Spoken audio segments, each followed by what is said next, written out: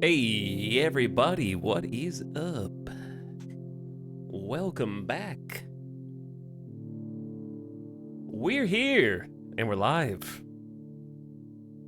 And we're right on time because I didn't list a time because I knew something was gonna happen to make me late.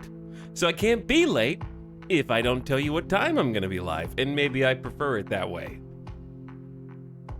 You just need to know I'm gonna be here eventually. In today's excuses, none of my alarms went off. So I slept in an extra hour, almost hour and a half.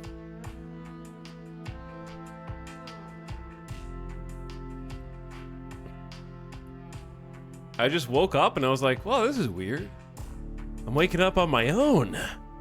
Feels kind of nice. This is strange. Like my body just naturally awoke. And then I rolled over and I looked at my phone and I was like, oh, that explains a lot.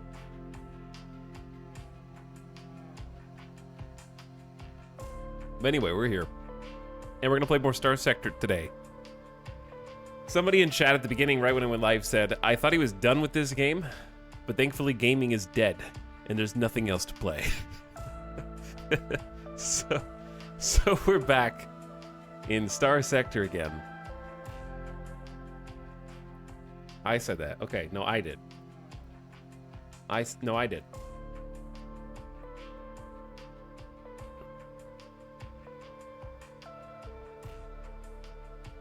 But I really, here's the thing. Star Sector is just a really good game. And even if there are things in the vanilla game that annoy me after some time, it's good enough that when I think about what I want to stream again, it's still on the list. Because the core gameplay loop of the combat is that addicting.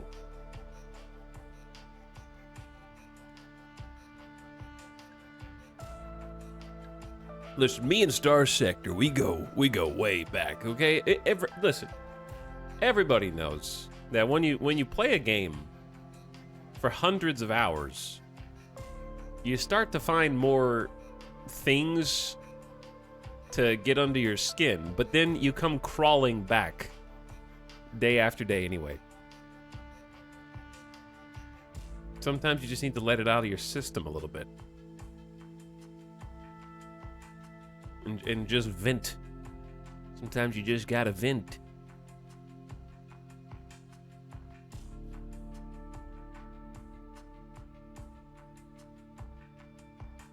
What up, gamers? We're here. Let me see if are you here? I think so. What's up, Omega Draken? Attack Frog. Celery Sticks is here. What's up, Shy Wolf, the Dark, Fargman, Rhodey, Tay-Tay. Welcome back, Ombra Moon. Secret Warrior. Durfs is excited. What up, gamers? He hates Power World? No, I think Power World's great. I just kind of like don't want to grind it, you know? I don't want to grind it. I want it to, like, I hope they actually take the money and, like, develop the game. I already played all the mechanics. I basically did everything that there is to do in Power World. Without, like, just trying to get to level 50 for its own sake. Like, I like the core gameplay loop, but I would rather wait, let it do a couple updates, and then play, like, co-op with Alice or something.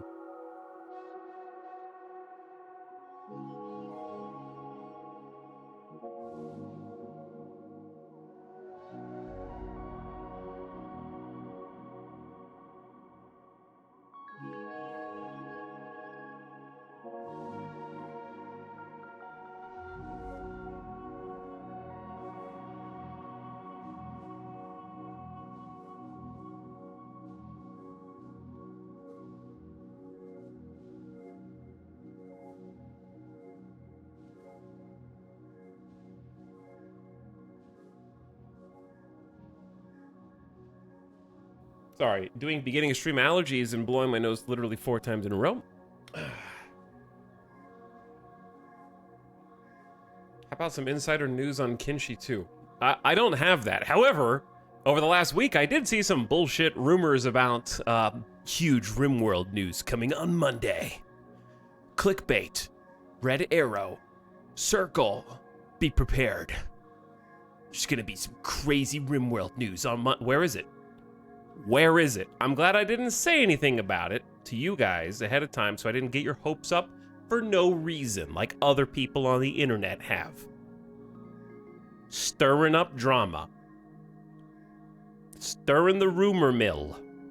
Trying to get people to click on things in order to spread false information. I don't see any news. And it's Monday at 4 o'clock. Where is it?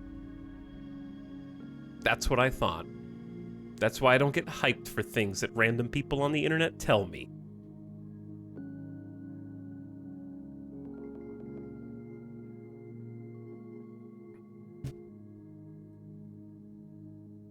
They're making the WDLC. Okay, here's the thing.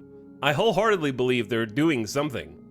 And I wouldn't be surprised if they're close to announcing the things that they're doing. Because it's been about that much time.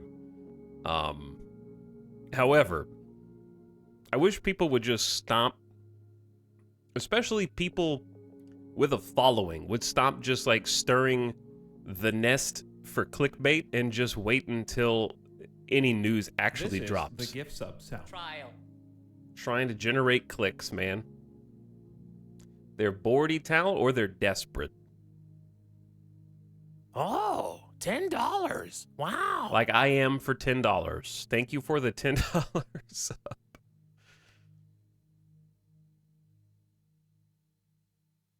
What are we getting our hopes up about? Nothing. I'm not getting my hopes up about nothing, but people online were claiming that there was going to be some big RimWorld news dropping today. And I didn't buy into it. That's why I didn't say anything about it to you until now, because now I can be like, mod check. I'm looking.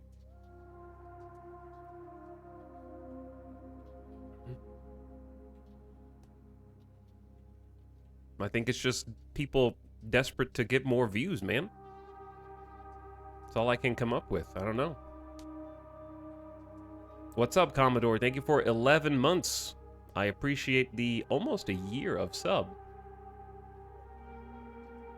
Happy almost a year, Commodore. Classy Doge, yes, there are stars in your sector. There are hot stars in your sector. Click here to find out more. War of the Worlds, thank you for the gift sub. And enjoy Erroneous. Nice username. Thanks for 596 gift subs, by the way, War of the Worlds.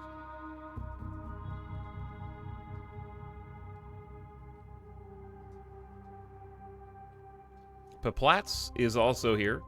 Slarp Sector Gaming. We back. And you're back. Thanks for the tier 1 sub again, dude. And Miss Lissa Day for a big 76. Thanks for 76 months. Dorito is here for 60. That's 5 years. Thanks for priming for year 5. Big time anniversary. Squiglets is rat jamming in chat for lucky 13. Welcome to the stream, Squiglets. Disillusioned getting down with the skeleton, please. Thanks for dropping to prime. And Nuclear Fire, what up? Welcome to the stream as well. Hey guys. I'm dealing with insomnia. Well, you're lucky because we're going to be streaming for a while. So we'll be chilling. Flying around space.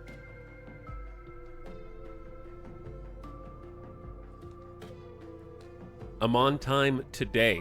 Potato, if you catch a stream while it's live, it doesn't have to be at the beginning. Another space, we're doing another space run. We're gonna do nexerelin. And probably make it unnecessarily difficult on myself. So we'll see. I might hate past me, which is now current me, after configuring another set of game rules here. Because I'm pretty sure I can turn things to stupid levels of unnecessary grind. I wanna try hard this time. I'm a little disappointed with the stream the day before yesterday. I signed off and I was was kind of disappointed in it. Because, okay, for those of you who weren't there a couple days ago, what happened was we started another Star Sector campaign on Saturday. Unbeknownst to me, mere minutes after I went live, nexerelin mod updated. We continued to stream regular vanilla Star Sector, which is great, by the way. It's like, vanilla's great. I'm not trying to talk down on vanilla. I just really love the nexerelin mod. We streamed for like 6 hours before the game is basically over. I'm ranting about stuff. And then someone in chat's like, yo, they updated nexerelin like 7 hours ago. So that was doomed from the start. That stream was doomed from its inception, because it doesn't matter if that campaign went well or poorly. The moment that I learned the mod was updated, it was over. Like, I was gonna restart on nexerelin. If I had just been 30 minutes later to the stream, I would have refreshed the nexerelin page, seen that it had updated, and we would have changed the timelines. Instead, we kind of just... Listen, I'm going to pretend that Saturday was just combat training. Because we had some hard fights. Like, we had some really... Like, I was playing in a hound, you know? That was like frigate combat training.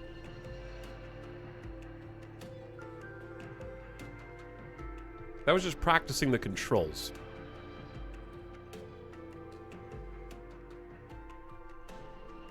He's justifying being late to stream. I'm going to be honest with you. The number of times I have been rewarded in my life for procrastinating versus the number of times I've been punished for procrastinating, you just got to know how to pick your battles, okay? You can't procrastinate on everything.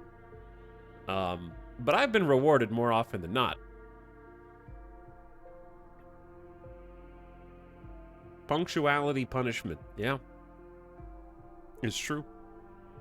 Like, for example, chat, how many times have you been like, should I buy this brand new game?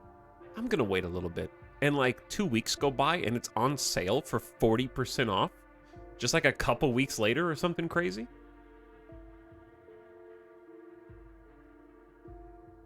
How many times has that happened?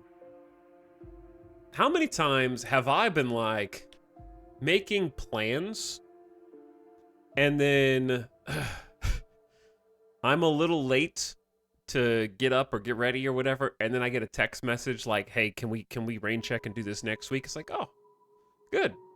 Yeah, no, that's great.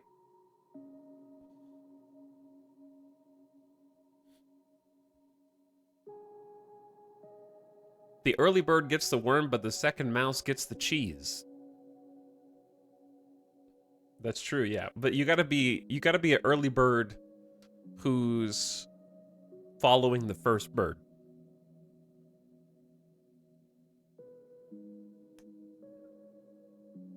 Does anyone remember the Stellaris DLC command? I don't even know if we have that up. What are you looking for? The like tier list? My recommendation is I don't think they're even on sale right now, so I would say hold off. I'm gonna blow my nose real quick first. I'm hiding from Stellaris DLC.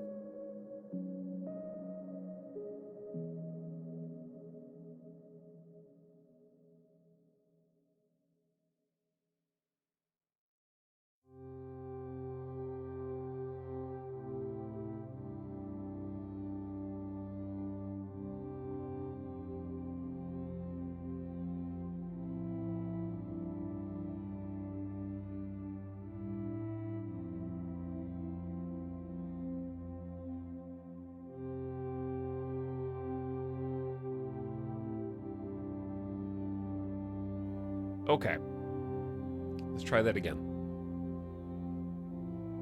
Someone rain checked Ethal's plans. They must have kids. I do have some friends that have kids, and that is something that happens. It's tough, you know? They like love board games.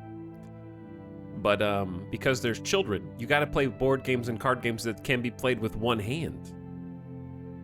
Because one hand's got a baby in it, you know? I played King of Tokyo with them last time, and that was a lot of fun. Just chucking some dice.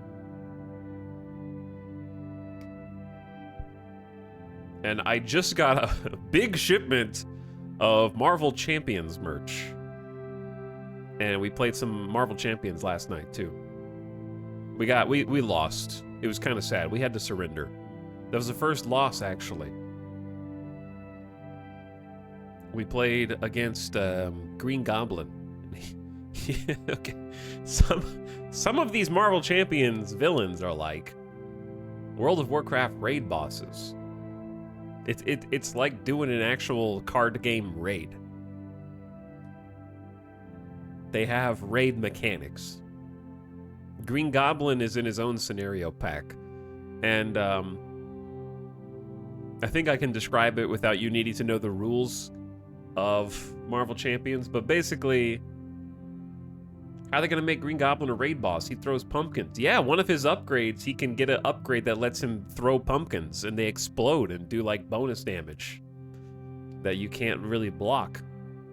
But he switches back and forth between Norman Osborn and Green Goblin. So he starts off in like corporate, like Oscorp Norman form.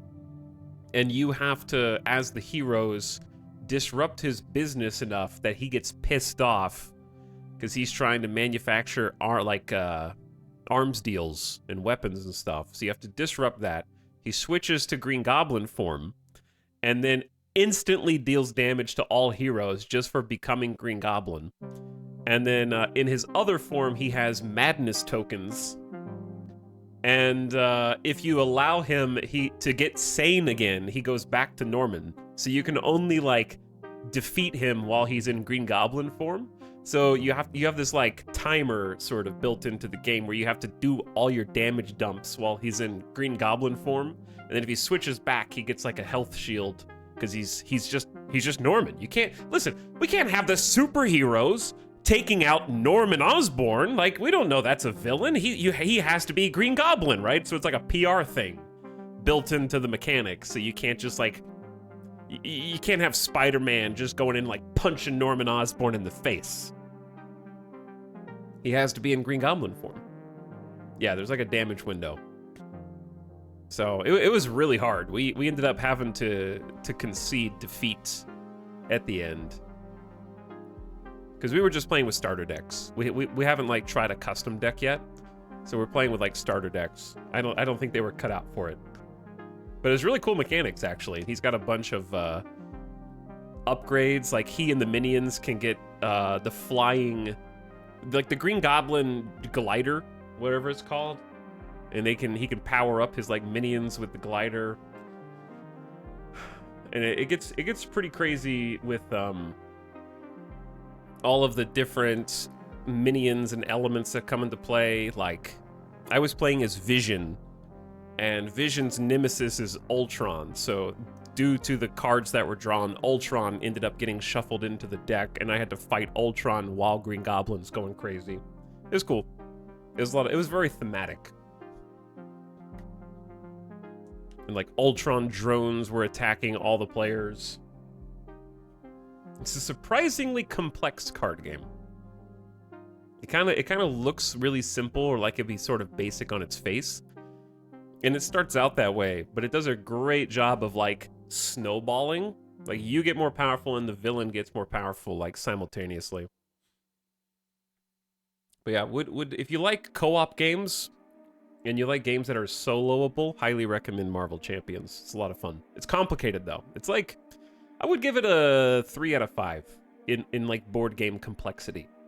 I'd give it like if I gave it like a rating, I'd give it like a 9 out of 10 in fun. I don't know why I'm using a 5 scale and a 10 scale, okay? You can't stop me.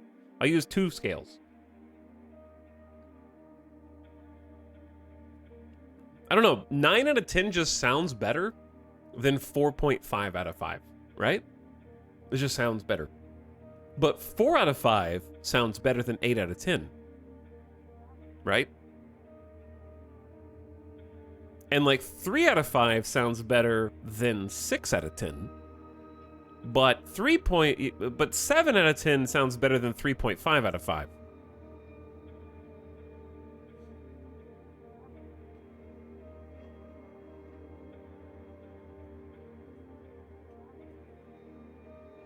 What's up, Crazy Rocco? Welcome to the stream.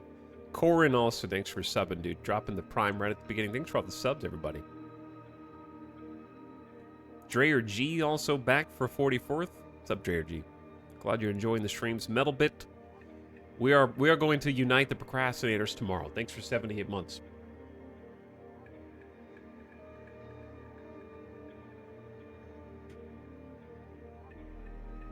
Okay. Anyway.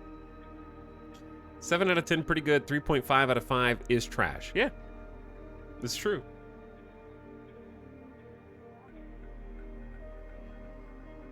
But yeah, okay. Let me jump into the game.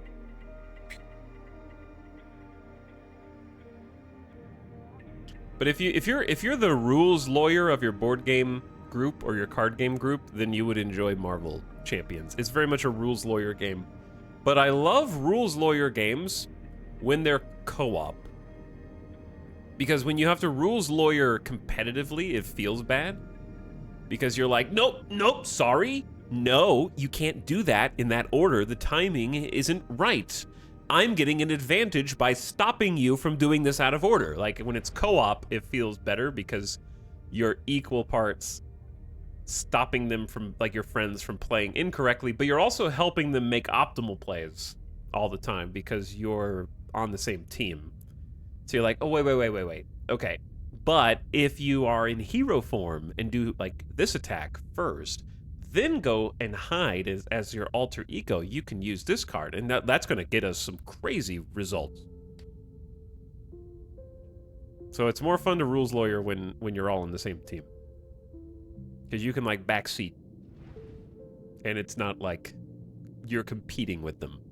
Does anybody else play board games with other people? And you have to ride that line between helping them beat you and just making sure they understand the game? I feel like I often, if it's a competitive board game, lean toward accidentally helping them beat me because I don't want them to lose and then think the game sucks. Because it's like, oh, well, listen, if you play Aunt May right now, that's, I don't know, that could be good? Could be good for you? Like, you're trying to, like, inception them into making the optimal plays so they win. Like, I'm not telling you what to do. I'm just saying you have 5 energy. I want you to remember that. 5 energy. What can you do? What do you have that's like 5 energy?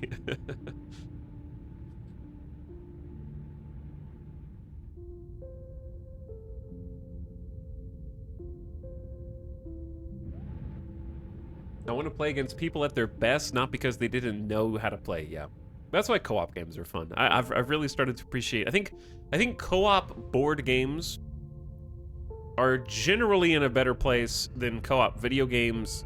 Occasionally there are exceptions, like Helldivers just came out, but Chad, what was the last co-op story game that came out? And not a... Like, this might sound reductive, but I'm going to say that Helldivers is in the Left 4 Dead category of games. I guess Baldur's Gate 3 counts. Yeah, I mean, that's true. Baldur's Gate 3 counts.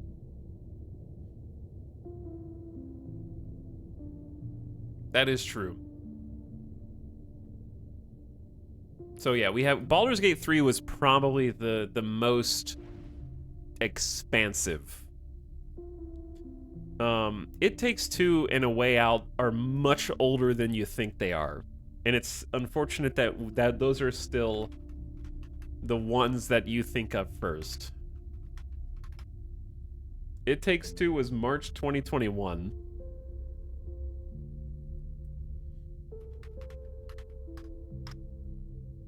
And then 2018 was A Way Out.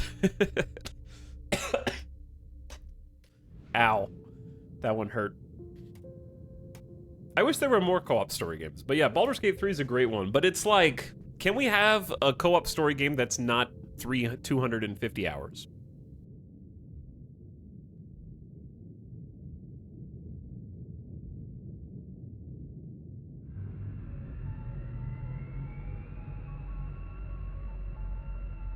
I wish there were more A Way Outs and It Takes Twos. But that's the same company. Like you have to be, your CEO has to be incredibly dedicated to that one design vision.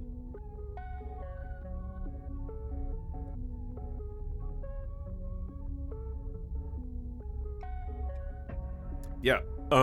Something I was thinking about the other day was that part of the reason why I talk about the state of gaming so much, I think can be summarized with what Mostly Lost just said. I don't think there's a big market for co-op story games because you kind of need someone in mind to play with before buying it. And I would summarize it as follows. Gaming was more fun before everyone solved how to monetize it. I think we're past the exploratory phase of people figuring out what does and doesn't make money. And because we have solved how to make money in gaming, we're getting railroaded in terms of what game releases come out, and there's fewer like exploratory new ideas in genres.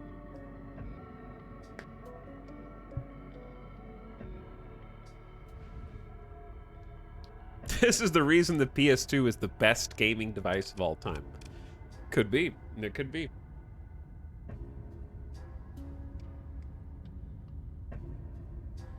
I think part of it is that games have settled into the technology, right? Like, if you go look at a game from probably, what, 2018, maybe even 2017, maybe even 2016, you're not going to see that much visual difference technologically between then and now.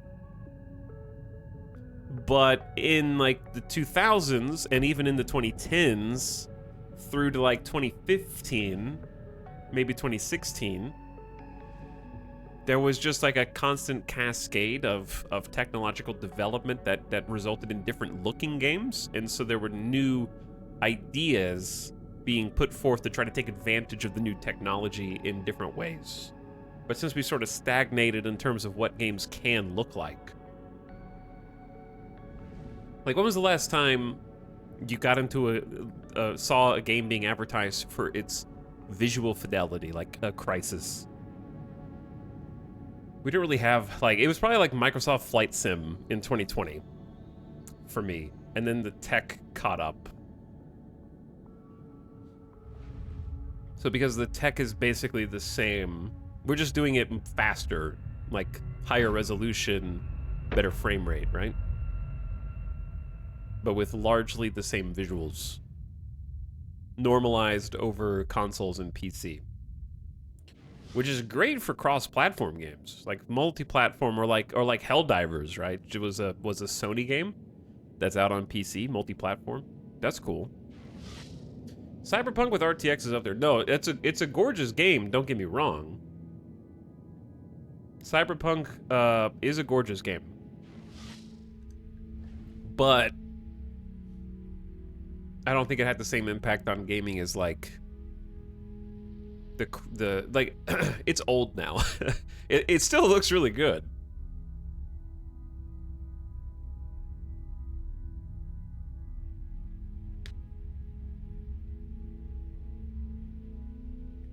Skyrim. Make Skyrim look like Cyberpunk.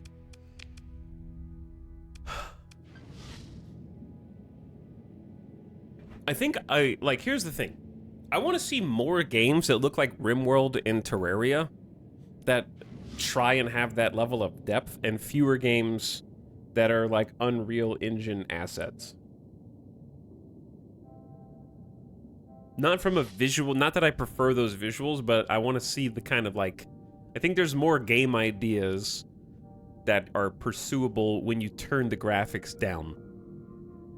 Or maybe I just like strategy games and maps and spreadsheets. I think I just like maps and spreadsheets.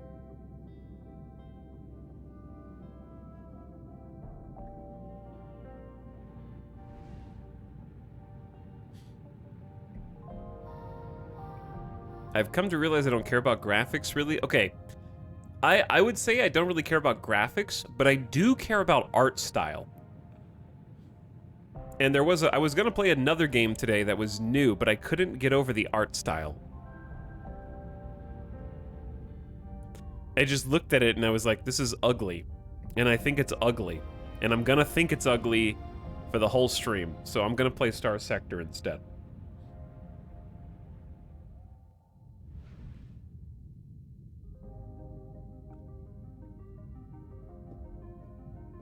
You have to tell us the game. Well, I don't want to just be like, this artist sucks.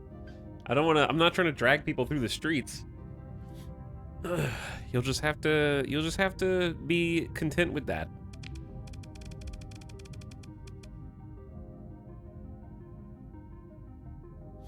New start today? Yeah, we're playing with Nexerelin.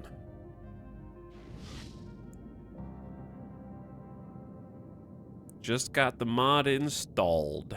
And for those of you who don't know what nexerelin is, you'll see some different sort of start parameters. And mostly it just turns Star Sector into a 4X.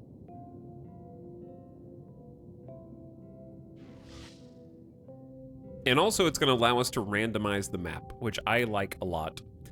Let's do... I've been using all the portraits that I like.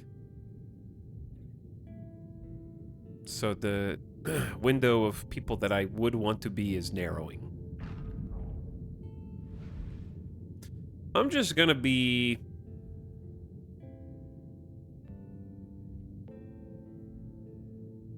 I might just be the masked dude with the helmet. I know there's a bunch of those, but the one with the, like, the little reticle on his face.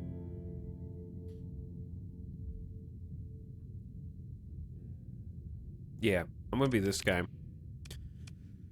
Like a cyborg android dude. Normal size sector, mixed sector age. We need a name.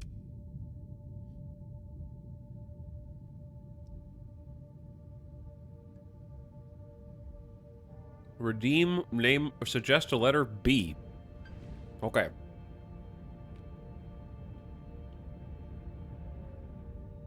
Yeah, Broken Helix, there's a lot of good mods for Star Sector. I'm just going to use nexerelin and keep it simple. So, just Nex, and then the rest vanilla, so I can, like, play with the new ships and stuff. Because I like all the ship expansions, and... Chat, I just want to... If you never played... if you never played Star Sector, and you're like, how much mod content could there be, really, for this game, given that it's not on Steam? Let me share that with you real quick. You're about to get flashbang, though. Flashbang in 3, 2, 1. This is the mod index of many, but not all. This is not all encompassing, but these are all of the various mods and their state of being updated. These are the mega mods. So we're playing with this one.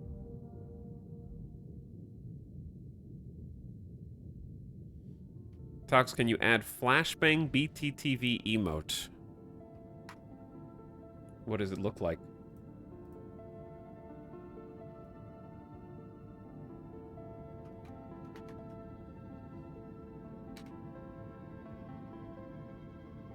Is it the one with the cat? It's like meow, but a whiteout.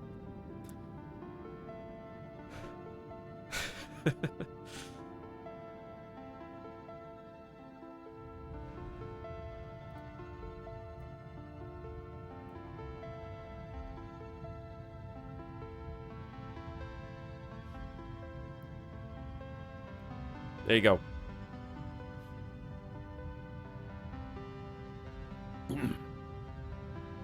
But yeah, they have like some of these aren't updated, but they have like Battlestar Galactica, Star Wars. There's a whole bunch of ships, many ships.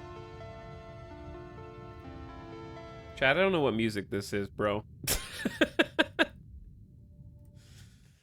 How does this keep happening?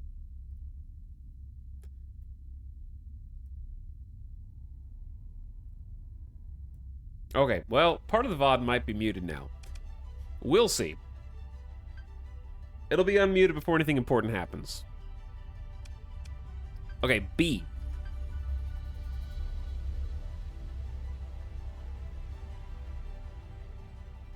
B.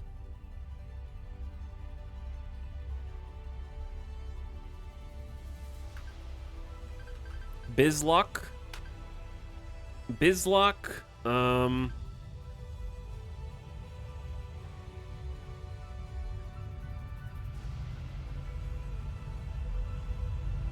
Wait.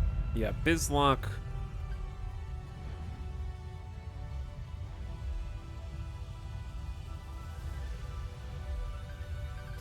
Bizlock Bronte. That's a terrible name. Bizlock, probably one syllable last name.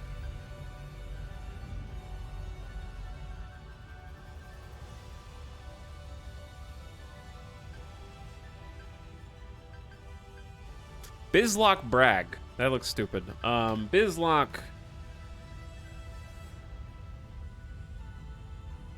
Just Bizlock B. Boone. Based. Bob.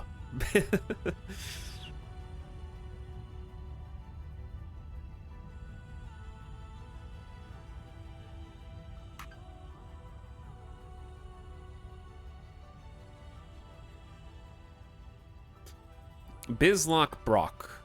Bizlock,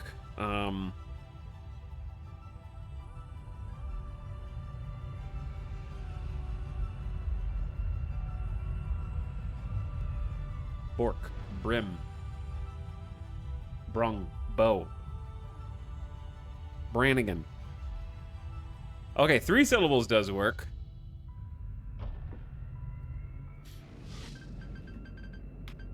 Bizlock Brannigan. 3 syllables works. I think it has to be 1 or 3.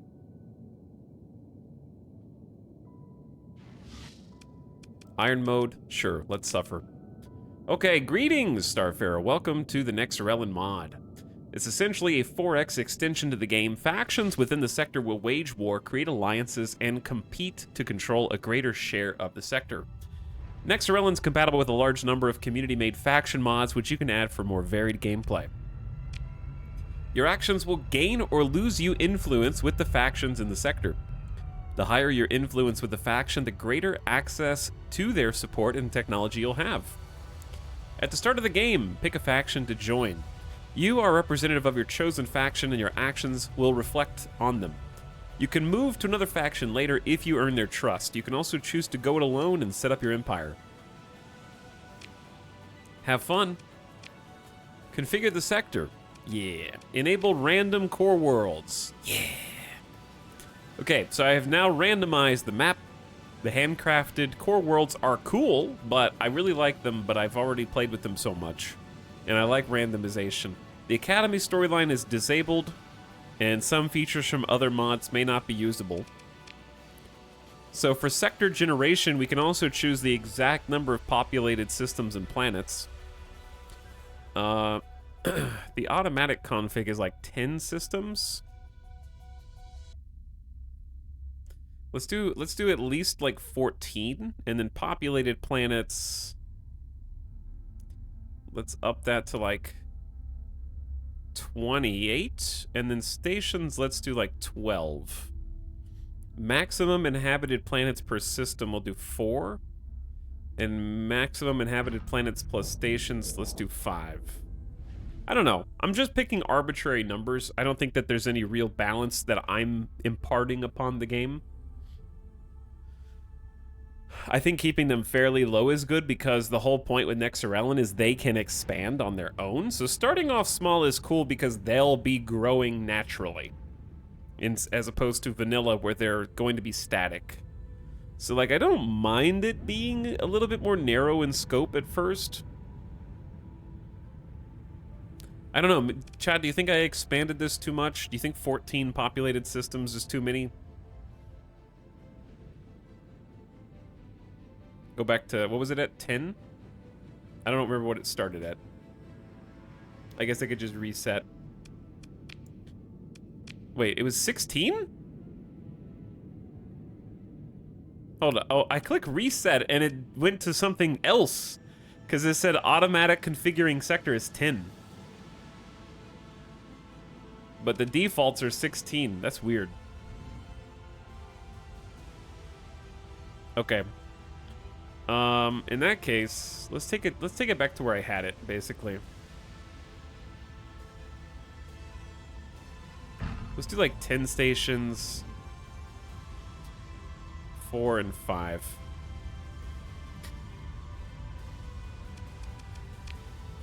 Alright, faction settings. Starting faction relations. Default, flatten, or random.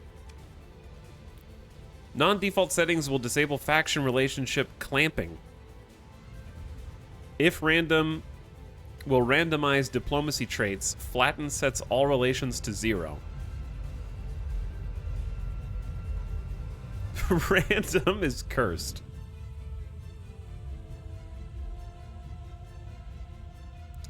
What does faction relationship clamping mean? Faction respawn. Do not use faction respawn mechanics, or factions present at the start of the game can respawn, or also allow entry of new factions not present at the start of the game. Use faction weights. On default settings, certain factions, example Hegemony, Persian League, will start the game with more markets than others.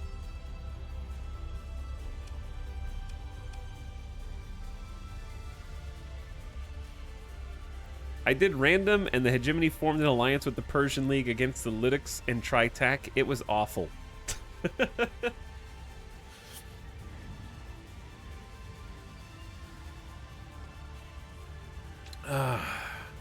But that's kind of funny, though.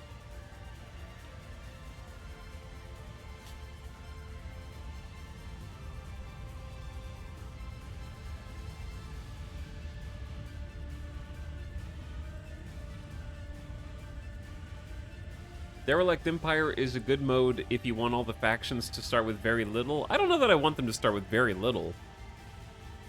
But I know a lot of people like that. What's up, Valindroth? How's it going, dude? I love random relations. It adds something extra sandboxy. Yeah, I'm thinking either flatten or random.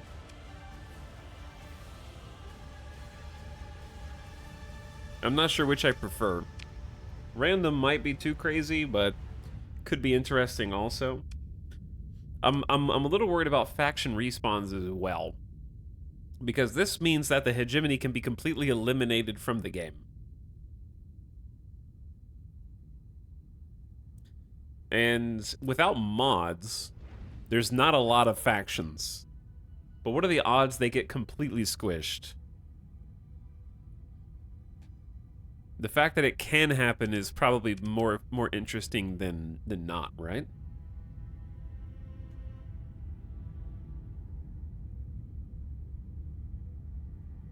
You know what? Let's make it spicy. We're playing nexerelin. Let's not get cold feet now. Random starting faction relations. I think the pirates should stay evil so that we have someone to fight. Your pirates. I think if I apply this to pirates, then the who does the player fight is sort of up in the air, because they might ally with somebody, and then you can't fight them really. Pirates are friends? And then faction weights. I don't think I want them to have more markets than others necessarily. So I'm thinking either none or random. If we're doing random relations and random weights, and then no respawning, that's the spiciest that you can do, I think. So we're probably going to regret this. And then you can also enable or disable individual factions, which I see no reason to do.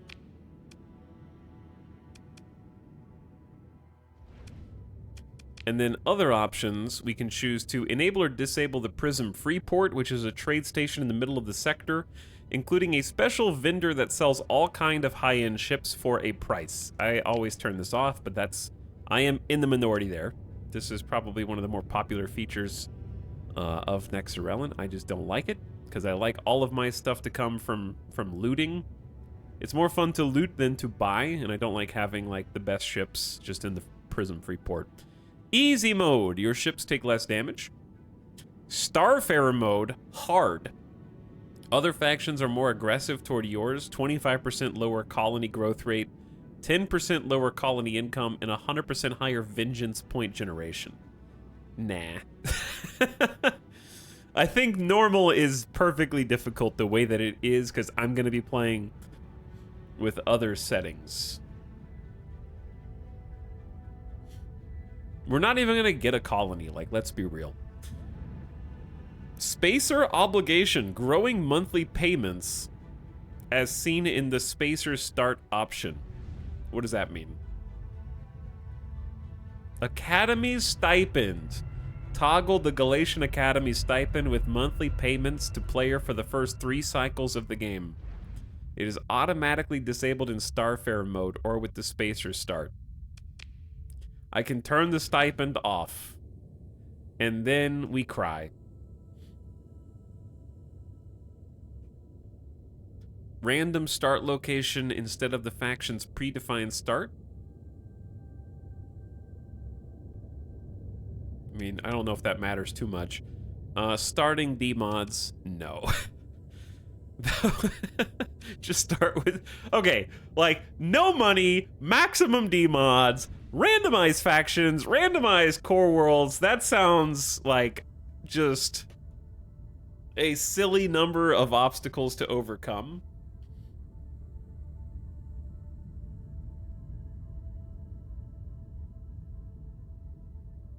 I don't think I could overcome, like, those limitations. With no income, no stipend is already hard enough by itself. Own faction start location. Start in a core system, non-core, or either when using the own faction start. Okay, so yeah, any spawn's good. Starting neighbors. Allow picking starting planets in already inhabit. No effect in random sector. Okay, so no effect. Custom scenario. This is Derelict Empire. Eons ago, the exploration drones of the domain were sent into the Persian sector to terraform and develop its worlds, make them fitting for human civilization. But now that new owners have arrived, they refuse to give up that which they have created. It shall have to be taken by force. Nah, I think I'm good with just regular NEX for now. This seems like something I would do after I got bored of regular nexerelin. Okay, is that it? Think we're good? What faction would you like to join? Hegemony? Or, like, any of the basics? Own faction? Free start? Own faction with no starting planet? You're on your own. Random faction, custom start. And there's Spacer. Very hard. A non-combat shuttle. A general lack of resources and a debt that must be paid. Very difficult start, only intended as a challenge for the Starfarer that's seen it all. I have not seen it all. I'm not even that good of a player. But I feel drawn to this.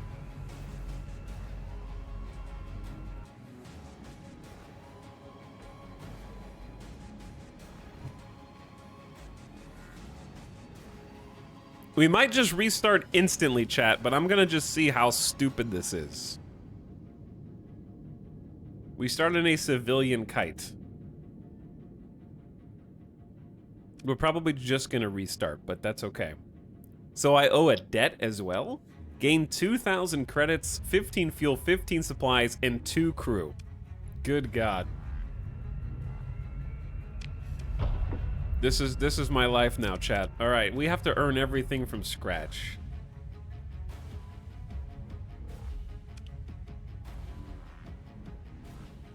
I'm playing Spacer right now. It's vanilla. We'll restart for sure.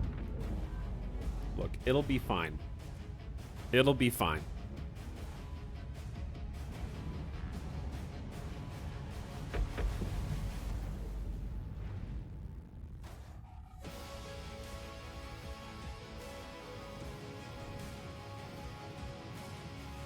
Oh yeah, this is the sound of the Spacer start.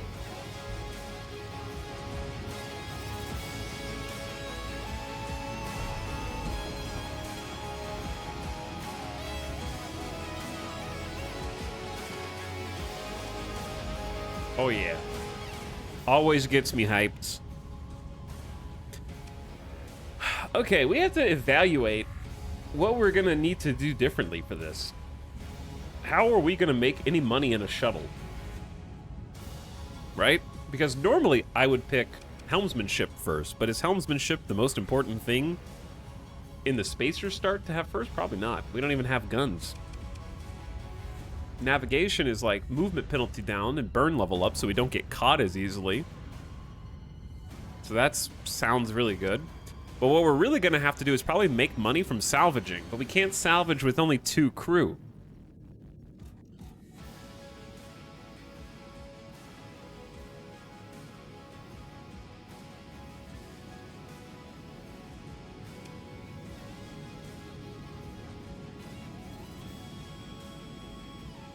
So, what's the most important one?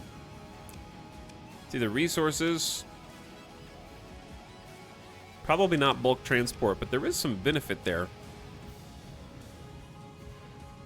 How much cargo space does our little thing hold? Because if we have enough cargo space to do some trading, like, okay, I'm not going to be able to really RP on this start because we're starting as a nobody. So I'm going to have to possibly smuggle. But I don't know how much space it has. Probably not very much. I could just start the game and pick this after I look at my ship. That's true, too. We'll have the skill point even if we start. So why don't we just start and look at the lay of the land? Insta-pause. Because nothing is familiar. 3 mods are up to date. Good. Those are the nexerelin and the 2 dependents that it's working with. We are outside of a Lydic church, Holy Armada, outside the world of Mazo or Mazoi, the water world. Dude, Mr. Sark is here. Sark, the pirate world. That's awesome. I'm glad Mr. Sark is playing with us today. I love Mr. Sark. So we got a size 3 pirate world. And that's it here. 1 jump point. 1 way in, 1 way out. God, the randomly generated maps are so spicy. Let me see the sector. We are way, way out here in Morgana. And civilized space is kind of concentrated over here on the left.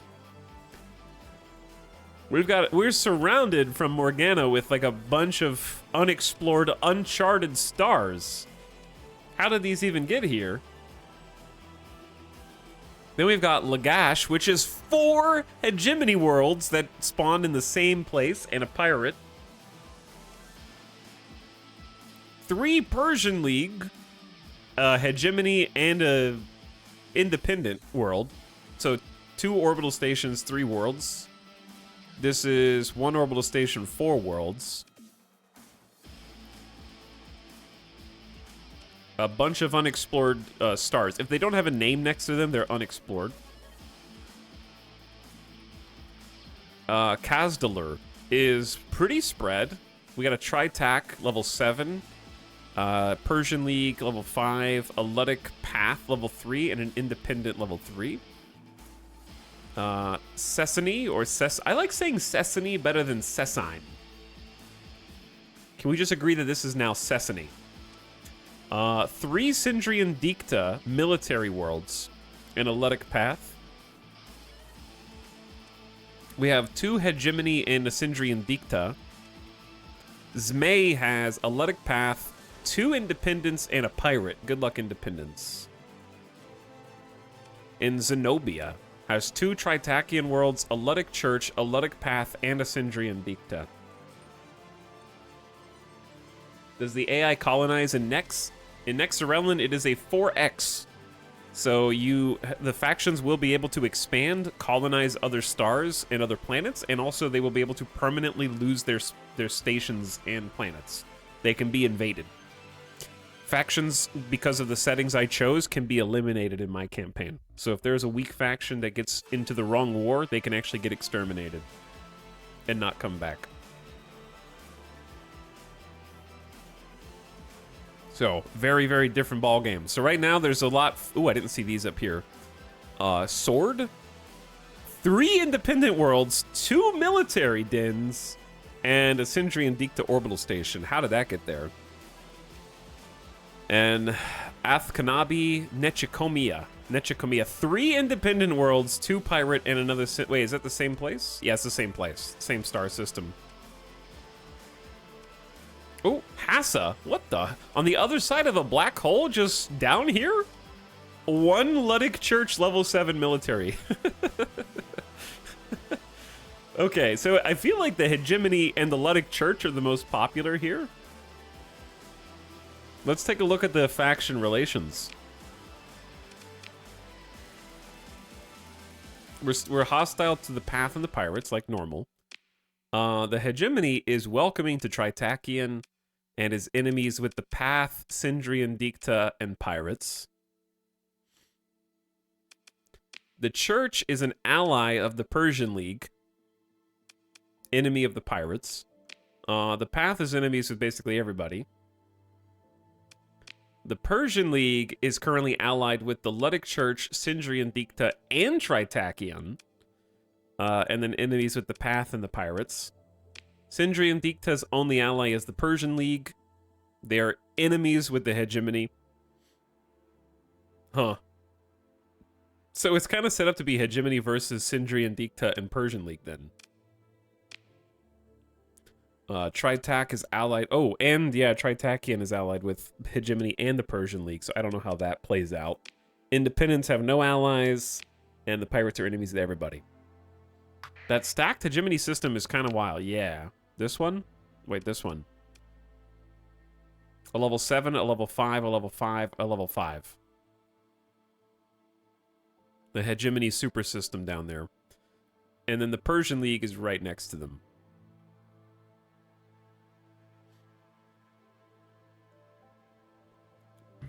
Okay, we're so far out here that we are literally stuck. Wait, no, we're not. I'm just 1 shuttle. Okay, we actually do have just enough fuel to go into the Lagash system. But I don't know if that's worth it, because we have some pirates here. We might... I don't know what... Chat, we gotta figure out what to do. You can turn off the Starscape background. I don't mind the Starscape background. On this?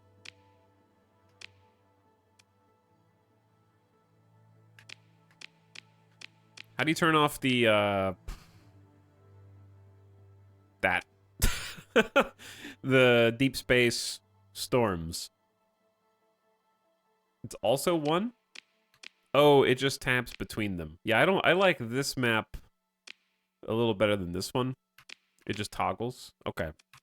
It'd be nice if you could turn both of them off.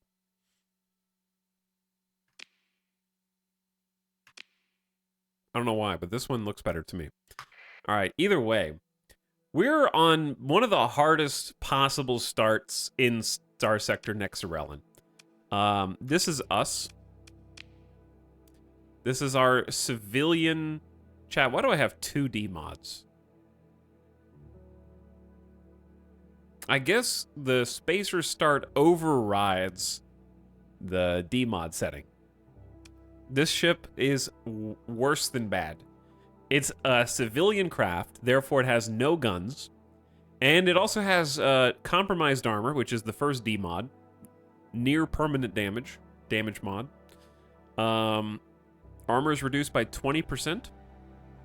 And it has a faulty power grid, so my flux is 15% worse, and the upside is it's cheaper to recover from deployment. Great value. Oh my god. We have 2 crew members. It's me and some other guy. Me and some dude working this thing. The default assemblies that we have. Let's go ahead and just like talk to the planet here in case I want to refit. We have hardened subsystems. Here's what we're gonna need, okay? Bar none, if we get locked into a battle and we have to escape, I need unstable injector fiercely for that extra speed, because what's our top speed? 140? We are so slow.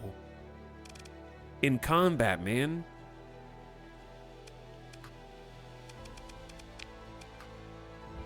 This is my, like, top speed, all right? If I get... Look, the turning... This is as fast as I can turn. The maneuverability on this thing is awful. All right, use these rocks as a reference to how fast I can go. I'm barely faster than these little space pebbles, man. If anybody tries to kill me, there's nothing I can do. I have maneuvering jets, so I can do this. I can pop maneuvering jets, and that gets me to 240 temporarily. And then it goes off. And then it has to cool down.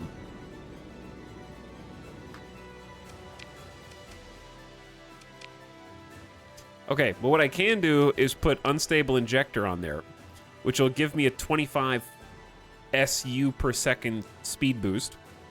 It reduces the range of my weapons. Not my weapons.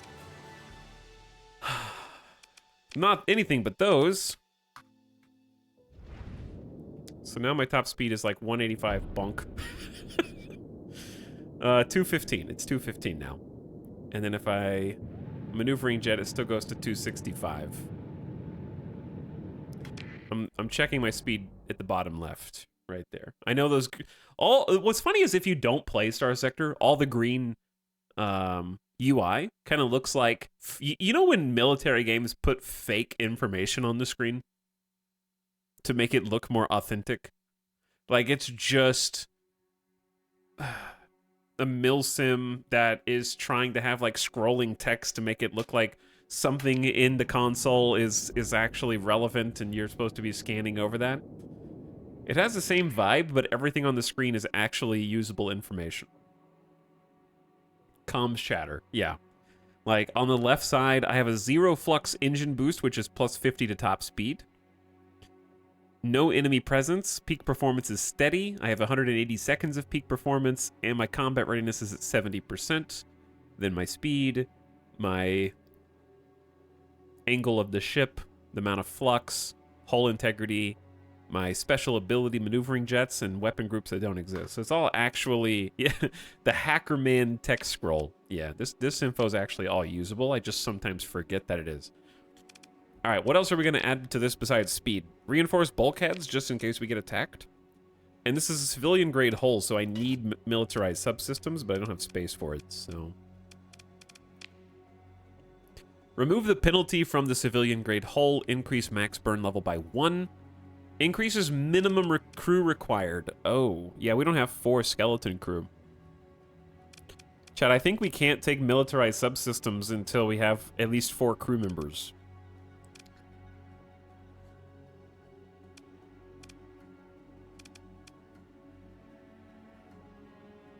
Anything else? I don't know.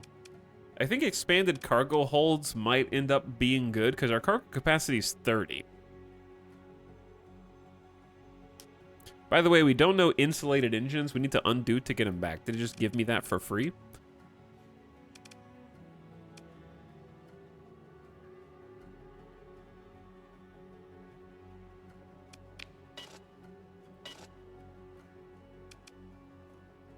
Increases the durability of ship's engines by 100%.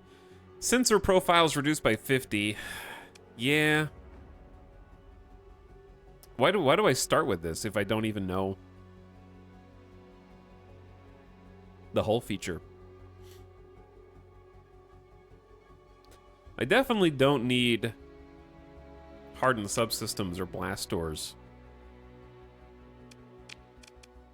And I do need unstable injector.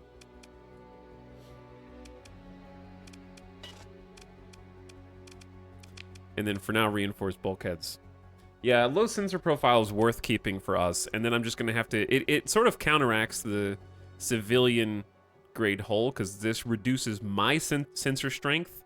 And then maybe with insulated engines, my profile will also go down. So I won't be able to detect them, but they won't be able to detect me either.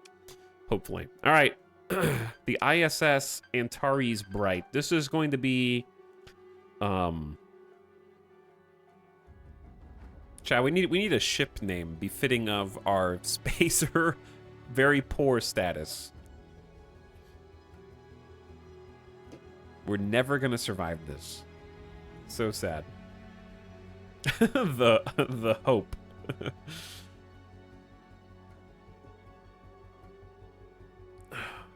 The Hail Mary. All right, I'm gonna name this the ISS Couch Fuzz. The ISS Couch Fuzz.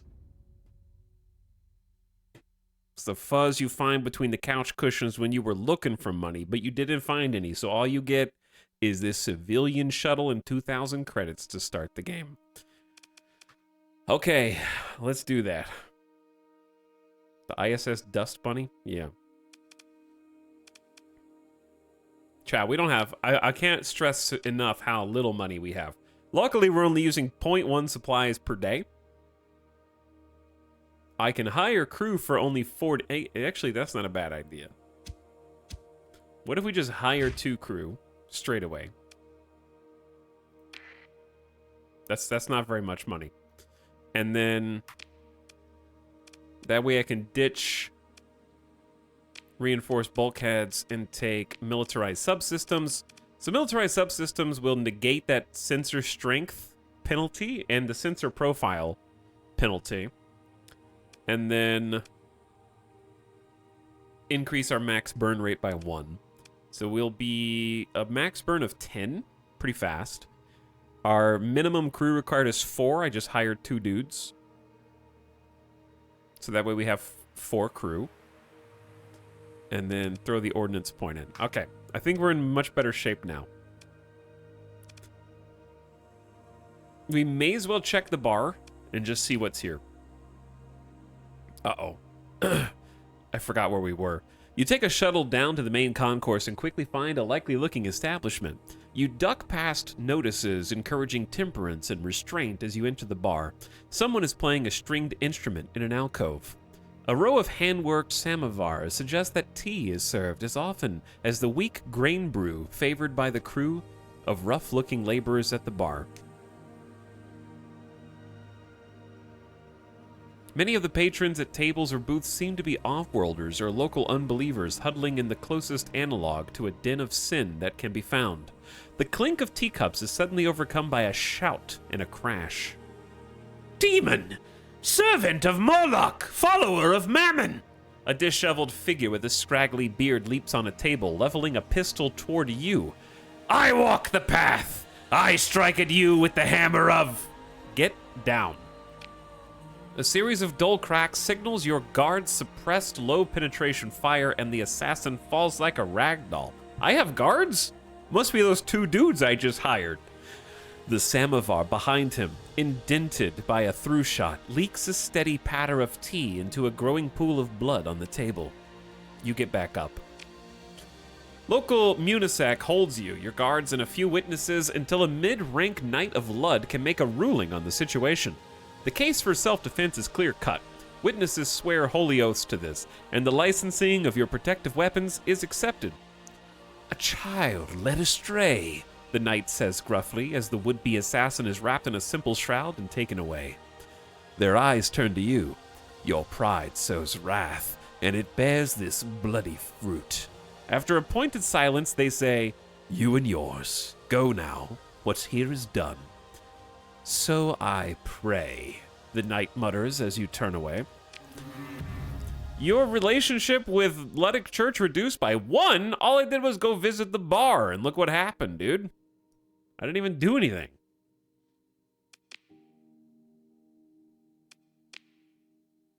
Never visit the bar on Luddick planets. That's the rules. Okay, chat. How are we gonna make some freaking money here? I'm just a shuttle with no guns, 4 crew members, and a dream.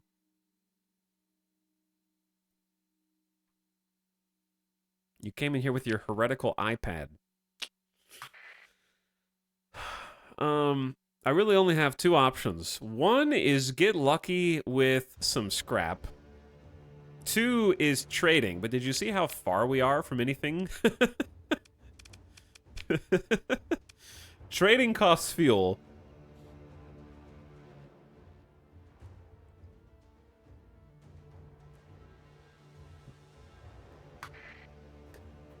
We challenge a pirate to a fist fight for his ship. I mean, best case scenario is we find a salvage and then put it back together. Well, that would cost supplies that we don't have. Trading, it seems like the only way to make money. To me. You don't have to make money. Well, yeah, we do, actually. We do have to make money. We, like, owe money in this start, don't we? Let's take a look at some trade stuff.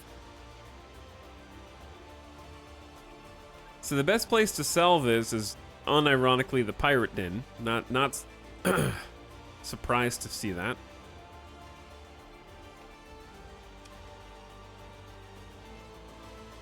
So we can buy for like 79 and then sell for like 122. Not great margins.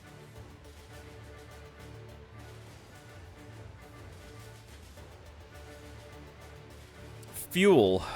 We could buy really cheaply from Lagash and then sell in system for almost double. Not quite double. But we have to get there first. For crew, they're actually 20 credits. I'm trying to find something that has decent ROI. See, this only has a 19 credit difference. You buy for 120 and you sell for 139. Not good. Now, ooh, domestic goods. It's not bad. They have an excess. What I'm seeing is we have to go 15 light years away. This is 2 for 1.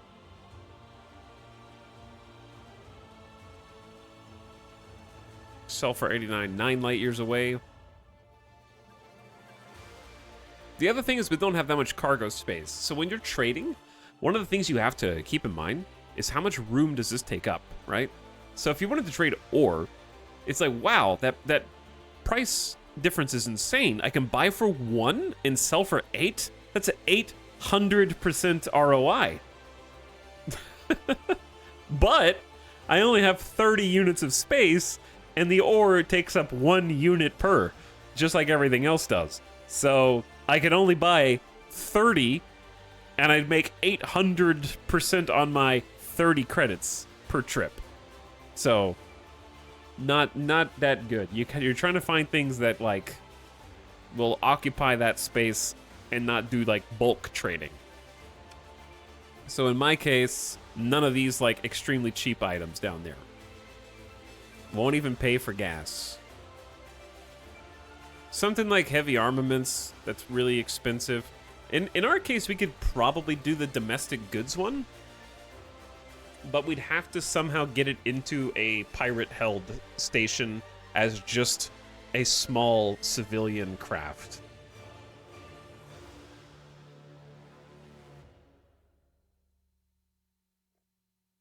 That pirate planet is in the same system? Yeah, Morgana is where I am, but I have to buy it from somewhere else and then take it back here. So that's a lot of fuel. Yeah, we're gonna have to do some black market trading, which I can't really do. I can't just turn my transponder off here.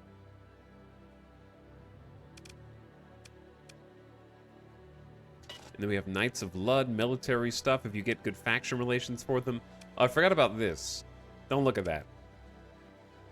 Just pretend like that's not there. We're gonna ignore that even though I can't remove it.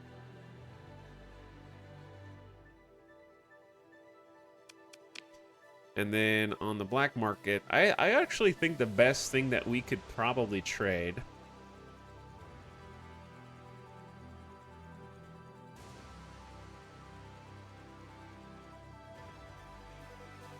buy for 120, sell for 140. Luxury goods are 68 versus 86. Lobster. No profit on lobster.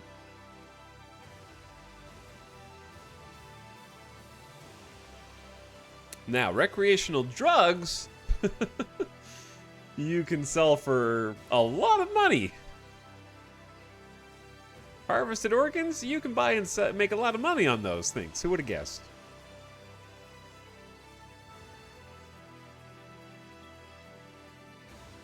Dude, these domestic goods are wild. 28 to 80 if you can swing that. But yeah, I have to buy fuel to get there.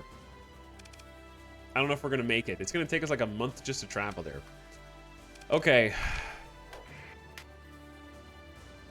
Let's start heading west, because there's nothing here.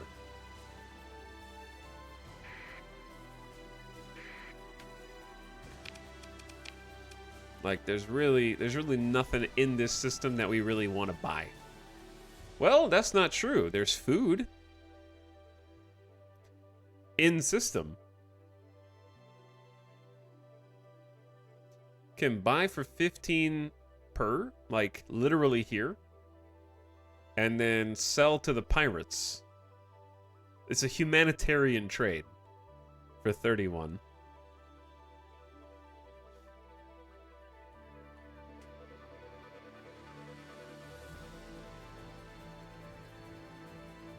Can you buy goods legit and then sell in the black market? You can, but you'll pay a tax on those goods.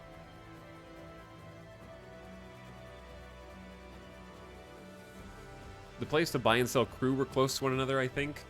The way that you worded that. But yes, there's just not a good profit margin. It's 30 credits to buy, 35 to sell.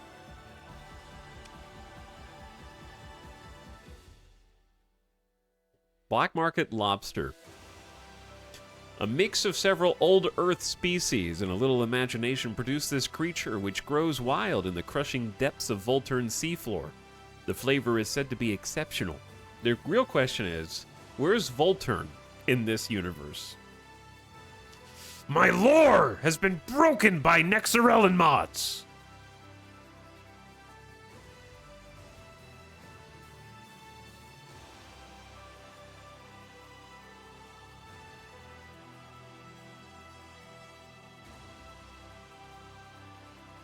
Also, what's chat arguing about earlier? I just scrolled up.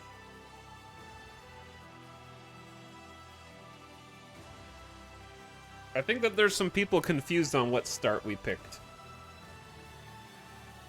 I should probably make a command. Because we're probably gonna, if we lose, I'm just gonna restart and try this again anyways.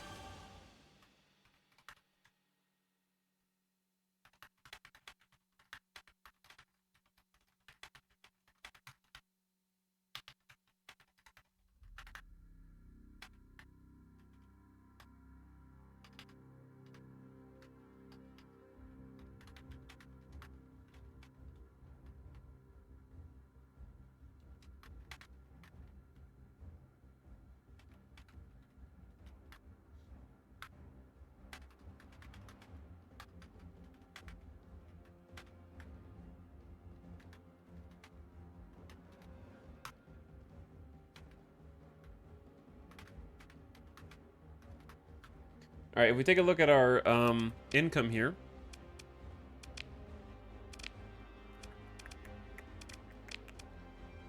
Chat, where's... Oh, it's command.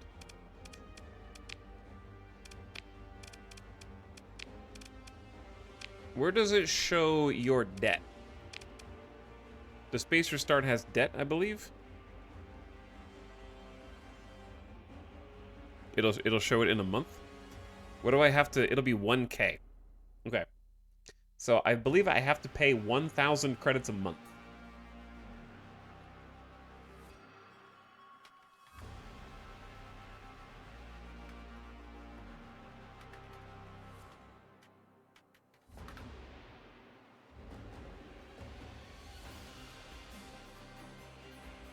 Space Tom Nook. Okay, I think I just made the Star Sector command. There we go. That way people are like, what are you doing? So that way there's fewer people, you know, like can't install COD who come in and say this game literally throws supply and cash at you for exploring, and then I can edit the star sector command so that you can see that not only am I not getting a stipend, which I'm going to add now. Not only am I not getting a stipend, but also I have to pay 1,000 credits a month, and I only have 2,000 credits. So if I just go explore, which doesn't mean anything, by the way, because let me break it down for you. Number one, I got to buy fuel to go explore. And if you say, well, just go to the system next to you. Okay, I'm in the system next to me, in a civilian craft with no guns. I can't survey any ships, any planets. So I can't survey because I have no supplies. And if I find things to salvage, I have no heavy machinery. And I have no crew. So I can't salvage anything with more than 2% efficiency. What else is there to explore? If I find a derelict ship, I can't even take it because I don't have crew or supplies.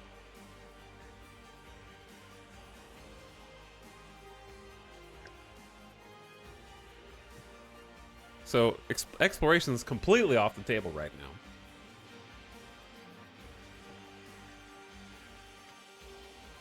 What's up, Isdar?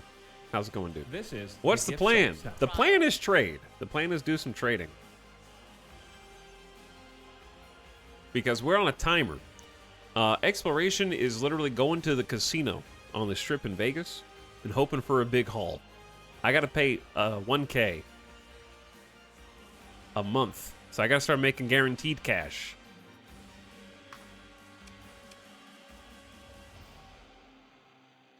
What's up, False Lobster? Thank you for coming back for 51 months and Zveninator hooking you up with another sub for another year. You're working on year 5.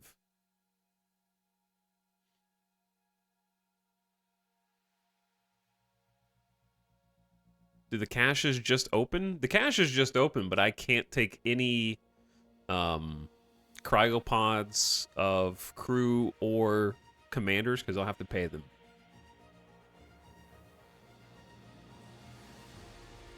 But again, you have to get lucky and find them before your time runs out. I'm on a 2-month clock right now. I have 2 months to make 1,000 credits, and then I'll have 3 months, and then I need to make another 1,000 credits in that month, and then another 1,000. You see what I'm saying? Until I don't know how long this debt stays. It might stay forever, for all I know. But I've got a plan. My plan is do a little bit of trading here.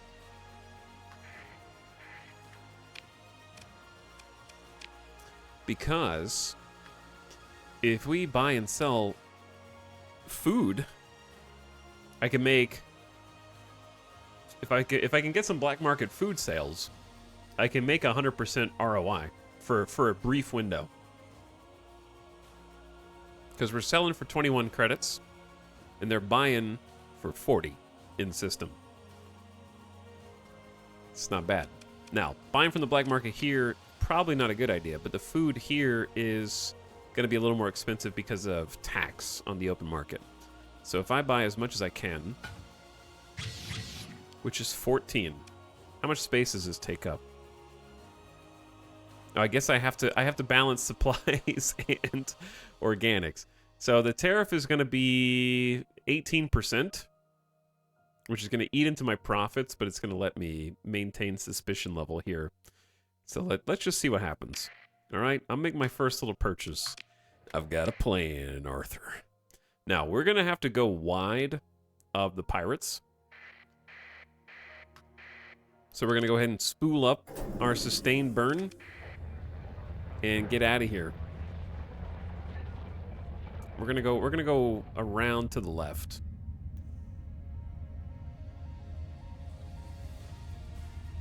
Now, I don't think there's going to be anything cool in this system, but it doesn't hurt to do a ping anyway. It would be highly unlikely for there to be stuff up here in the top left of the map, but who knows?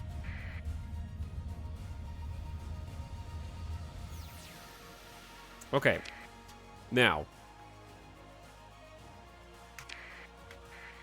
it's already March 6th, dude. Oh, that's Luddic. Wait. Why is the Luddic path here? Wait, yeah, this is Luddic Church. Why is there just like a Pather fleet coming straight out?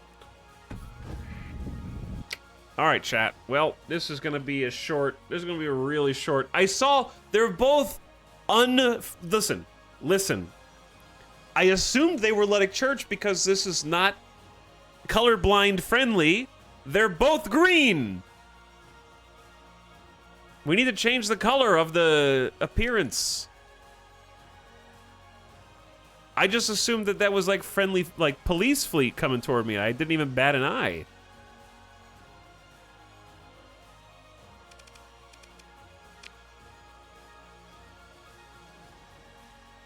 Okay, well. Time to die, chat. I ain't gonna make it, bro.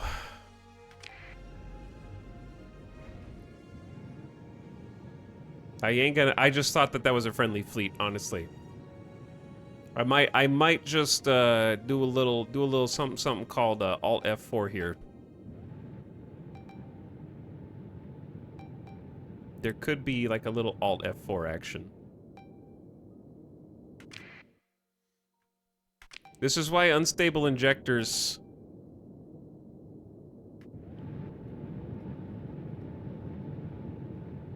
Unstable injectors is pretty good, dude. That dude is fast behind me. 265 space knots. Hell yeah. All right, how do I retreat up here? I always forget how to do a manual retreat.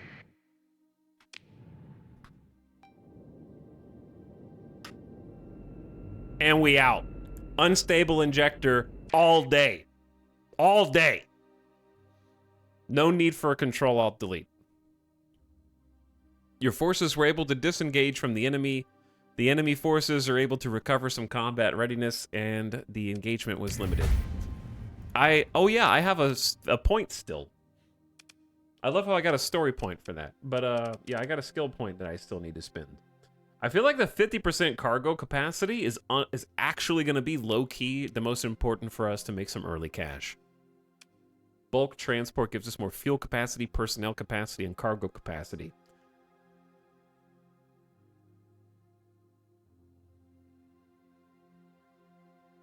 I think navigation is also great. And burn by 2? Burn by 2 only if I am non-militarized. I did militarize this one.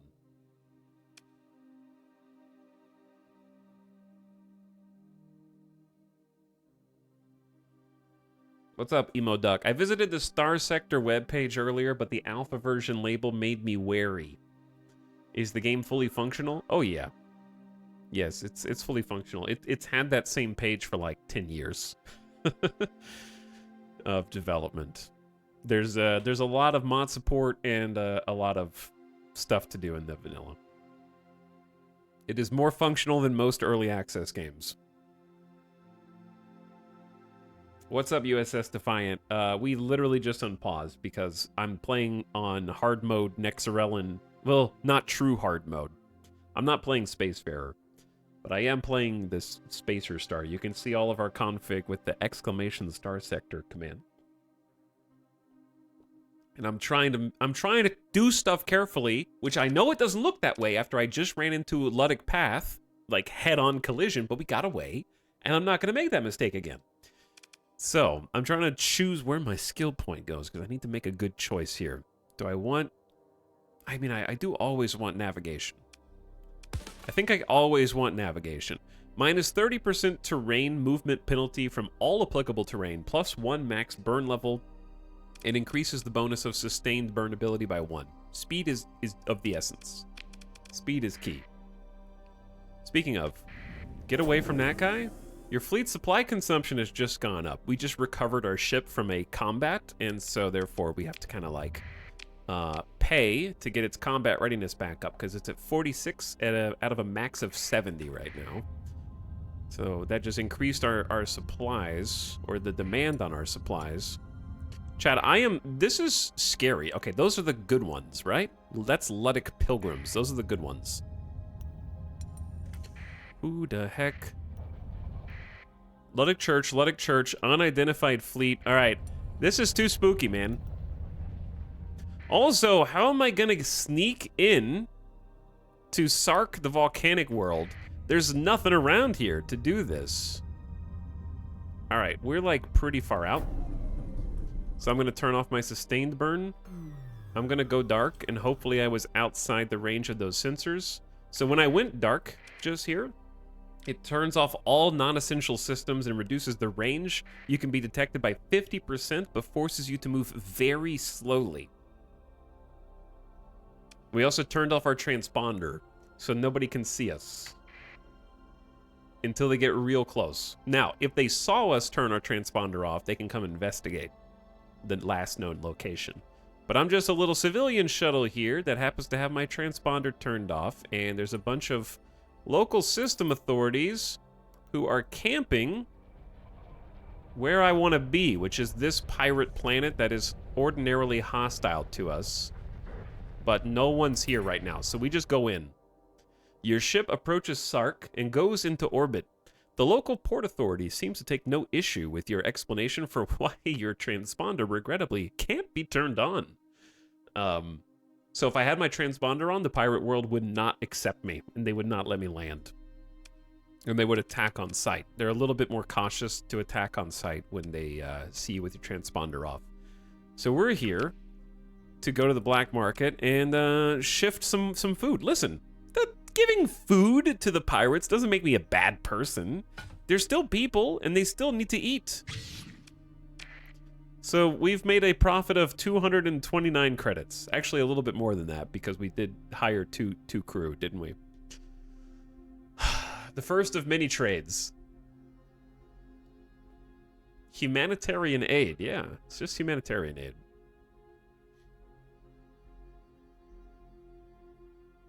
Is there anything that we could buy while we're here and make a profit somewhere else?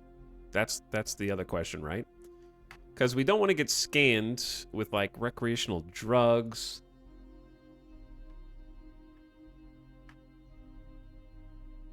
Organics are really expensive here. Ore is too cheap. Drugs are even too expensive. People are too expensive. Fuel's expensive. Supplies are expensive. Everything's expensive here. Okay, so yeah, they don't really have anything that I can, like, buy for profit. So what we need to do is go kind of back out the way that we came. Away from the sensors of the Luddic Church. Okay, I'm gonna turn off Go Dark in a second, like right now. And then go over here, turn my transponder on. Look how far away I am from all the bad people of the world. I am good, actually. I am just a little civilian craft. Please pay me no mind.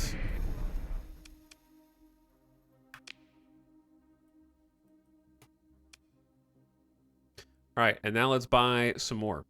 And we're just going to keep doing the trade because it's guaranteed money. 21 credits per unit. It is guaranteed cash right now. And we just sell it for double. Back and forth we go. This time I'm going to take the more direct route. All right. Let me check the map. We want to first turn off sustained burn. Then turn off our transponder. Then go dark. All right, we got a small problem, which is the Luddic Church mining fleet is on a different side of the planet compared to where they were last time.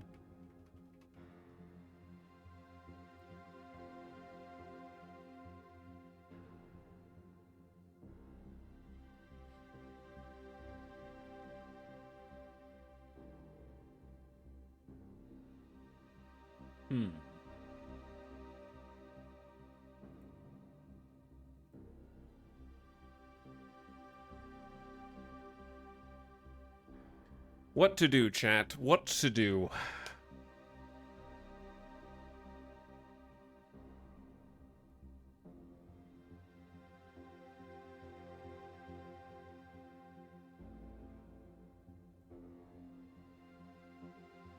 Okay. I can see you now.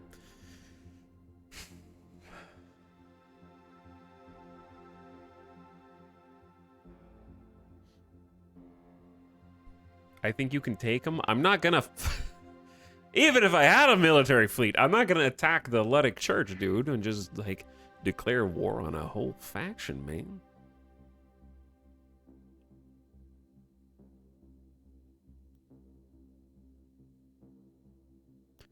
Okay, I can stay on the outside of their little detection range.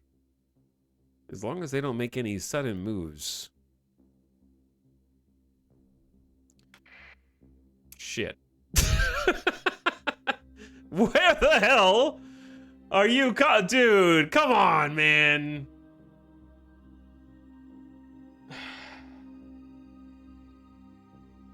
Like, right there, dude. Pursuing Academy Shuttle Service. Is that me? Are they pursuing? No, now they're pursuing me. They're not going to do anything. They're not going to attack. They're just going to slap me on the wrist. Yeah, of course, this one's not a mining fleet. That's a mining fleet. This is a mining fleet, and they're perfectly spaced out to block my ability to hit Sark Volcanic World. Now, I don't even know if... I think it's worth just accepting the rep hit. Relationship with the church down 2. Paul Demos personally hates me. Running with the transponder off in Ludic Church space is against the law. You are hereby ordered to turn your transponder on. Identify yourself immediately and submit to a cargo scan. Sure. Is food illegal now? After a wait, they transmit the results. No contraband found. He looks vaguely disappointed.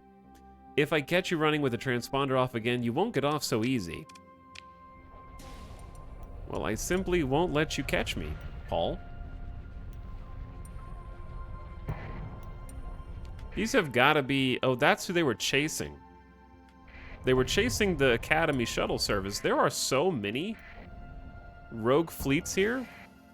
That's Ludic Path. All right, well, let's pick over some scraps while we're here. Actually, I can't do anything.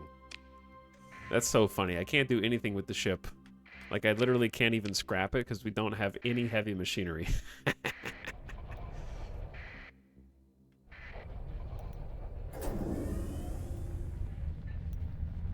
How am I going to get back in there to do that trade?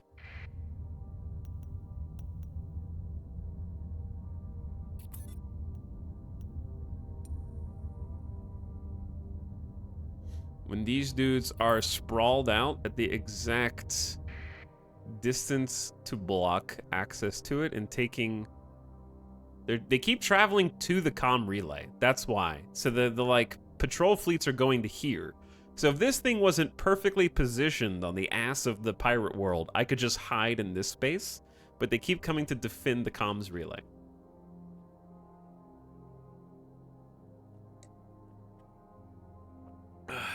Mate, look at my ship and my debt.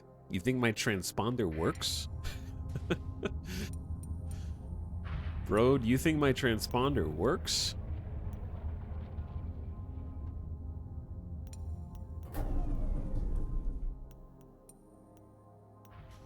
Okay, well, Chad, it's time to get in trouble again because I don't have a choice, dude.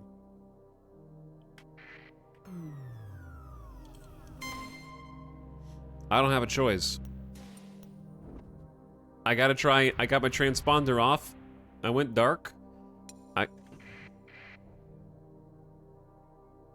I got food that I need to sell that I'm just holding in my pocket. My monthly expenses! My monthly expenses! Okay, black market. I got enough for my next month of expenses, but we're not making any good profit. This is bad profit.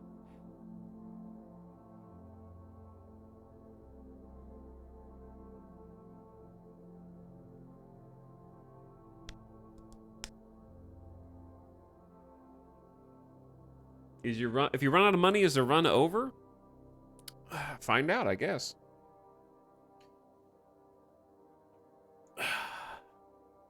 Sark seems to be loaded with ore. Ore is too big.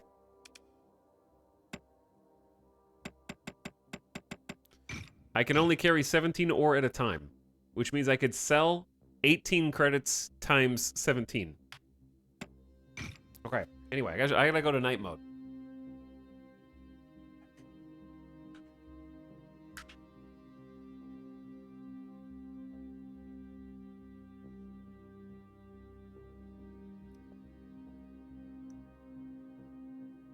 The amount of time it takes to disprove the majority of the back seating enchant it's too damn high. All right, night mode.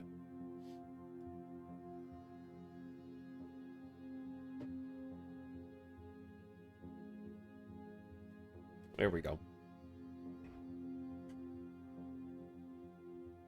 How many heavy machinery, like the heavy machinery chat, you gotta have crew as well. You can't salvage with 4 crew, bro. There's 2 metrics. It tracks crew and it tracks heavy machinery counts. And heavy machinery right now is like around 200-ish per heavy machinery.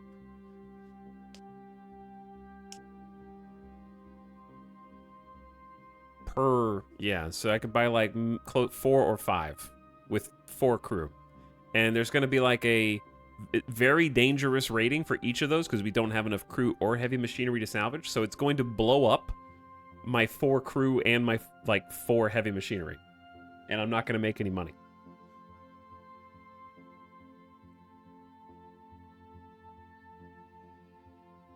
Some of you are not as good at Star Sector as you think you are. I'm an expert in salvaging. You don't know me. All right. I think if we can just make a little bit more,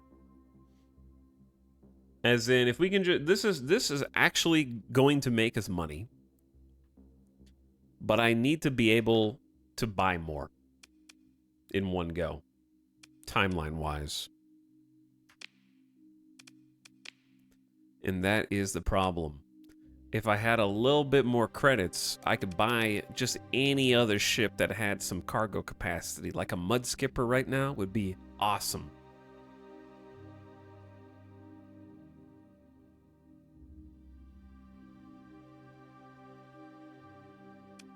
Really like any piece of crap shuttle, but right now money is tough. Like, I know how to make money, I'm just not able to do it fast enough.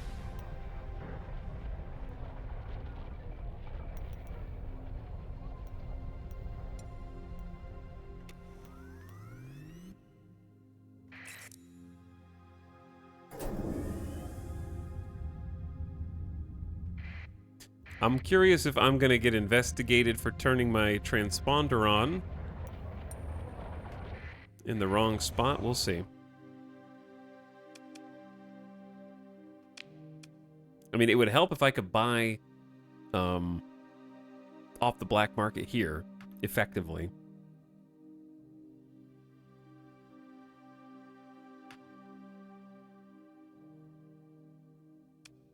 So, like, now, as far as food goes, I'm making less money. It's like 24 credits per. I'm buying for 14 plus tax, and I'm selling for 24, so it's not quite 2 to 1.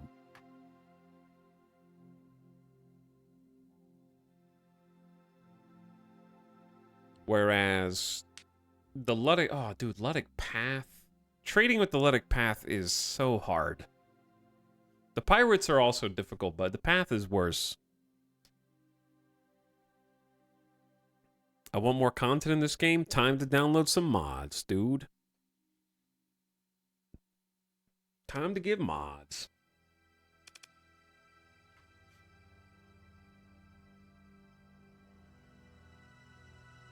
Because, yeah, heavy machinery is 160 a pop.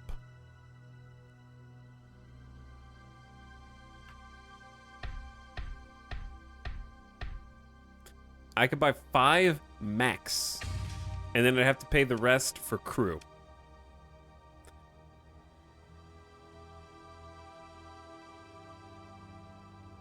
I just don't see how I make money back there. Even when I have enough crew and enough heavy machinery, we get like 5 to 10 supplies per salvage. Which I can sell for what, 70?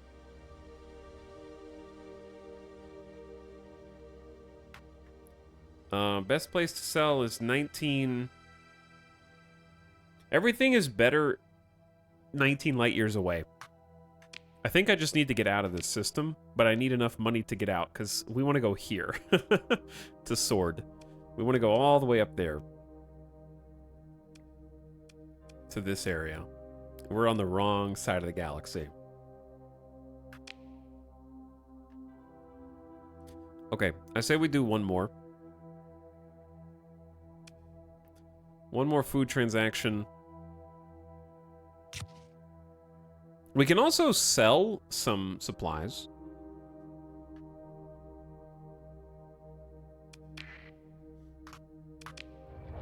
We're just baby traders right now. Ooh, let's go back this way. We're on the real grind right now, chat. This is the real grind. The real one.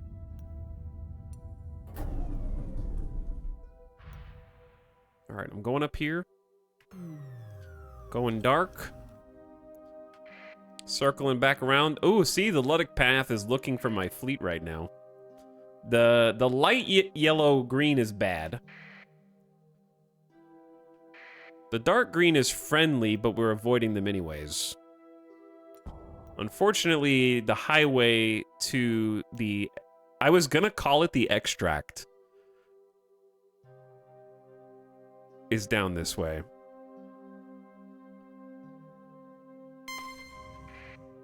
I don't really care if...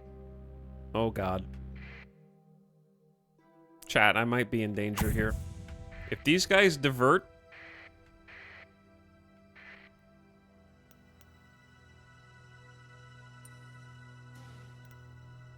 They might start looking for me. I'm going in, man. Can you guys make up your mind as far as where you want to go, dude? Zigzagging like crazy right now. All right, I'm sneaking in. I gotta sell my stuff, man. Black market, bam. We didn't make any... Okay, we need to do something else now.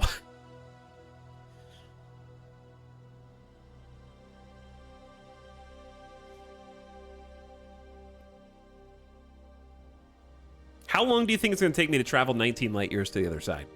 And a second question, how much fuel? How expensive is fuel? It's like 26 per? Is the answer yes? It's going to take me like 2 months to get there, and then I'm going to be broke?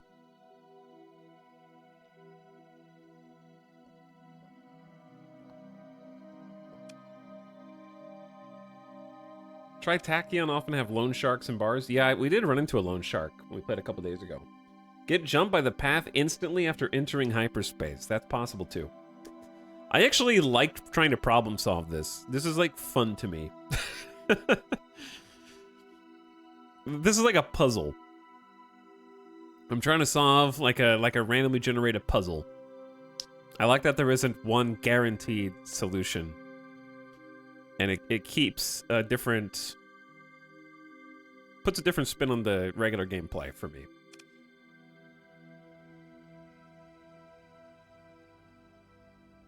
Because this is more severe than we have been playing the last couple times.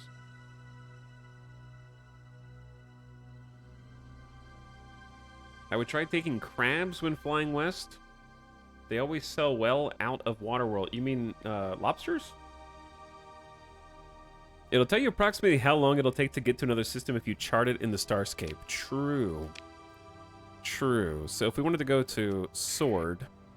it'll be about 19 days at base burn level. Unfortunately, there are heavy storms there, unless we go to, like, Lagash, and then from Lagash up.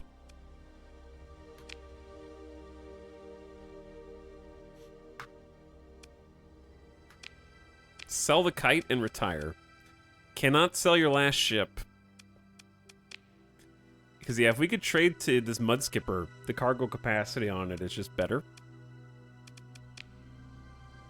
That would be a nice upgrade, actually. All right, I think we have to make a call, chat. We do have to make a call. We either have to gamba on traveling across the systems,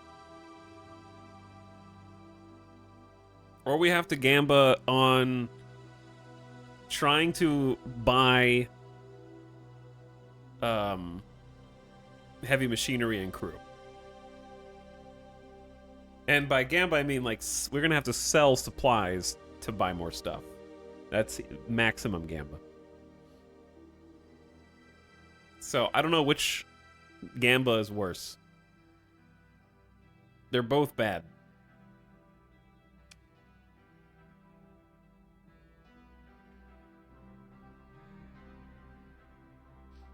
Okay, manage prediction. How will this campaign end? Bankruptcy, explosion, death. It won't end.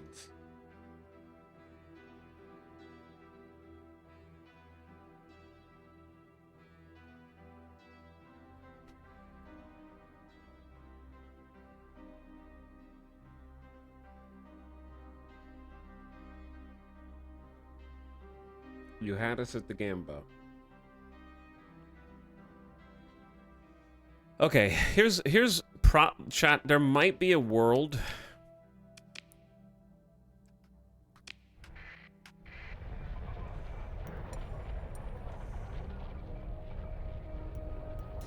I don't know that I like the direction I'm going here. Trying to dodge all the green circles. All the green circles. I have an idea, though.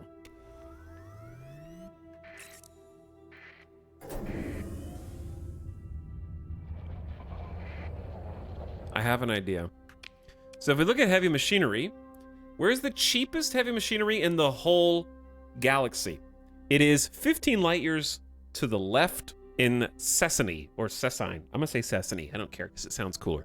In Greem, which is a great name for a planet, by the way, of the Sindrian Dicta. They have 800 available for 119 credits per.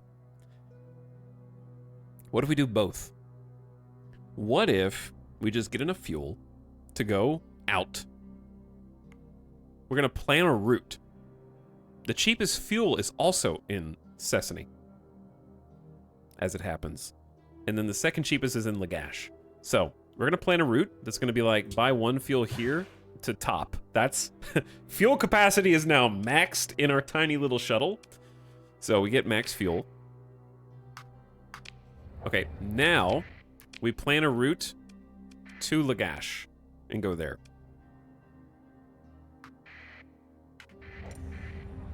Now, all I need to do is try to avoid Luddic Path. The Hegemony Mercantile convoys here. That's cool. And the pirates. But they're all right next... I just ran into a boulder, which means I'm gonna need more supplies for a little bit. Alright, here's the jump point. We're going to hyperspace. It'll cost 1 fuel. We need to turn off our transponder. We need to turn on sustained burn. Ships traveling in hyperspace will use fuel! Yep. Don't run out. Alright, and we're gonna need to go through these storms. I'm gonna go through slowly to try to avoid a drain on our supplies. I'm actually trying to, like, space truck plan a particular route here. Because Lagash, the trip to Lagash has the least amount of these storms. And if we go down, we can dodge even more of those. Yeah. Smooth sailing so far. We're using 2 fuel per day. All right, here's the Lagash system. And I think we want to hit that gravity well, the Kodamine gravity well. All of these go to the same system, but they go to different parts of the system. So this one's closest to the Hegemony. But the question is, who had the cheap fuel again? It's the Lilu Trading Post. Great name. Lilu Trading Post. Where the heck is that, dude?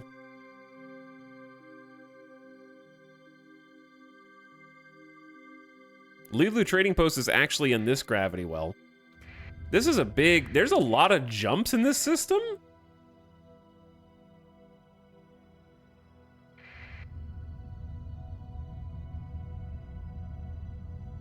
Tons of jumps. All right, turn your transponder on and then jump.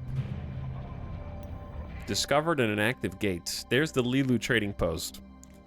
An enormous space station which can host shipyards, habitats, factories, or large stockpiles of weapons and supplies. These platforms allow humanity to project military and industrial power throughout known space.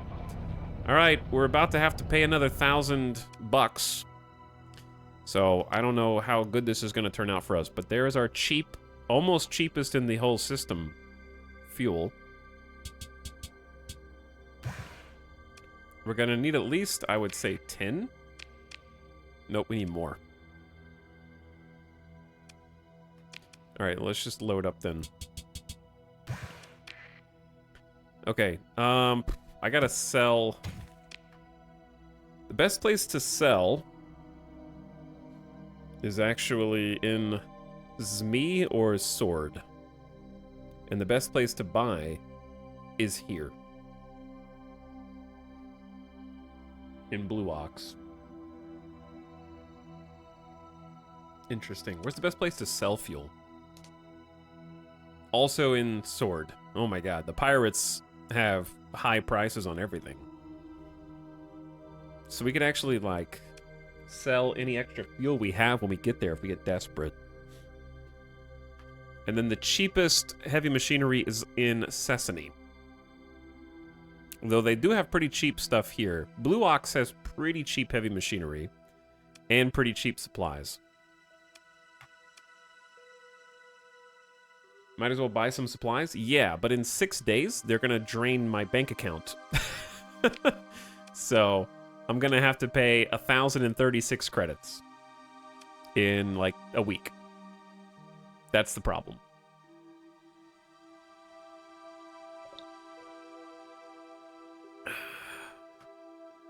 So how do I get out of that death spiral?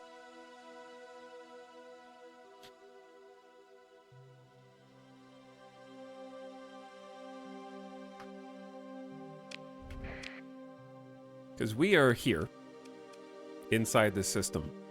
This place is real spread out. There's another hegemony station there, and another hegemony...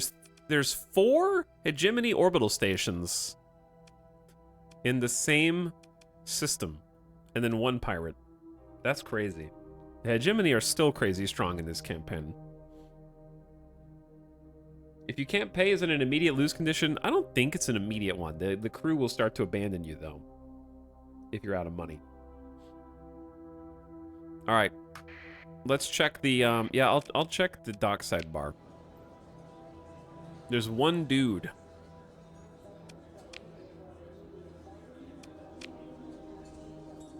He wants me to take out some pirates 11 light years away. I'm sorry, I can't do that for you.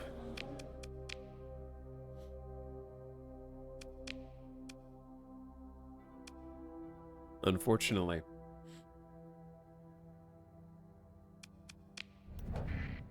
Okay, so I think the plan is... we have 2 choices. Here are the 2 choices. Choice A. Buy up all of the supplies we can from Blue Ox and then try and sell them for a profit. And just go broke on purpose for like 1 month. I think that's a decent idea.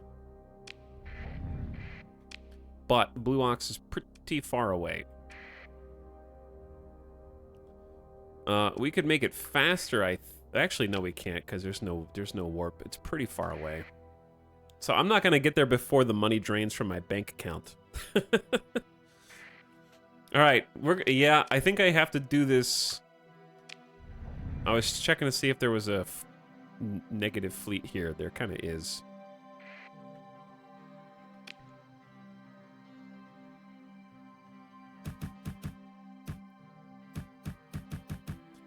Chat, what if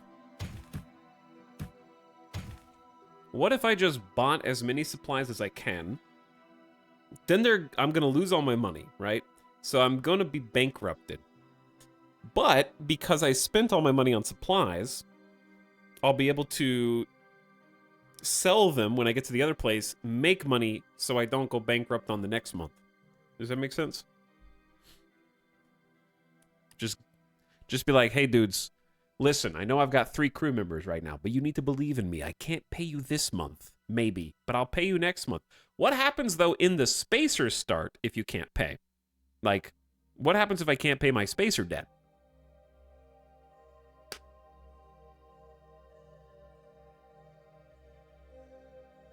We never played spacer, so...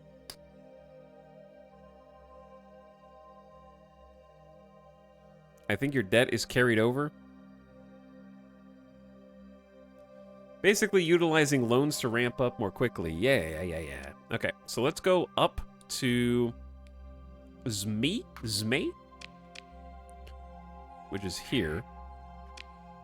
It's actually a pretty clean trip as well. You go slow through here.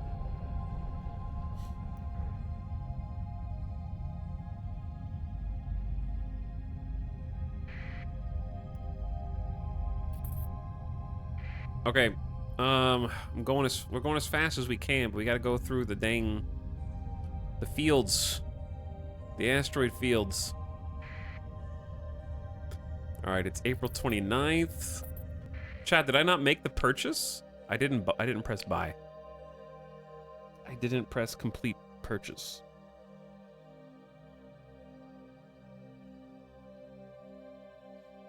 And not one of you noticed. That's the other thing. Nobody even noticed.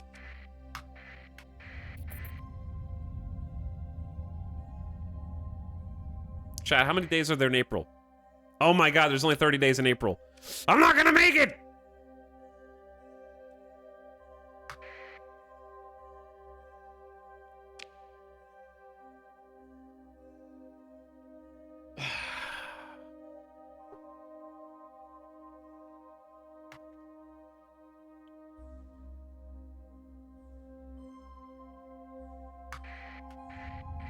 It's too late.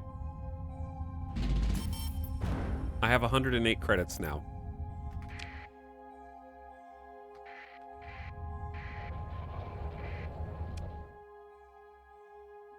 You know you're on a budget when you're counting the days in that particular month.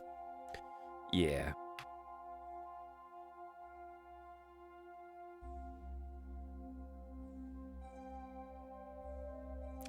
It ain't great, I'll tell you that. Oh, hold. The Zumu pirates have just issued a buy order for supplies in system for 222 credits per supply. Hulk. That is huge. And the 2 places are this close together. We have a new directive. Wait, how much was the... We have a new directive. We have to go fast. That's all I can afford. Alright, the problem is that base is going to be swarming with hegemony.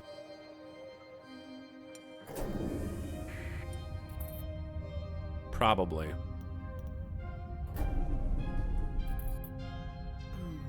Alright, I'm going dark here in the asteroid field. There's also a nebula, which is equally good for us because cause significant sensor noise and may aid a fleet hiding within. The relatively thick medium also interferes with drive field operation.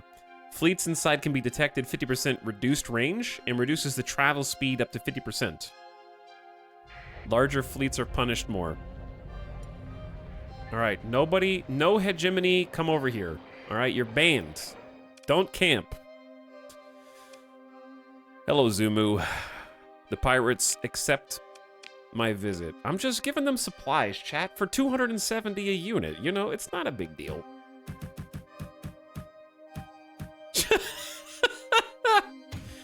26 on 2700. We're saved. Sell all but one supply. We're saved, baby. We're rich. We are so back right now. What else they got here while we're here? 17, we're hiring crew for 17 credits per? That's pretty good, man. We're not gonna do that right now.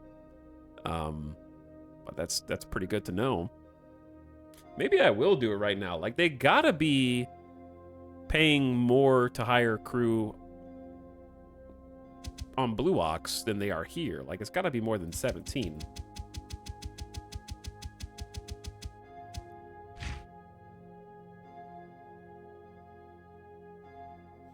I'm bringing the pirates out. All right, heavy machinery is crazy expensive, too expensive, way too expensive. Yeah, this place is probably throttled for resources because there's like 4 hegemony orbital stations in system, so the pirates are like, please, please, I just need a crumb. They're blockading all of our trading fleets. They like can't get in. So everything is super premium priced. All right, let's buy that. And then we just dip back into the nebula.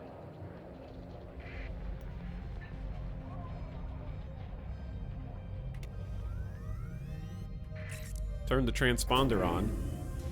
Burn on out of here.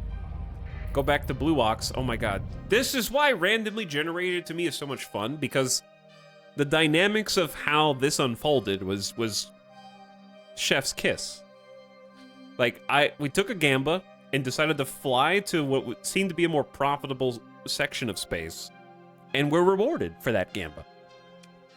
I mean, maybe I'm counting my chickens right now, but I'm just saying the supplies here are 76 credits, which is the cheapest that we know of anywhere. So I can just reinvest.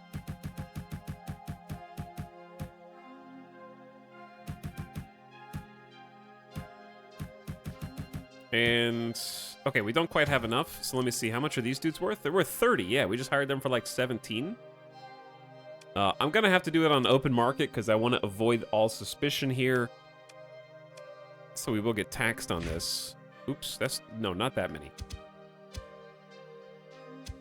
We'll keep our original 4 crew for our skeleton ops. And then we'll buy as many supplies as we can. Good, that offset the cost. Let us get a full cargo of supplies. And then, don't mind me, officers. Luddic Church, Hegemony. Good day, sirs. Good day. I will just be down here in the nebula, going dark inside of the ring system. Oh man, this nebula is chef's kiss. Just letting me sneak all the way up to the pirate planet itself. The positioning on those just, it's perfect. Then we hop on the black market on Zumu.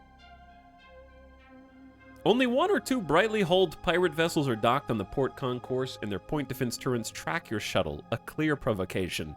A swaggering lieutenant of the port boss approaches, flanked by armed thugs. His request for a bribe is interrupted by muted gunshots. He smiles at your reaction, and you quickly realize he's either high or drunk. The air smells of smoke and high-energy ionization. All right, here you guys go. They're giving me just a kingly sum. 268 credits per unit is the most anywhere. They're paying even more than it says that they're paying.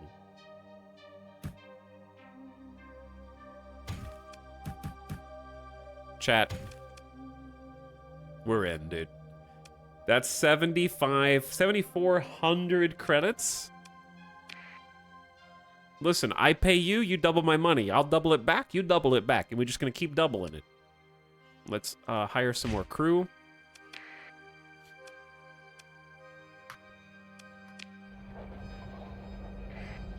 I don't know that we're making any money off the crew. We paid like $469. Okay.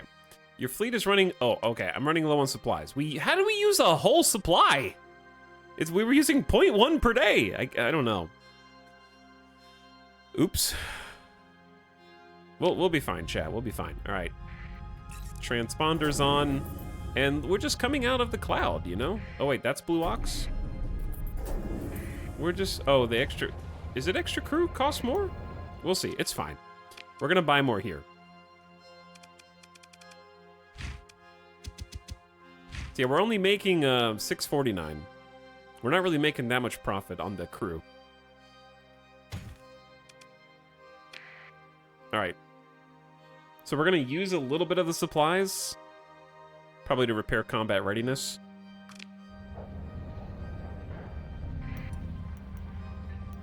And then, hopefully none of the people tracking me from the, being facetious, but hopefully local system authorities don't notice that I keep going on the same trajectory back toward Zumu after I load up on supplies. Chat, the Zumu pirates are people too, all right? And they need to still eat. Okay, we can't starve them out just because we think that they're like the bad guys.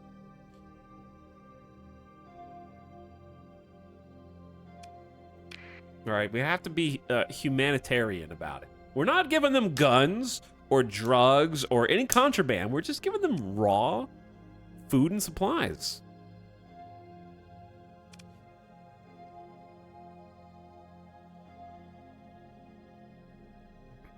We have 12,000 credits now from 0 as just a civilian shuttle with no weapons on it. Okay, that is a 0 to hero. Like that, to me, that's people when, you know, like when the content creator is like, all right, and I'll see you in a few minutes. And they come back and it's like, while I wasn't recording, I found so many diamonds at bedrock level.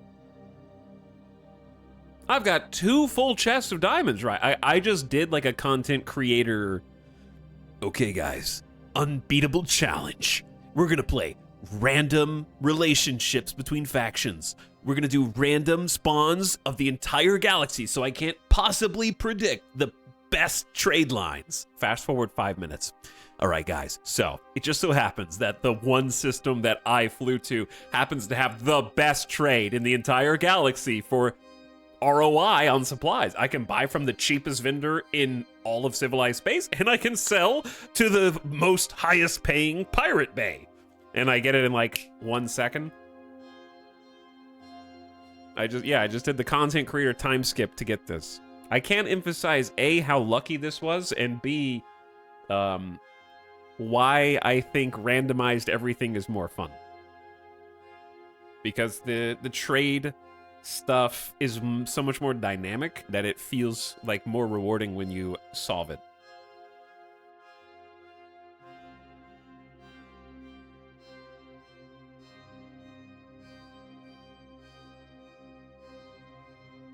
Oh, and also the 2 places we're trading with are right next to each other, and I have a nebula and an asteroid field for cover on the way in. But yeah, no, that's why finding like the God Seed is so fun, because if you've played a bunch of just standard vanilla, your trade routes are kind of already set in stone for the most part.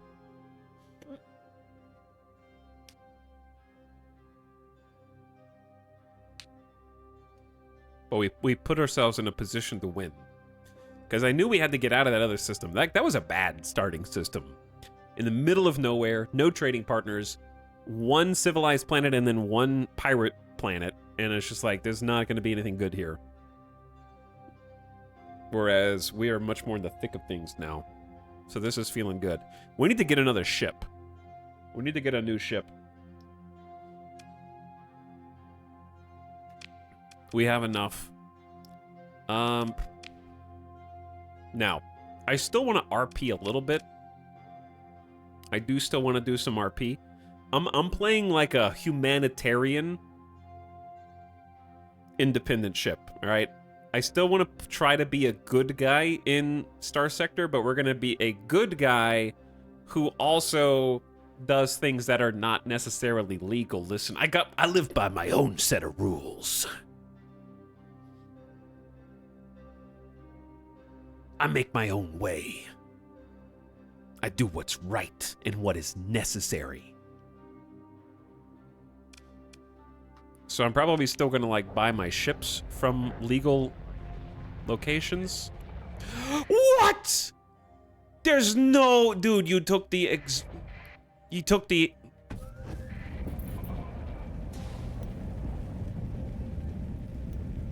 He'll never catch me. He's literally never gonna find me. I'm already gone. This nebula's huge. He's literally never gonna find me. Literally never gonna find me, dude.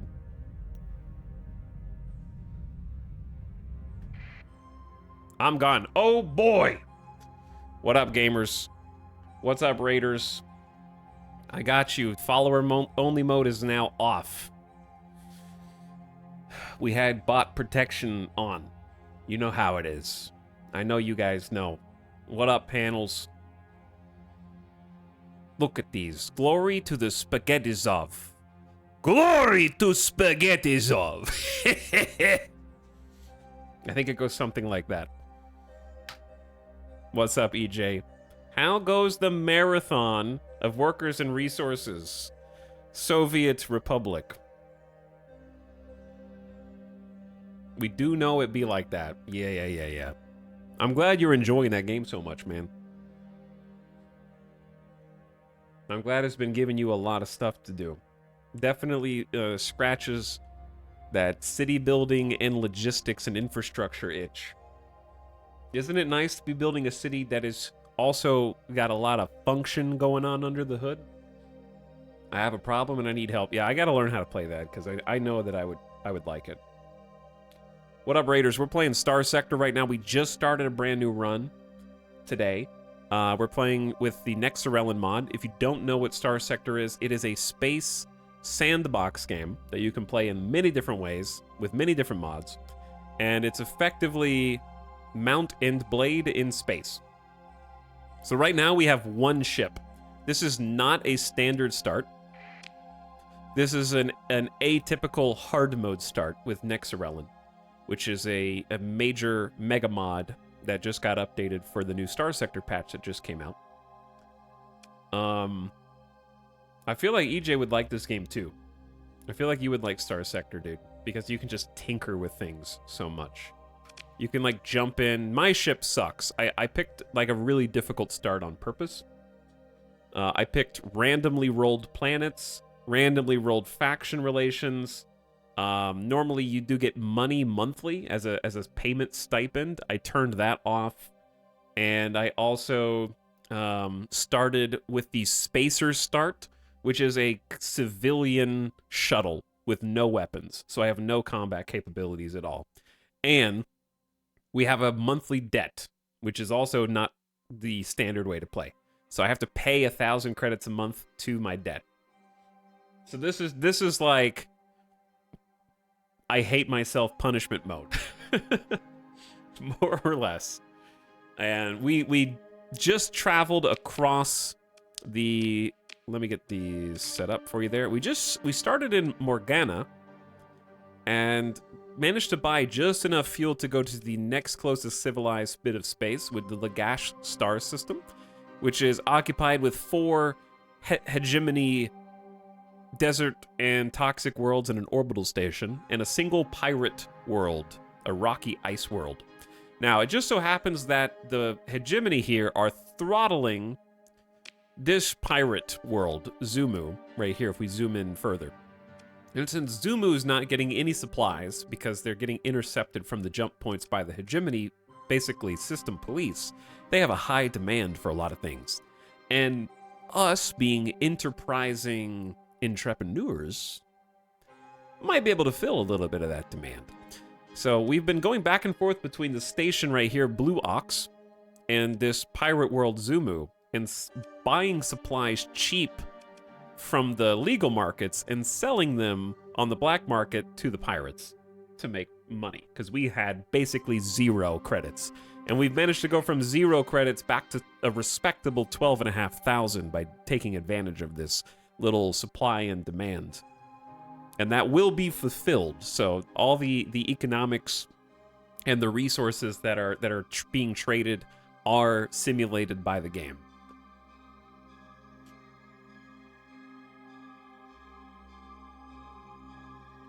And then, of course, there's a really big emphasis on combat and blowing people up, but you can also be a trader or a smuggler. Your pick. And lots of fighting, lots of explosions. You have to wait until we get a combat ship, though. So a little patience is required on the action side of things. And then we're going to start to build our fleet. And then eventually, once you've built your fleet up, you can also colonize planets and settle your own faction space. And then build up a bunch of infrastructure to produce your own fleets and other goods and trade and all that. So it's a very expansive sandbox, but hopefully that gives you an idea of what you can do. We just have very humble beginnings right now. But I appreciate you guys all coming over. I just wanted to give you a heads up on what we're doing. So we're kind of playing really slowly because I'm also playing Iron Man mode, and I don't want to have to restart again today, if possible. But if you're in my stream and you haven't already followed EJ, please do so now by checking the top of your chat window or clicking on that link in the chat. He's been going hard on workers and resources, which is right up my alley, and I think you'd enjoy watching him. So check him out.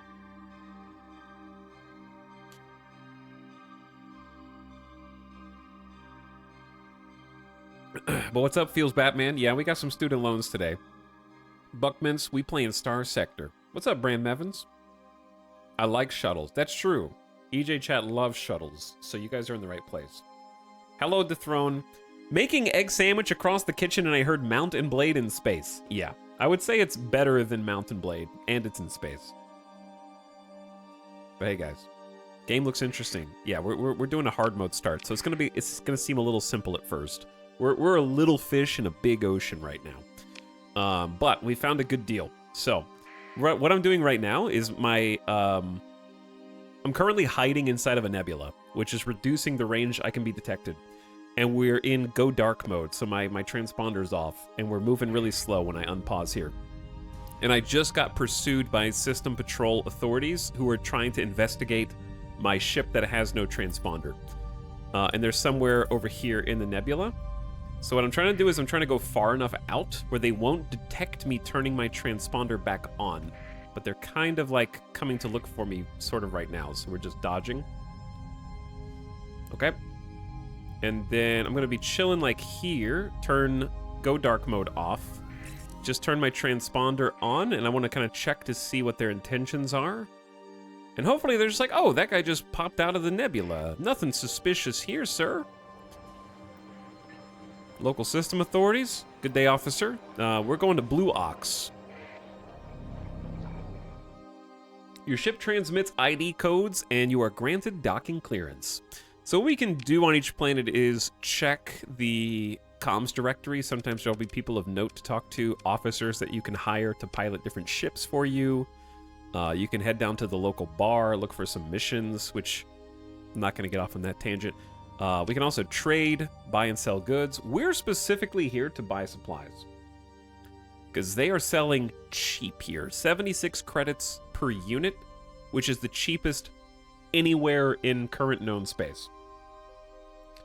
And then we're going to be selling to the pirates. And someone in chat said, it doesn't sound like you're being very good if you're selling supplies to the pirates.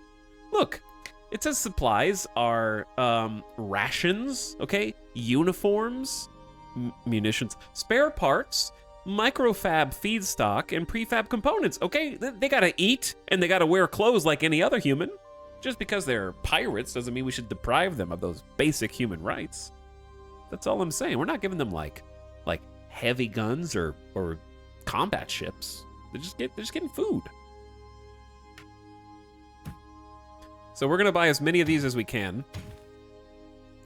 We have to pay our taxes because we're buying on the open market here to avoid hegemony's suspicion. So we got to pay about 2,500. So this is a very profitable deal for us. We're paying about 2,500, and let's see how much we make in profit again.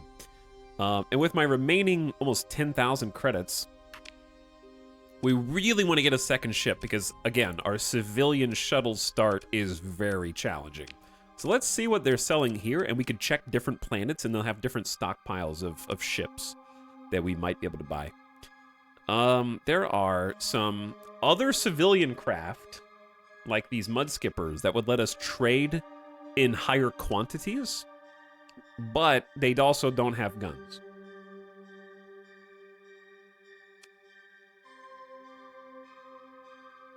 They got some nice looking ships up here, though. So in Star Sector, there's frigates, then destroyers, then cruisers, then battleships.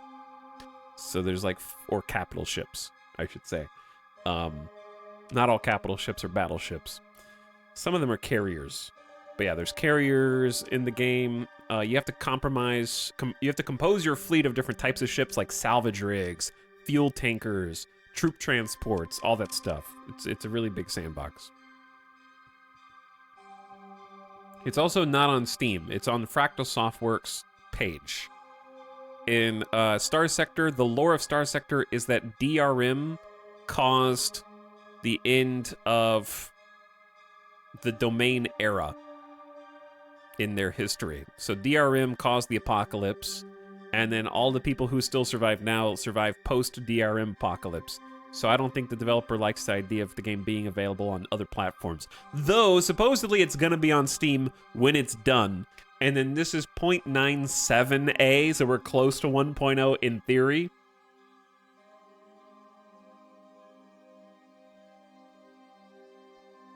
And I don't know if that's actually going to be true, but it's been in development for like 13 years. So it's got a lot to do, and there's also a bunch of mods to add more content. I think I'm going to buy a mud skipper. I know it's a civilian craft. Most commonly used as interplanetary ferry, the mud skipper is indeed interstellar capable. The ship has no built-in shield generator and must rely on a durable, for a civilian craft, armor to protect passengers and cargo. There is little hope for the mud skipper in combat, but it's generally equipped with a rear-facing turret to foil attacks by the ever-popular Salamander missile.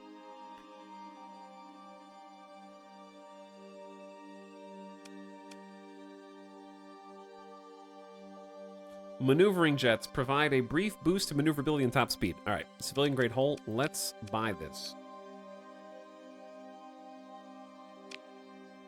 Congratulations, you just bought a new ship. And it was like, what, 4,800 credits? Alex updating the game in version 0.999999. Yeah.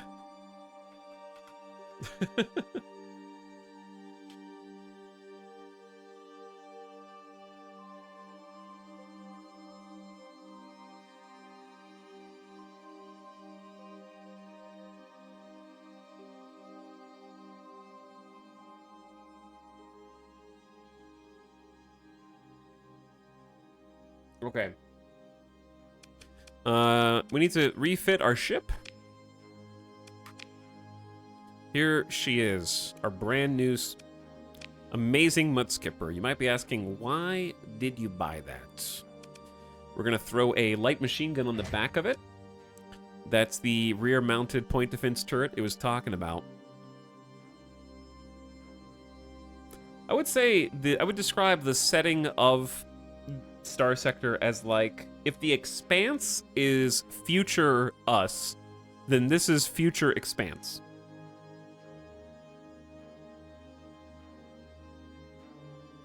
Is that fair? It has a lot of similarities to the Expanse, but it feels like it's higher tech. But not by like a ton. But it does have a lot of similarities to the Expanse. Okay, so we have to work with the civilian-grade hull that's given us some sensor debuffs to both our sensors, and we're going to be detected from further away. We want to hide those. I'm going to throw militarized subsystems on to cover up those civilian systems, make us a little bit faster, but increase the number of crew required to pilot. So we're going to hire some new crew, which shouldn't be too bad. Did I just sell all the crew that we had? We should have kept some. Oops. Because I want this to go faster in the event that we get caught. If we get attacked by pirates, we're going to have to fly away to escape, and we can fly away a little faster by making Unstable Injector one of our hull features. And then I think we're just going to put the rest of the points in vents and capacitors. All right, config the weapon groups. So here's what this looks like. When I said you could tinker, this is what I mean. So you can take any of your ships with any configuration and fly them around in like a trial, like a simulation environment. So the back of my ship is here. We have a little point defense cannon to shoot any missiles that are coming up the tailpipe. Our top speed's about 165, which is quite slow, even with unstable injector. And we have maneuvering jets to boost up to 215. But if we get caught, I think the Mud Skipper's probably dead, unfortunately, even with those maneuvering jets. But everything's got a ton of weight in Star Sector, and also momentum is conserved, so I'm actually still going at my top speed, even though I'm not using thrust anymore. I can turn around and still keep going the same direction. And then you do have to burn away from where you're flying, but it sort of simulates, like, you can strafe or go backward and it'll just kind of like bonk. The thrusters are still lit up even though I'm accelerating in reverse right now. I think that's just to simplify the visuals.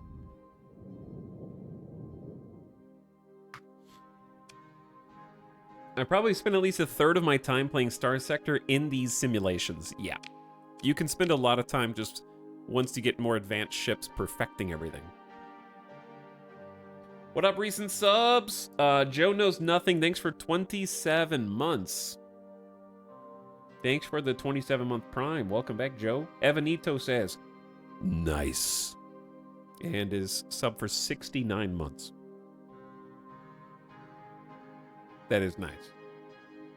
Very, very nice. Too Many Errors at 48 months is 4 years of subs. That is how much that is. Happy 4 years, Too Many Errors. Thanks again. Lingonberry Punch says, I've run out of funny sub messages. It's been too long. Hi, Lingonberry. Thanks for 3+ years. Sveninator for the gifts of the False Lobster. Desiree Dawn says, it's good to be back. Hey, it's good to have you back. Thanks for almost a year of sub. Juan Yinners says, this is the run I promise. It's gotta be, right? It's gotta be. Did I miss CeeLo and Ossicat? I may have. Sorry I missed you guys' subs earlier. Thanks, CeeLo and Ossicat. And Koran, thank you for the 21. What up? Hey, guys. All right. Why did I get this Mud Skipper if it doesn't really have weapons on it? It has one weapon. The reason I got it is because it's gonna bestow 70 cargo capacity. So we only had, in our little shuttle, 30. So that's like almost 2.5 times as much cargo space in just one vessel. So if we want to do some trading under the radar, we may as well scale up. So let's go ahead and hire a few things and people to make this work. We're gonna need more than 4 crew. Our minimum skeleton crew is 14. That is to function optimally. So I know I just sold some crew. I'm just gonna hire them back. Oops, my bad. But it's okay, we have 4,500 bucks. We have 2 ships! Let it be known! We have upgraded! Now I gotta be careful not to run into the pirates. Or anybody else who wants a piece. Alright, that's a mercantile convoy. So our path is through here, into the nebula, and then go dark once we're out of range of the hegemony so they don't come look for us. And then this is such perfect spacing. Notice how the planet is actually orbiting through the nebula. So it is going to come out the other side. Chad, I forgot to buy more supplies while I was there, but it's fine because we already bought some. And now we'll have more money to buy more supplies because I don't think we could have filled our container. Like, I don't think we had enough money to fill the whole thing because we have room for 100. We're still going to make... oh, I'm selling on the wrong market. Cancel. Why would you ever sell on the open market at the pirate station? Out of curiosity. All right, we're making 6,200 credits by doing a black market deal just to get rep. Like, you get positive rep with the befriend the pirates. That's so hard. That takes a long time, dude. All right, go slow through here. And I'm gonna say turn transponder on right now. They're patrolling, but I don't think they mind me. All right, where is Blue Ox? There we go. So we have like a nice max burn of 20 right now. We're pretty brisk.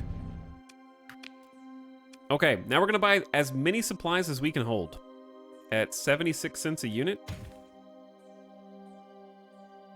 Chat, we're going places. We went from like trading 30 to trading almost 100. We're paying 8,800 credits. Buy low, sell high. This is one of the most efficient trade routes I've ever seen in Star Sector. Now, the thing about trade routes are, they are not eternal. So the supply that the place I'm buying from has is going to have a limit. It's finite. The demand of the place I'm selling to, I am currently filling their demand. So I can't just do this to make literally unlimited money. Someone's here, and I'm a little worried about who it could be. Bro. Dude, bro. You guys, relax. I had to pop emergency burn there. Increase the max burn level by 8, reduce sensor range by 50%, and increases the range at which you can be detected. Consumes 2 fuel and reduces combat readiness. I had to get out of there. This planet seems chronically boxed in. Yeah, the hegemony is definitely bullying. Okay. These guys might be looking for me? No, they're guarding a jump point. So these are actually like people we're neutral to in orange, but if they find me with my transponder off, I'm gonna get a slap on the wrist. So I'm trying not to get detected and keep my transponder off to go do business with the pirates. You know, nothing shady or bad. And now we go black market, and suddenly profits, baby. 22,451 credits from 0. We are banking right now. Their local deficit is about 2,161 units. So I can keep filling that, and the price will kind of be brought down as I fill that demand dynamically. But another like trade convoy could get there before me and fill that.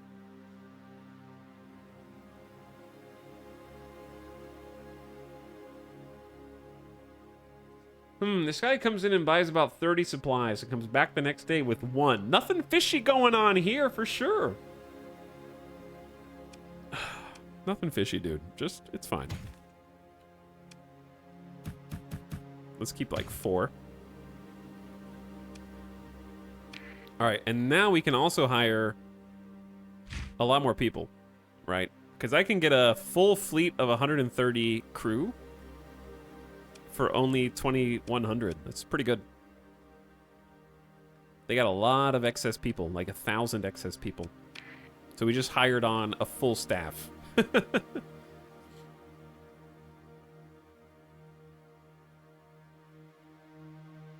Since this is nexerelin, that planet's gonna be invaded. It probably won't be around forever. So we're gonna try and do what we can while we can. For sure.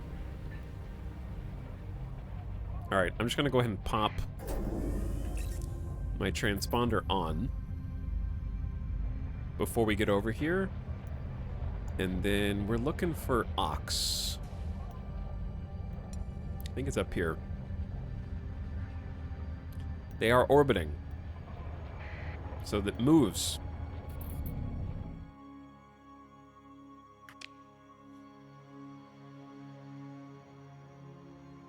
Chat, I got 22,000 credits. We got to pay 1,000 a month, and we don't get a stipend. So we're, you know, we're still on a timer, but we're trying to increase the margin of that timer as much as possible. So, like, what else are they selling here? Is it time to get our first combat freighter? Oh, that's 17,000 credits, though. Or do we just keep buying more mud skippers? For more trades.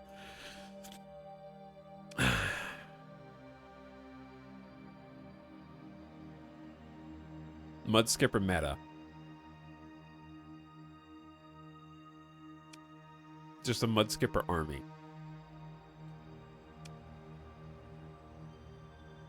They are still 70 more cargo capacity, 2 maintenance per month isn't the worst. It's not good, but it's not the worst. I think just being able to transport more is if we can just dodge combat for now. Because even a hound is 17,000. Like that's one decent in air quotes ship relative to our current fleet, and we're broke again. So I think we keep investing. Another civilian mud skipper. Let's go. Let's go. Trade run confirmed. Okay, I can actually like save this, right? I can also name this. Chat, we have the ISS Couch Fuzz. This is gonna be the ISS Dust Bunny. And then what does HSS stand for? The ISS, chat, what's something else that's Couch Fuzz, Dust Bunny? Give me something else in that.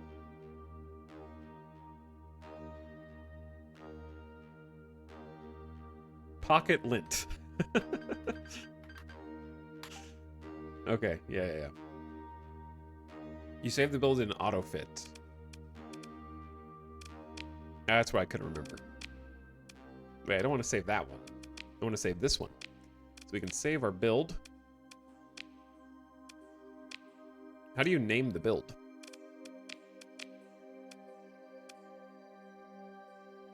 I mean, I guess it doesn't matter for now. We're not going to have that many different builds. Always add reinforced bulkheads. Always add blast doors. That's funny.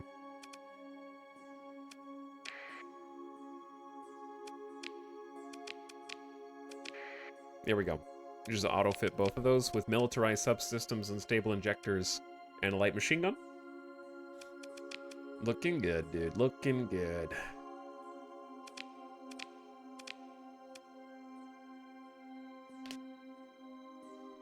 Pocket lint. Yeah, pocket lint is a good one. Hairball's okay. No one knows what HSS stands for in this. Hegemony spaceship, I guess. All right. Now we've got 170 cargo space, up to 230 crew. We only need 24 for all ships to function. I guess having more crew is bad because I'm having to pay them monthly. Firings will continue until morale improves.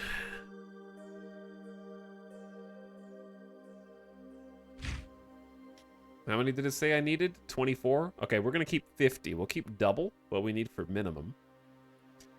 And then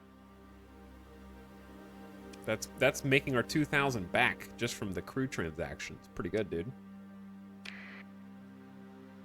All right. And then we need to fill up on supplies. The price is going up. It's up to 79 credits. The unit price is now 93 credits. It's going up to 80 just from this purchase. 169 going in. Also, who just subbed? Snorble just subbed. 8Vest Simius Kato just subbed. And Oats just subbed. Yo, Oats. Welcome to the stream, dude. Thanks for the Prime sub. Enjoy your adless experience. And Snorble, same to you for 31. 8Vest Simius, thanks for 3 years. Happy 3 years. Thanks for subbing, dude.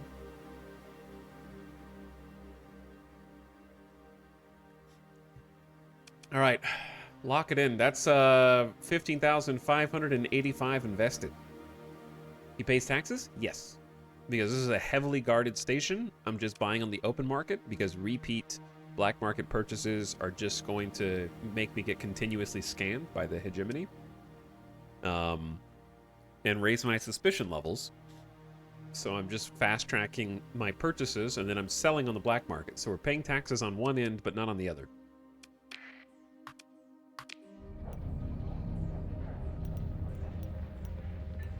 And back we go.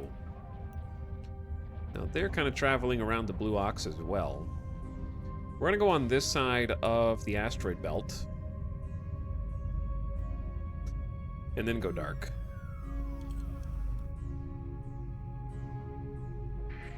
And then we're just gonna... Dude, I love this nebula, but look, it's about to orbit out of the nebula. But it's like got a perfect spot to follow it through to the end. That's really great. Okay, this is gonna be the biggest one yet. Stonks. They're still paying 242 per unit. It's incredible.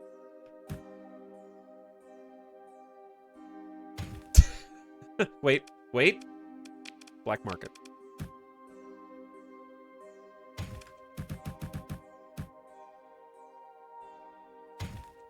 $36,521, baby. Okay. Money number go up. Now, we're starting to fulfill the demand. So the price is coming down. But we're at 40,000 credits on that. All right, I think we can do at least a couple more. Are we printing monies? We're sort of printing monies. We have one of the best, most convenient trades I've ever seen.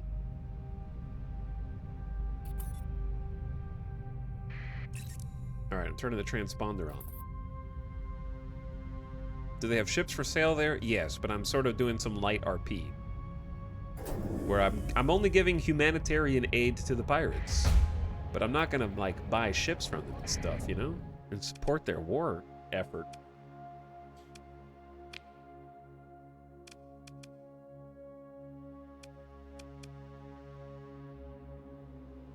Uh-huh. Well, I mean, here's the thing. That's what makes good RP, is characters have questionable... They have their own moral code. That's not automatically agreeable by everybody. The most boring characters in media have clear-cut high ground the entire time. And no character flaws whatsoever.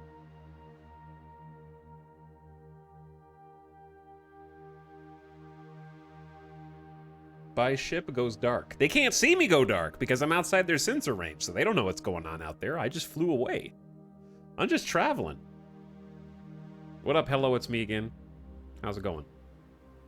Paladins are bad RP classes? Paladins are not... If you think all paladins are morally good and correct all the time, you haven't RP'd very much. I don't think.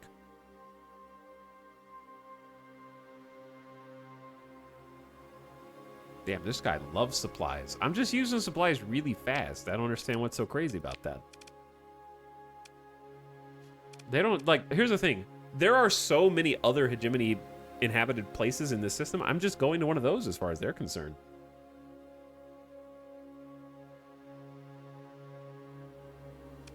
Like, I could be trading with any of the other hegemony spots. Okay, I don't know about 3 mud skippers.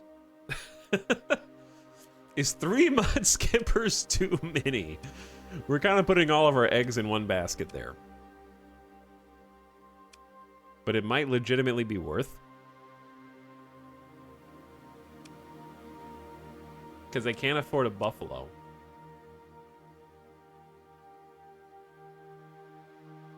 I love having my tiny little, like, crappy frigate fleet.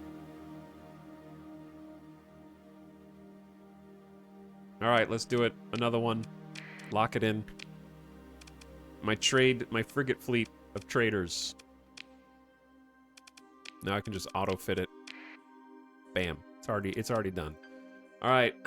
The ISS Dust Bunny, Pocket Lint. Hairball is... What was the other one you guys said? Is there a limit that stops you from having a lot of small ships? No. I think that there's more reason to have small ships in Star Sector than, say, X4. So there's definitely more use case for them because the cost of the larger ships is more prohibitive up front. Especially with this kind of start.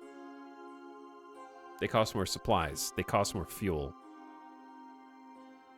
Yeah, there is a fleet cap. But, like... You can change that as well. We already have a lint.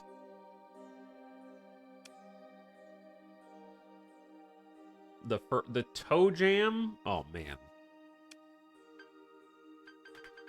The toe jam. Rough. It's rough being stationed on the toe jam. This is the only guns I have are to shoot salamanders coming up the tailpipe. I got 3 mud skippers, and my flagship is a civilian kite. This is like I actually love this start. This is why nexerelin is fun to me. All right, is anybody coming for me? We got good guys all around here. I gotta check everybody because I don't trust them. I don't trust them. See, look, I'm outside their sensor range. I'm going over here. It's really far away from the bad guys. And then I just happen to go dark here. Well, I'm not going to go dark yet because we're pretty far away. Do we tell him? You might not have bought the goods. True. True. What you didn't know is I'm actually going to go get crew instead. Not at all the case, but now that I'm here, that's what I'm gonna do. 330 crew. 5,651 is our payment. That was not the plan, but luckily... Luckily, this is a ridiculously close trip. And we don't even have to pay fuel to do it. Blue Ox is an insane station. It's like a star fortress. Everything that it produces seems cheap, or it has like 3 or 4 items that seem incredibly cheap. All right, these dudes get an offloaded, except for I had 50. I don't even know if we made profit on that. I don't think we really did. Skeleton crew's 34, so I'm gonna keep a few more dudes. Let's keep like 80. And then fill up on as many supplies as we can at 81 cents a unit. So we're driving the prices up here. But cargo capacity is now 240 and it's full. I like the magnetic field in the background. Yeah, I do too. This is just an interesting randomly generated system. It's pretty cool. All right, now I'm loaded up. Yes? Yes. Now we're loaded up. Gonna slow fly through the asteroid belt. Transponder off. Crew, okay, it's exiting the nebula. Gonna go dark on final approach. Peek out of the nebula. And then drop off a lot. A lot of goods. 48,000 credits worth of supplies. All right, they're down to 215 credits per unit, but that's still relatively high. We're still making bank. I have 61,000 credits now. The money printer, man. And then just load up on people.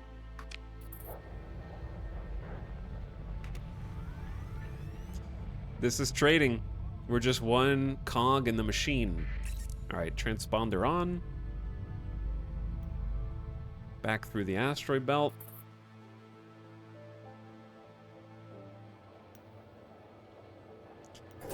Don't have to hide from the system authorities. We just go back in the Blue Ox. Money number goes burr. Gained experience from profitable trades, almost 10k experience. So actually, you do get experience and rewarded for doing other gameplay stuff in this game. You don't have to fight. Combat's probably the most reliable, though. So we've already gotten 3 story points and half of our first level.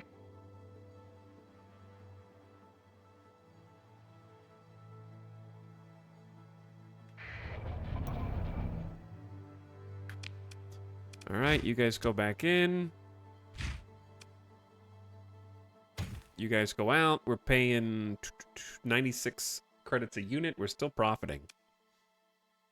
I could get another ship though. I have 56k.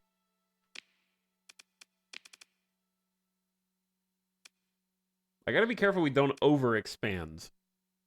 I don't think that's a threat yet with 3 mud skippers. We can make cuts if necessary. The reason I don't necessarily want to get the buffalo yet is because we're going to spend the majority of our money, and we won't have enough to buy trade goods. So we're going to hamper, because we're going to have 400 extra cargo capacity, but we won't have enough money to fill it.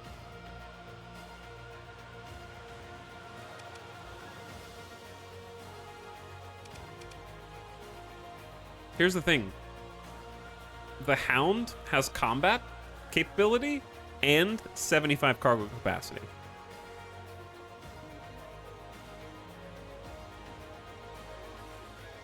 Which is more cargo than the Mud Skipper has.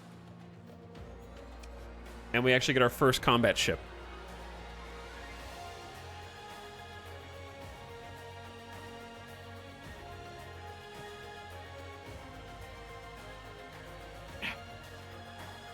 Ow.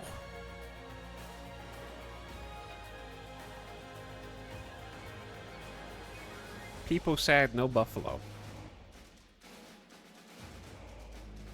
But yeah, chat, the salvage rig it's nice, but it's useless on its own.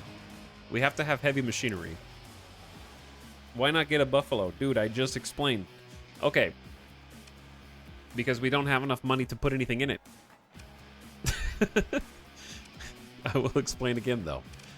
A Tarsus freighter is also, I think, a good pick.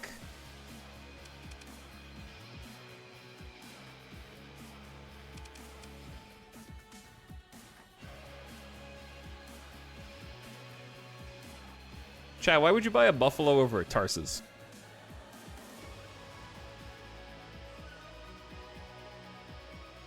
It's 50 extra cargo capacity and that's it?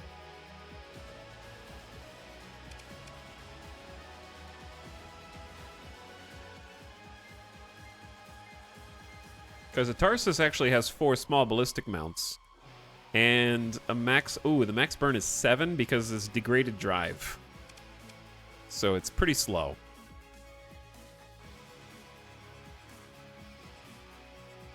And we could only get that to 8.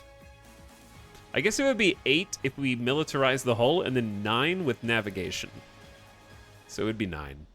We'd still be a little slower. I think getting the Hound is the play. And getting a little bit of combat.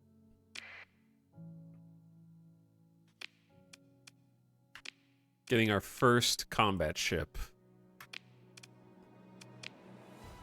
Okay, I'm trying to do a run where I pick and choose when I buy off the black market. Basically, I'm not buying off the black market unless my transponder's off. And I honestly think that should be the only way in which you're allowed to buy off the black market, personally. For balance.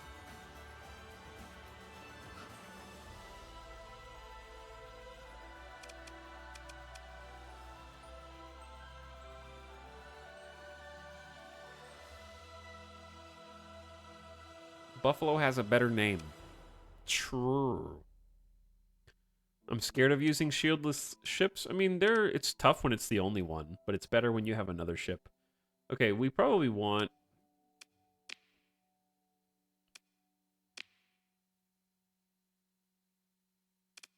Like, the Hound by itself is pretty grim. But you gotta start somewhere. Chuck a mortar on. Chuck a mortar.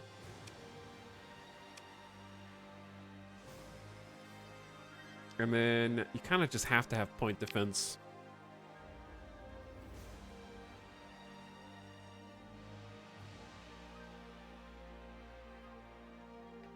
So I guess just a light machine gun.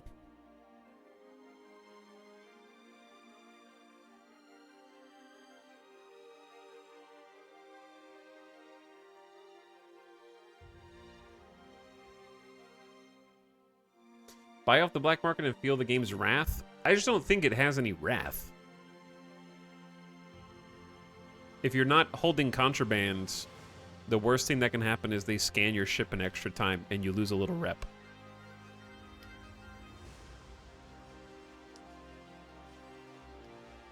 Like, you can just buy whatever you want off the black market with your transponder on And if you do it all in the same go, you just get a slap on the wrist, which is them being like, "Don't do that again."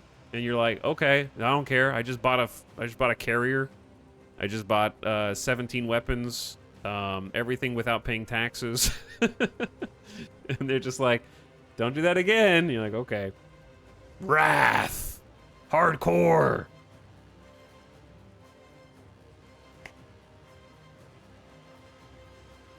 And then you just wait a little bit and it goes back down.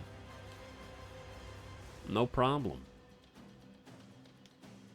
Like, when you say game wrath, I agree. It should be wrathful. It should be like, when you get your suspicion maxed, they should put a wanted poster with your name on it and try and either reclaim the stuff that you bought or try and take you out. You should become like a wanted man.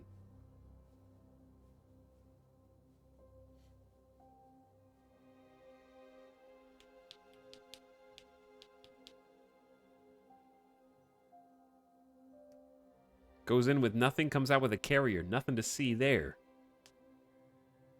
Nothing to see there, bro. Okay. Let's just go with this for now.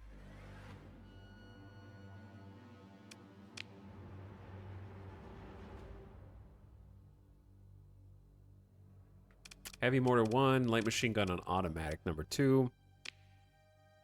You never had them turn on you for bad rep? No, because I never... It's very easy to mitigate your rep loss. That's why that's my whole point. That I said is too easy. You have hard levels that your rep needs to be at so that you avoid ever getting into hostilities, and you just stay above that.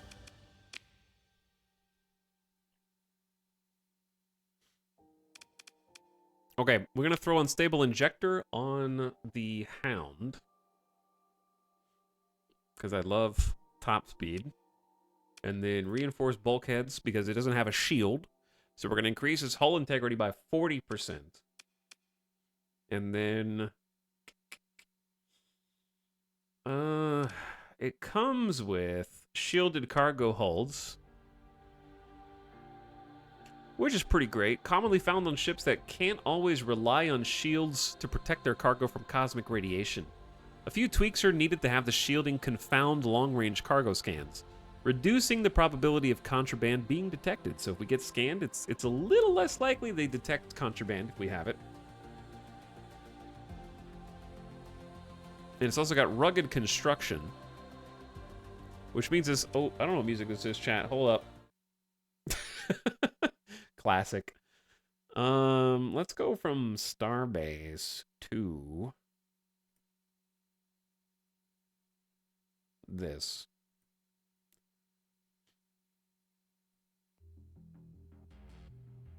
There we go. To this. I want one more mod. I think one more mod is good. So the question is, do I want maneuverability up? Or do I want... Because this doesn't have a civilian-grade hull, which is nice, so we don't need to militarize the subsystems. It's not available. I'm allergic to militarizing the subsystems on ships without civilian-grade subsystems. You might ask, am I making those complex on purpose? And the answer is, I'll never tell. Let's do... Expanding the cargo holes could be good for this. But if we want this to try and fight, then maybe 50% maneuverability is good. Let's try it out. Let's start with this, run a sim. So maneuverability is how fast I can turn. So this is about as fast as I can turn. Speed.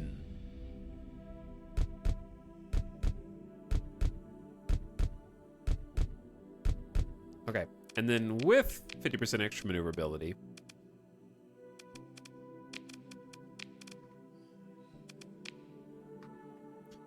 I can spin this fast. Yeah, that's, I mean, that's noticeable.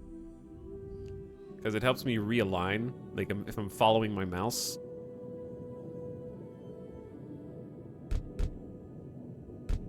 With unstable injector. And we can put a pilot in this. Hopefully, we need to hire a an officer eventually.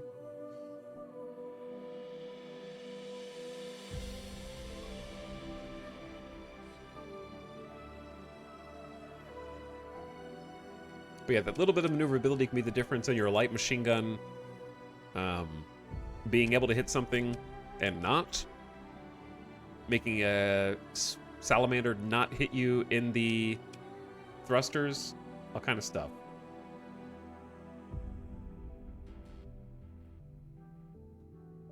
All right, we have 1 point left over. Boom. We need a name for this.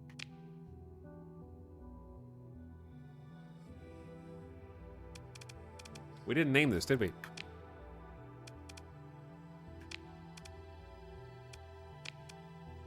We got the couch fuzz, the dust bunny, the pocket lint, and the toe jam.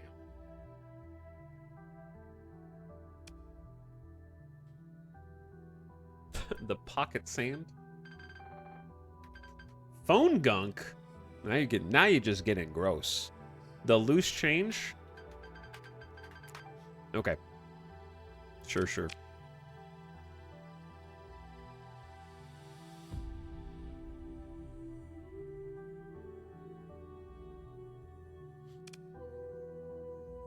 Are we good on these? I also like the armored weapon mounts. I think we're good on these. This is going to be my flagship. So I will start commanding from here. Now we need to do some repairs. And we've got 315 cargo capacity. And we need at least 44 skeleton crew. So let's sell... Or rather, let's buy supplies, and then let's offload the crew onto a different station. We're not selling the crew, okay? They're just... We have a contract, and we're selling the contract for who they work for. Okay? Just want to be 100% clear. 314 supplies. 24,000 credits about to change hand. Let's go. Let's go. Alright, this might be one of... Ooh. This might be one of the last trades we get to do because we're just filling the demand so much. I'm going in the nebula to go dark, turn off transponder. It's getting too close to the hegemony as well. We just paid 1,800 credits in monthly expenses. We're having to pay more crew monthly as well. All right, how much is this worth? It's pretty good. It's pretty good, man. 57,000 credit trade. It's still good. Now, they're down to... We've brought the price down basically ourselves to 191 credits per unit from like 260, 270. Like, we're still profiting. We're still profiting. We have 69,000 credits right now, chat. Before I fill up on these crew. Actually, they're like kind of expensive now. I don't think we're really making our money back on that. Because we brought their price up to 24.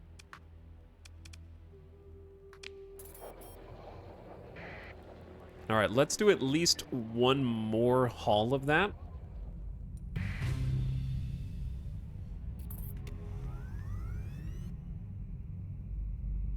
Also, chat, I just want to tell you now, I'm not going to go in a circle having the black market conversation like a revolving door. Oh, over and over and over. I'm just gonna start ignoring it. Rip late arrivers. Get to the stream on time. Okay?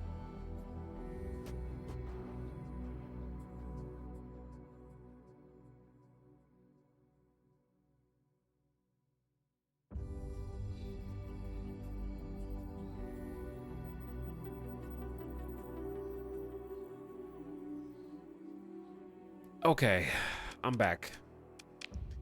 Now, there are some officers available for hire here. We should consider at least checking them out. We should at least see what they're capable of. Hebe Boyle. What can you do, Hebe? Ordnance expertise. Plus 1.5 flux dissipation per ordnance point. Aggressive. I mean, it's fine, but there's another one here. Arase Yamamoto can also do ordnance expertise, which I don't know how I feel about it. It had to be a ship with a lot of ordnance points spent on weapons. Personality steady. He's going to cost 2,000 credits and then 900 a month. It's probably worth, especially while we have money. We're going to need some officers to come fly some ships for us. Lieutenant, welcome aboard. Sounds good to me.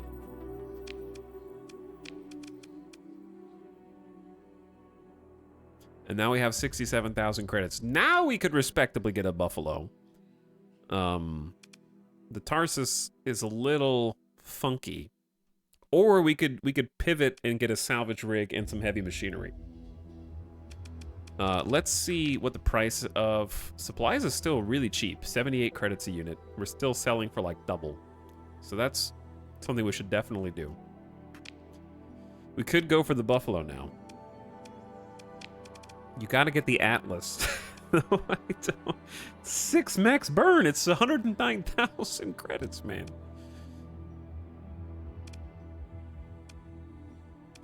Yeah, I think the Buffalo is a safe pick. It's got good max burn, 3 supplies a month, 400 cargo capacity.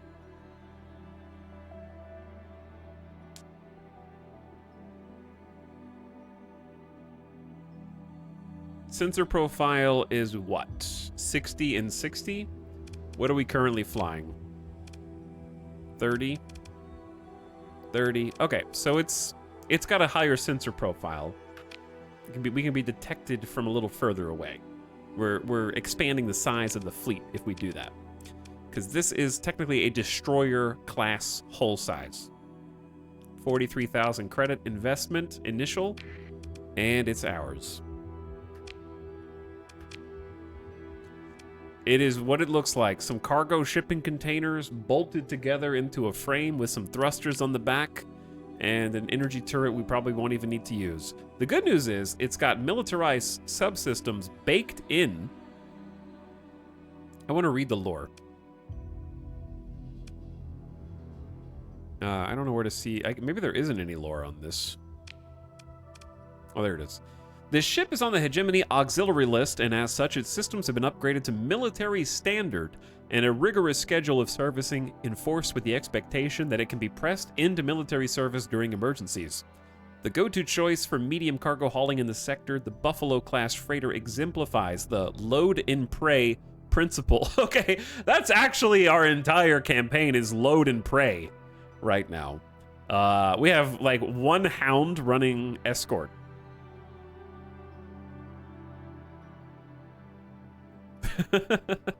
Load and pray.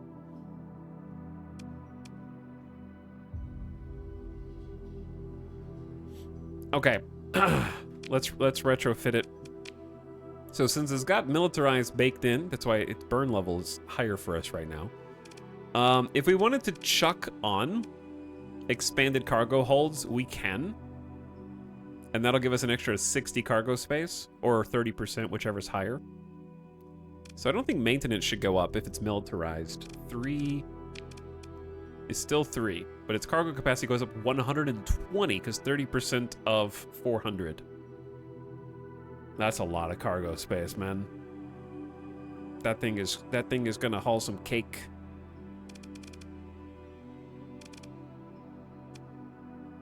And then top speed is 50 with safety overrides, but it costs more OP than we even have. So just throw unstable injector on it, and then the rest is vents. Okay. Looks good. Looks good. Hegemony Buffaloes, yeah, seem pretty good. All right, we need a name for this one too. This is a little larger, destroyer class. So we already have the loose change, the couch fuzz, the dust bunny, the pocket lint, the toe jam. This is going to be the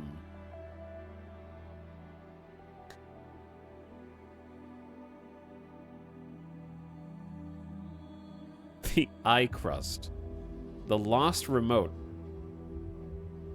the load and pray.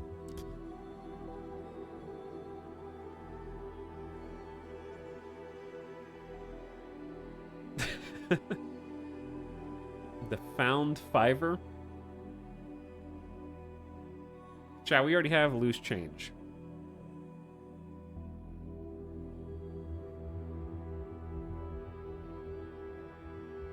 I mean, we could call it the load and pray.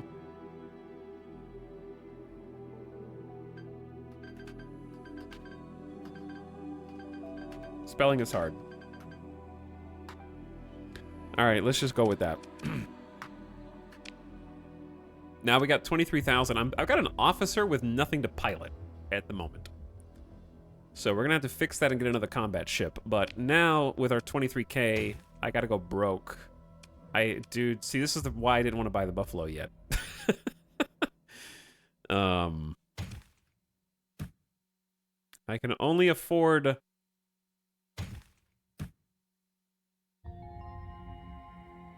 this much, 253.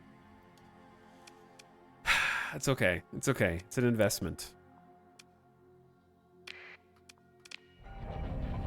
Just pay what you can. The fleet grows, dude.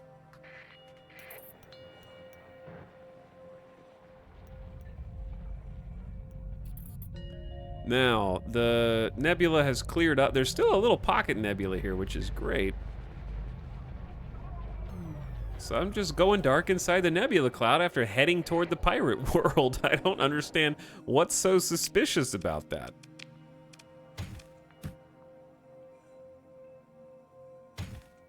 I'm just gonna make a cool 39,000 credits, man.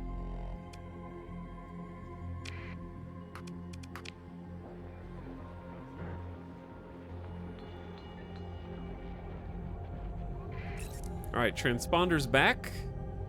I don't know how much. We're not gonna be able to take advantage of this trade route for much longer because we are about to be the reason it becomes unviable.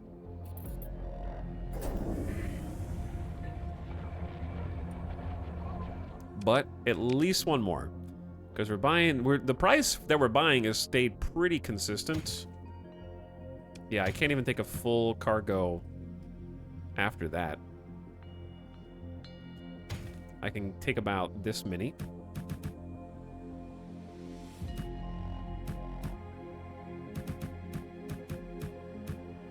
$423. They have about 20. We're buying like 1/6 of their whole inventory, so they're gonna run out here before the price is up to 96. All in, chat. The load and pray. All in. One combat vessel is all I need. And that combat vessel is also being used for its 76 cargo space. We're not even able to use up all the cargo space right now. Who? It's time to use our story points, chat. That dude came out of nowhere. This campaign, we use story points to disengage with a series of special maneuvers. I encounter a pirate smuggler. All I have to do is use my hound to defeat a vigilance, a kite, and a Hermes. It's easy. Everybody, listen, this is a strat. All mud skippers just go ass first into combat and shoot your point defense into the same target. We can't lose. Buffalo, ram them, full speed. All right, I'm gonna have to use one of my precious story points. Disengage with a series of special maneuvers.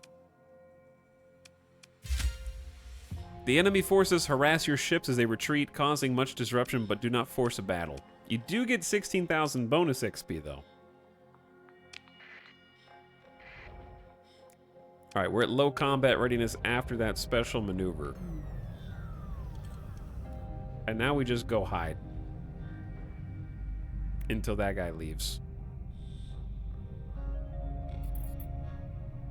I can't believe there's actually a pirate fleet there. And we ran face first into them.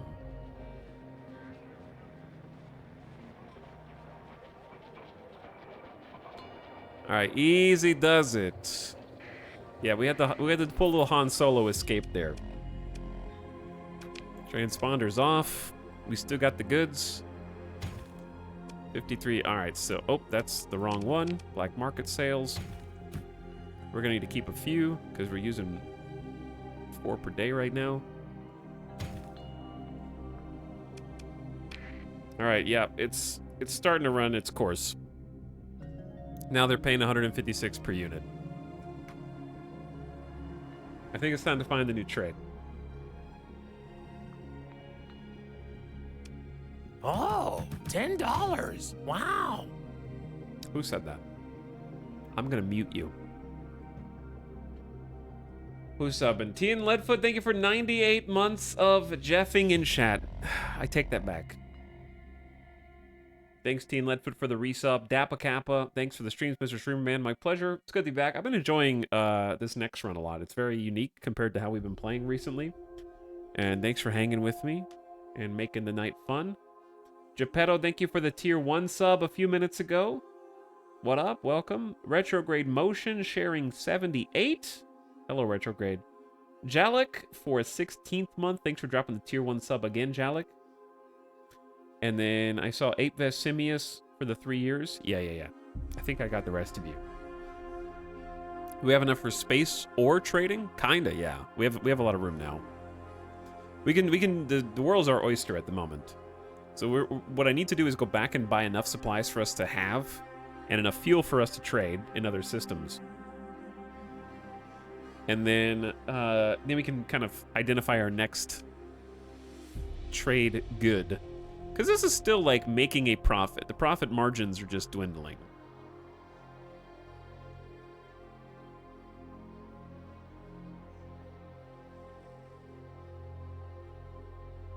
We can also buy fuel and sell the fuel here. Not a very big profit margin though. Blue Ox has really cheap heavy machinery. Oh, and the Zumu pirates want to buy it. That's about a double return on investment for 600 heavy machinery. Maybe that's worth.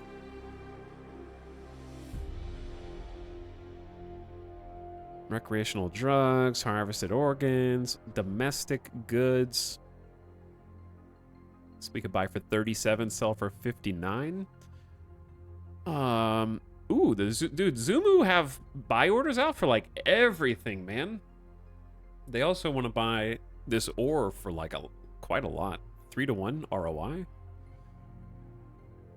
They also want to buy ore. They also want to buy organics. They also want to buy food. They have a buy order for like everything. These are like the richest pirates that we've found. I didn't see the other Star Sector streams. How's this different from the other runs? Yeah, the exclamation Star Sector command that KJ just put in chat. Everything that says is different from the last two. We're playing nexerelin mod, which is a 4x mod, where factions can expand and diminish dynamically. We randomize the systems, we randomize the faction relations, we randomize the faction power to some extent, their economic power. We don't get monthly money. We're also doing the Spacer Start, where we began with a shuttle with no weapons on it. Only 2,000 credits to our name, and we have to pay 1,000 plus credits a month debt. All those things are different.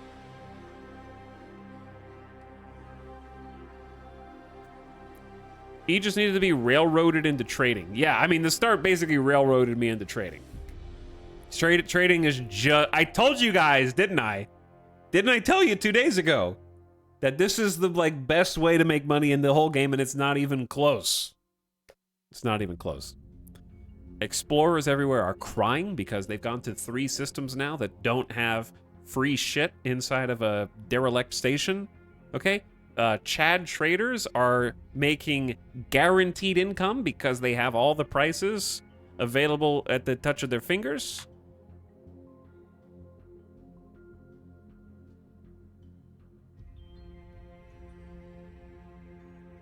Chad traders are just always winning. But yeah, trading is just like huge money. Now, there is a caveat, which is I can't fight. So that adds a bit of a dynamic that is dangerous. That is, ordinarily you can defend your trade fleet and pew pew, but in this case we are glass cannon. We are actually all in on trading. So we probably want to look at doing some like... We want to look at food, organics, and heavy machinery back at the other spot. I want to hire a few people to get us a little... I like getting about twice as much crew as we need to maintain operations so I can get a new ship and not feel like I'm immediately stretched. I got a skill point! We got 18,000 XP from profitable trades. I do love that trading does level you up, however. So I can't complain about that. That's a really good feature. Now, since we're doing so much trading, I think we're gonna pivot. I would say bulk transport makes a lot of sense. We don't get advantage of the non-militarized burn upgrade, but maybe we just pick salvaging and plan on pivoting into heavy machinery, exploration. I feel like salvaging is never wrong.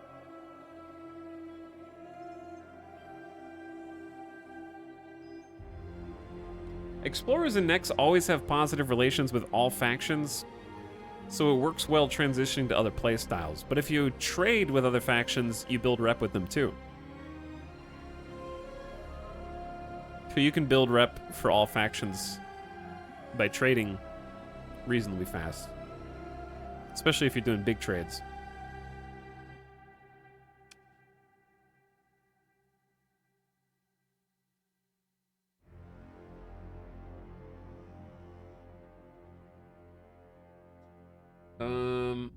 What else do we want? Why isn't this on Steam? Because the developer isn't putting it on Steam until it's done. And it hasn't been done for 13 years. Probably also doesn't hurt that they don't have to share 30%.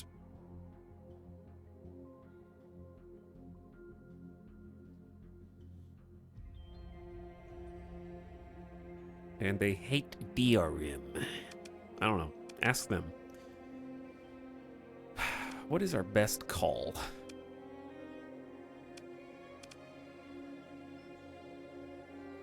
I like sensors as well. Minus 25% detected at range, plus 25% sensor range, plus 3 to burn level at which the fleet is considered to be moving slowly.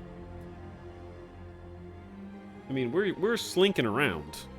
We're doing a lot of sneaky slinking around.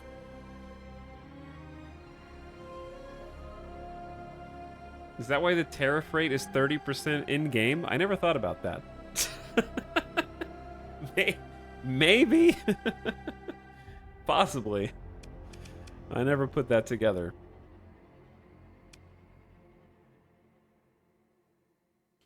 Chat, I think it's either salvaging for plus 50% resources, as long as they're not rare, plus 20% post-battle salvage, to pivot into a salvage play, exploration. Or sensors so we can continue to sneak around and do trades because we're spec'd for trading. Now bulk transport is also spec'd for trading because it's just plus cargo capacity. Just a crazy amount of it.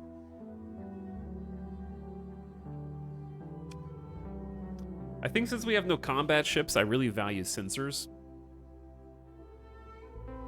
But does this... I think it kind of loses value as you get to mid-game. Possibly. You get detected 25%. Okay, you have a minus 25% to your detected at range. And you get plus 25% sensor range simultaneously. And you get to go slowly faster.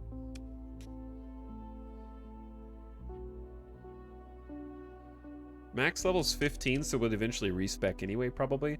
I'd say let's go sensors because, I don't know, it just sounds like it complements our playstyle right now. So our burn level's at 5, but now it's at 8. And we're still moving slowly.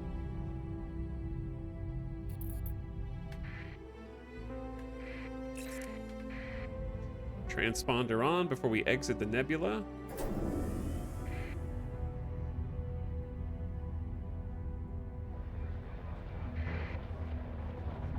And hello, I'm back. Now, these are 82, so we're still making a profit on supplies. I say we do, well, heavy machinery also is a big profit. Organics are a big profit. Food is a big profit. It honestly, you can't go wrong. They're all 2-to-1 ROI. You honestly can't go wrong. Listen, chat. I'm just bringing some food to the pirates. That's not so bad, right? I'm just feeding people who are hungry. They're just paying me 47 credits because they have an 8,000 food deficit. Being sneaky mid-game is doable. Yeah, I almost never pick sensors, Zakaluka. So I'm interested to see how that helps. I think I'm gonna love the +3 burn to hold on, I need to get some supplies. I gotta get at least a few.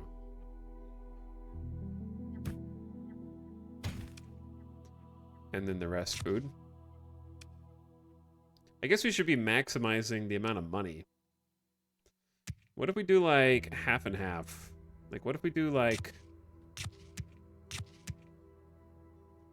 2 trades? We do 400 food and then 400 organics. That way we're paying less per unit. Hopefully. And then we can just turn around and sell both for almost double.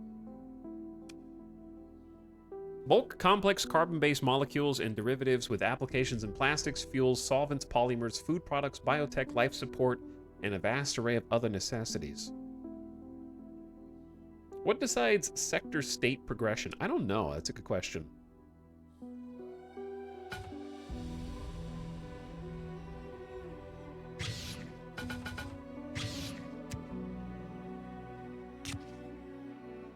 Okay, we'll also sell some heavy machinery to them.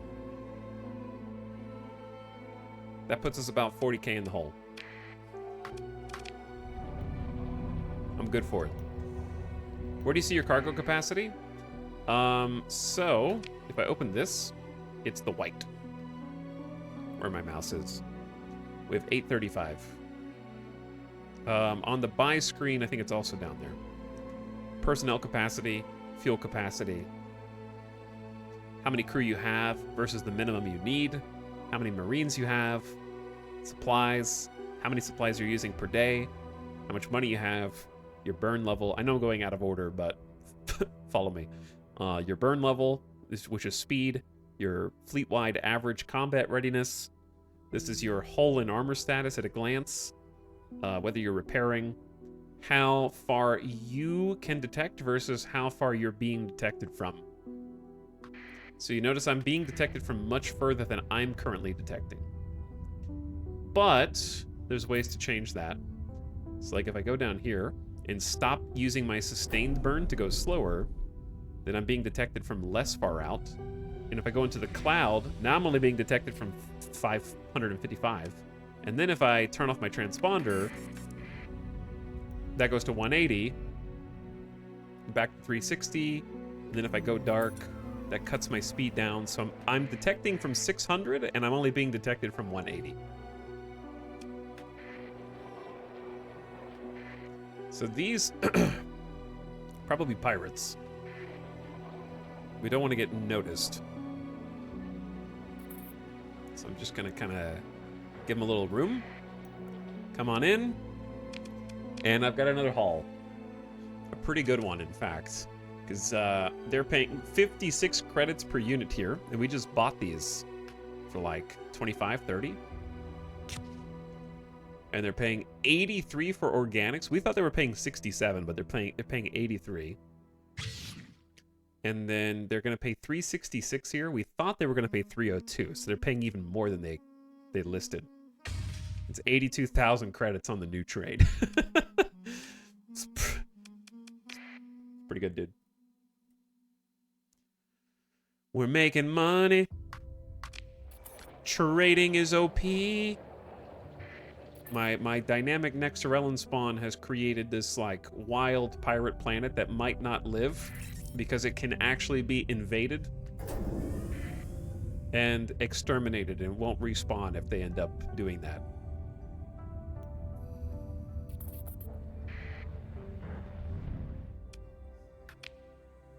This is Eve. Yeah, we're doing Eve now. This does have some similarities to like an Eve offline. A little bit. Not a ton, but a little bit.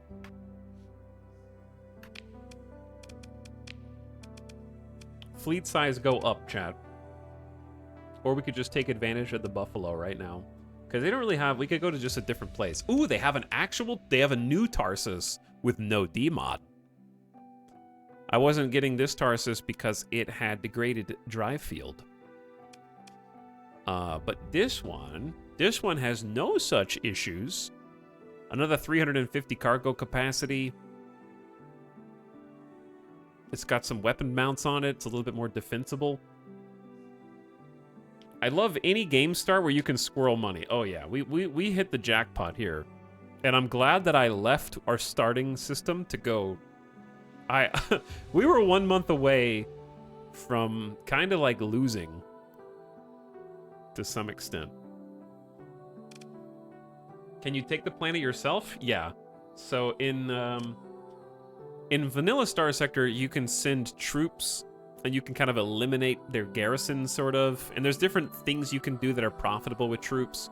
But in terms of taking it yourself, you really can't take it. In nexerelin, you can actually kick them out. And if you wanted to colonize it, you could. Like in nexerelin, you can have permadeath for the AI factions. Not just you. So I turned that on for nexerelin. So like a faction can actually be eliminated, you can eliminate them, other factions can eliminate them, and they can also colonize new worlds with nexerelin. So they're going to be like expanding the space borders over time. So there might be new settlements popping up. All right, I'm definitely buying the Tarsus. The trading fleet grows. So, like, notice how this one has pretty decent coverage. The Muddy Boot.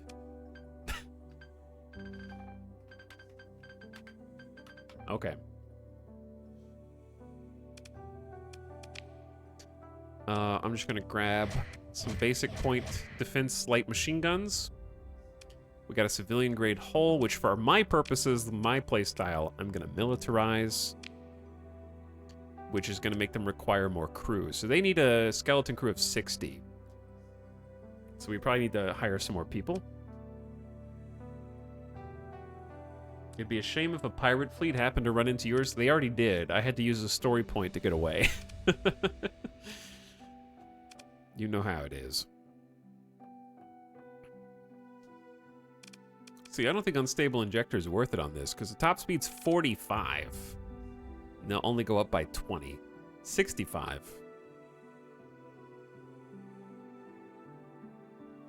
I mean, that's... If this thing has to defend itself, it's probably already in a dire place.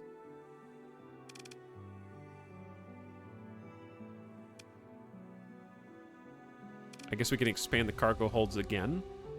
So it's 3 supplies per month. Okay, since we militarize it, it stays there. But that gets plus 105 cargo capacity with expanded cargo holds. It can do the burn. Oh yeah, it does have the burn drive. True. It does have the burn drive, which looks like this. So this is the thing's top speed, 95 here. And it has a special ability that lets it go 245. for a decent amount of time, and then it goes back to basics.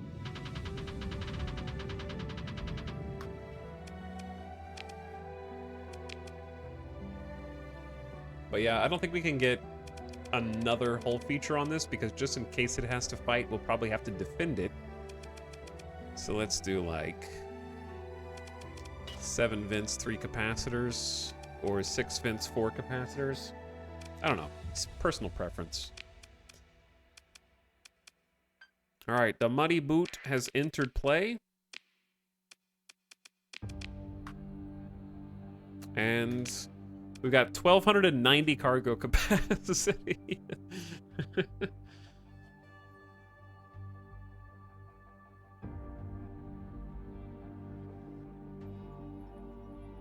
Now we can definitely do some ore trading if we wanted. Just not from here. All right, we're gonna need to get... it looks like the heavy machinery has been fulfilled at the pirate base, because they don't have... I don't see any demand there. I thought we just sold it for a ton, didn't we? Chad, did they just get a trade ship? The best places to sell are gone on food, organics, heavy machinery. Did they just get like a sell order come through? Like a different convoy, maybe? Because now I'm scared to go all in.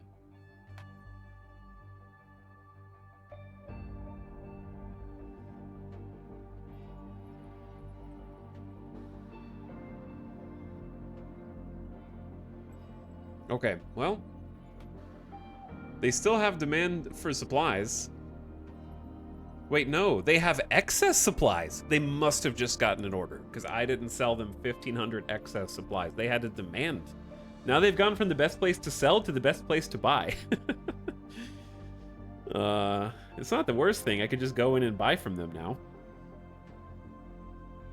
Yeah, the convoy that they must have had a convoy that was held up.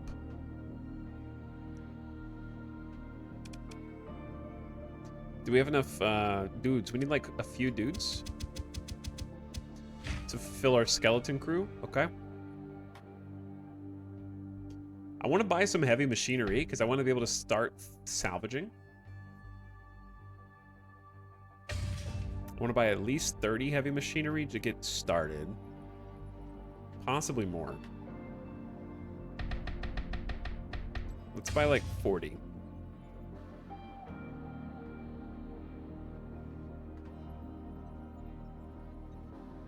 It's a decent place to buy transmutonics. They had a huge demand for transmutonics a second ago, and now it's gone. Go buy all of our shit back and then resell it for profit. Basically. Maybe it was ore. Oh, they have a demand for ore. That's what it was. Not the finished product.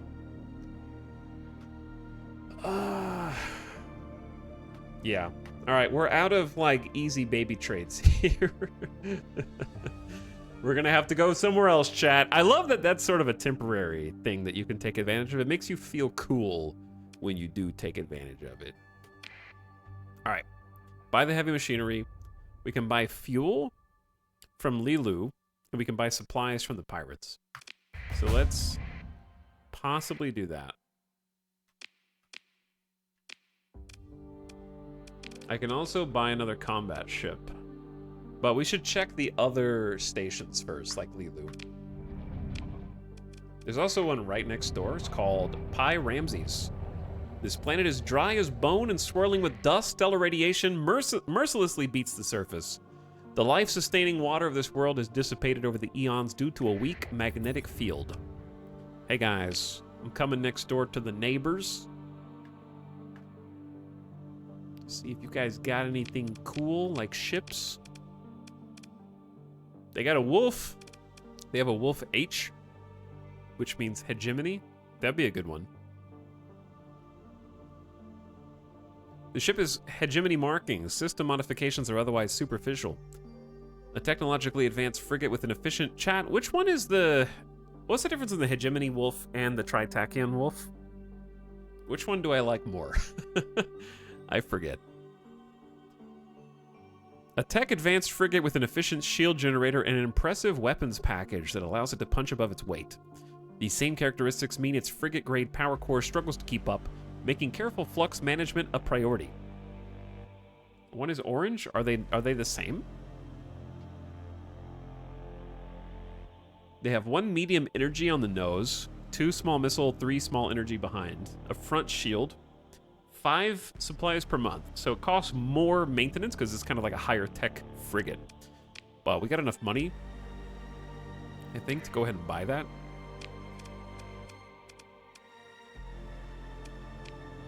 Most importantly, we can put our co-pilot in there and start mentoring the co-pilot to stay steady, I think, with the Hound. So give them a ton of bonus XP, and then we can choose from more available perks when they level up. We need at least 139 crews, so let's get to like 160. These guys are a little pricey. Actually, let's do like another 10.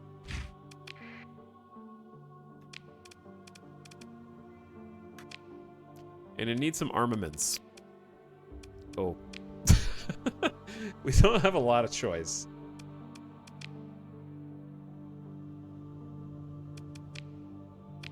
Nothing matches. So sad. Okay. Yeah, I don't like the AI pilots and the Hounds. They tend to just kind of dive, which is unfortunate. Let's just not put anything on this yet.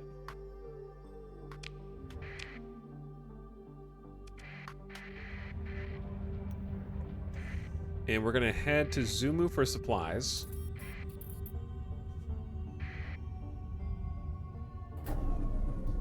Slow things down.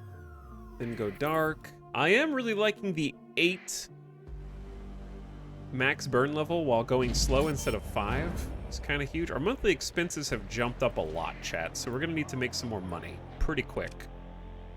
I don't want to accidentally death spiral. That being said, we are in a great position here to fill up on as many supplies as we can. They'll sell them at 73 credits a pop. And you really can't go wrong with this, because you can always sell them back. And now we're going to go to another local station, which is Lilu Trading Post, which is currently selling fuel for 18 credits per, and we can go ahead and check what they've got while we're there.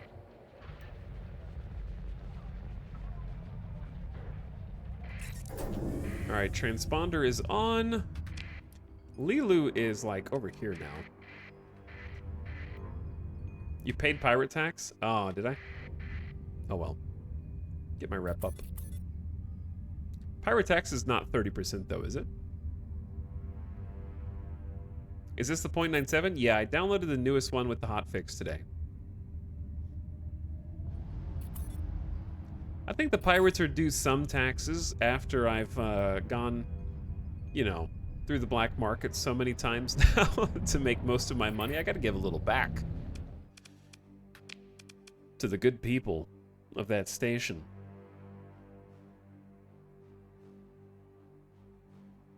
But yeah, I'm on 9.7 with the latest hotfix. This is where we're gonna go buy fuel. So I just want to get like max, because we're paying the least amount of money. Now, we're almost broke, but we have 340 supplies. That's not really broke in my book.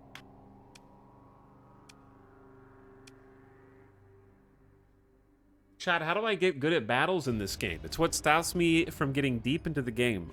Simulation mode is your friend, and running simulations with your ships. There's also like, you know, don't play Iron Man. Save before a battle and try different commands. Try a fight where you don't give any commands. See what happens. Try a fight where you give an escort. See what happens. Try a fight where you do a defense command and have everyone orbit a single node and see how that works. See what happens when you split your troops up into different comps. You just kind of have to get a feel. Learning what the enemy ships can do is also very important. You don't know when you're new at the game, like what an eagle can do, or what a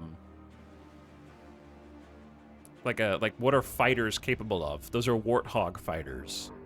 How hard did they hit? Always manage flux better, yeah.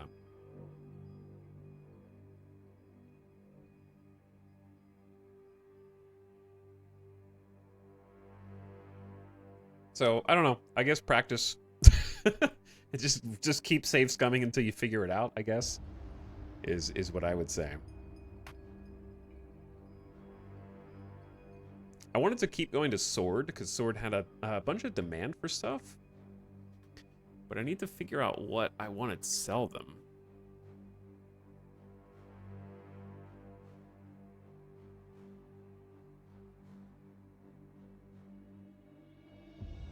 We're gonna have to find another, like, pretty good trade. We could sell them organics. Buy the organics from New Cordova. Sell them to Cantus Den. It's not a ton of profit, but it's money. It is money. This is maybe the best one. Domestic goods, buy for 29, sell for 102.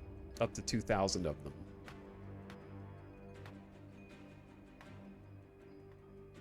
Okay, something like that's gonna have to work. Let's head to Tar. Volak. Alright, that's here. Volak. Okay, and we're off on a new adventure with 8,800 credits in our bank account. An actual fleet. Oh, I didn't check. The refit. I gotta go back to the trading post. That's why you double check stuff before you go. Okay, well, chat, I gotta buy. Listen, rules are meant to be broken. And this place has a pulse laser on the black market and 2 LRPDs. Rules are made to be broken. And unfortunately, we're gonna have to go with annihilators. He only has 1 annihilator. That's unfortunate.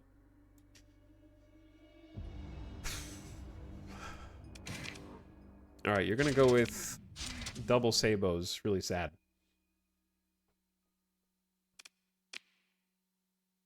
Sabos are anti-shield missiles. The pulse laser is really great at everything. It's just a catch-all. Pulse laser is too good to pass up.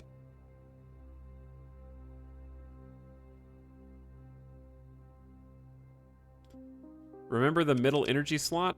Oh yeah, they do have a third. I thought they only had 2 LRPDs for some reason, so I wasn't gonna fill that. Alright, if you're a wolf, in my opinion, a wolf basically needs 10 vents at all times. And probably like 9 capacitors. Because that is going to be how long we can keep our shields up for and how fast we can clear them so that we can keep using weapons. Like, the pulse laser is kind of flux heavy, especially if you're shield tanking. So I think we go 10 vents with flux distributor for even more venting. And then I typically like ox thrusters on the wolf. Let's see how fast it turns. Not as fast as I like. See, I'm trying to make it follow my mouse. It's a little slow to ping pong back and forth.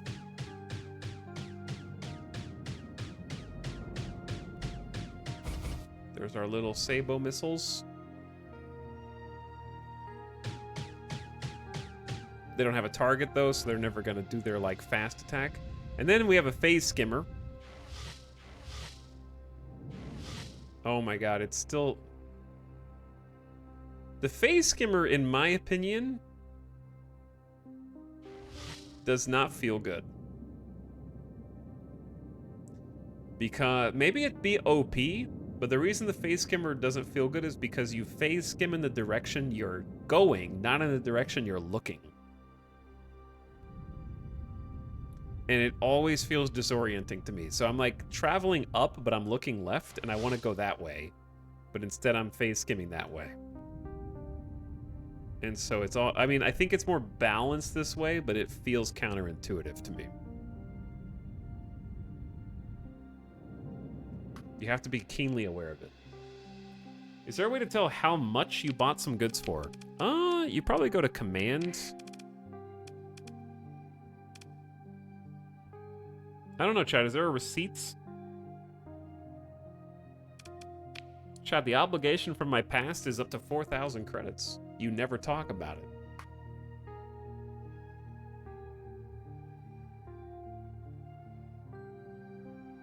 I don't think you can see, like, past transactions.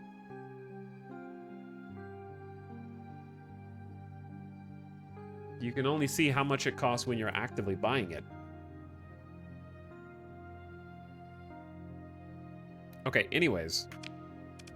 I was gonna add... I think I like Ox Thrusters for the 50% maneuverability. And then we have one extra OP, which I'm gonna change once I get rid of these sabos. Because now I can spin that fast. It's just much more nimble. And I think you need to be nimble with a pulse laser. Because you just want to keep pressure on, and you want to be able to move and like phase skip and then turn and acquire your target.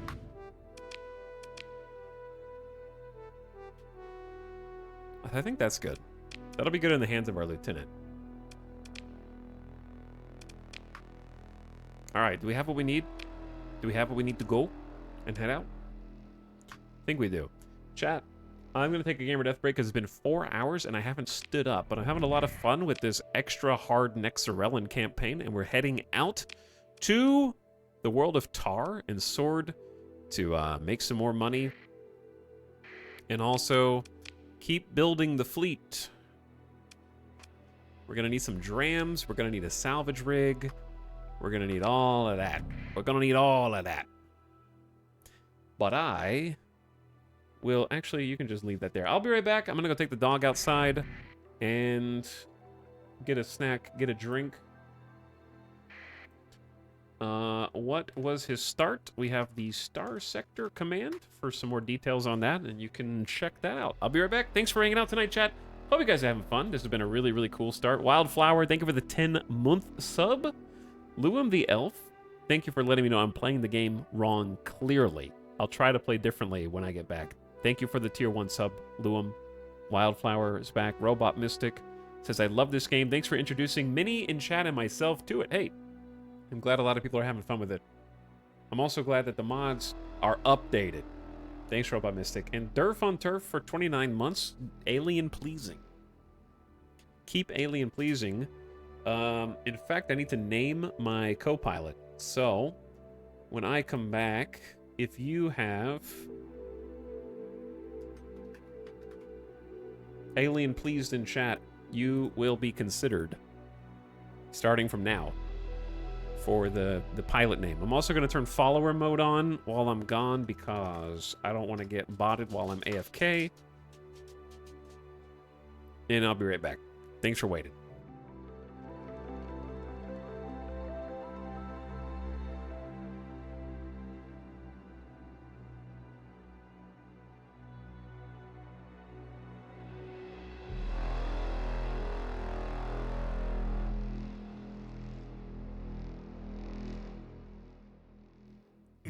Bits.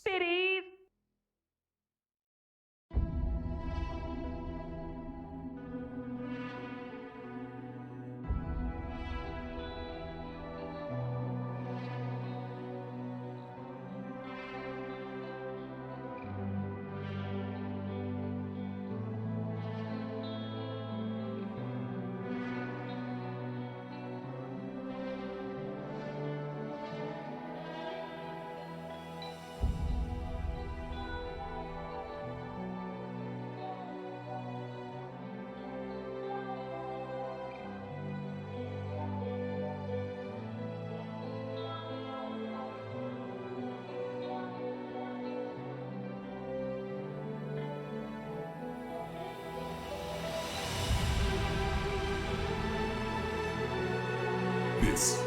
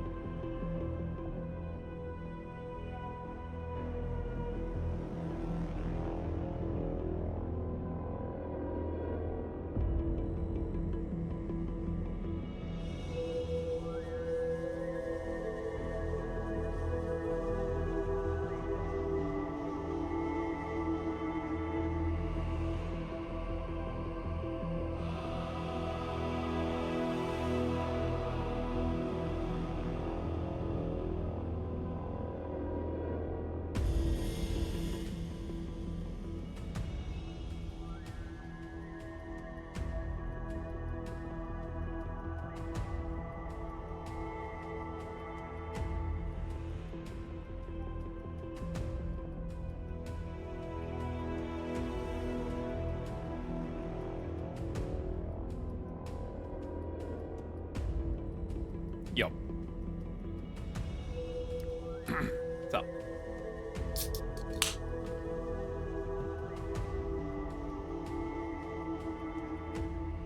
Alright, gotta stretch the legs out real quick.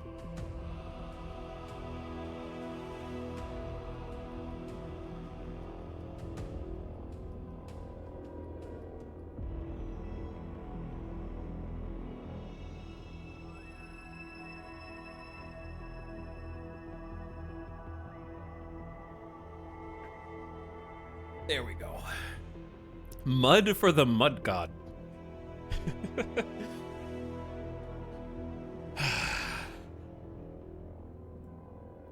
Alright, gamers, I'm rolling the dice. Good luck. Nightbot chooses Monkey Space as my co-pilot.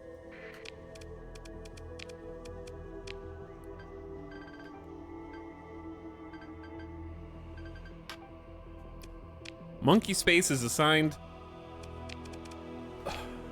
to a ship we haven't named. Joining the ISS Loose Change.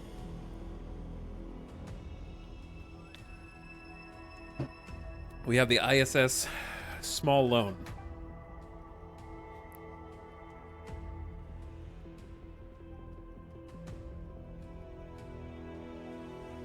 Enjoy your new position inside of our growing fleet.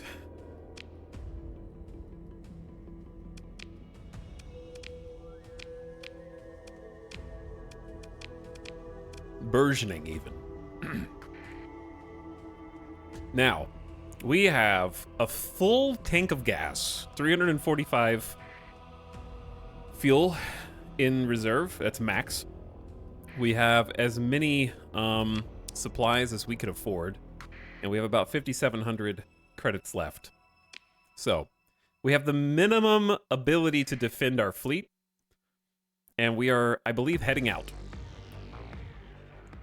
Heading out, chat. We're going to Tar. I don't remember what we were going to buy in Tar. We were going to Volak. That's all I remember. So let's get on with it.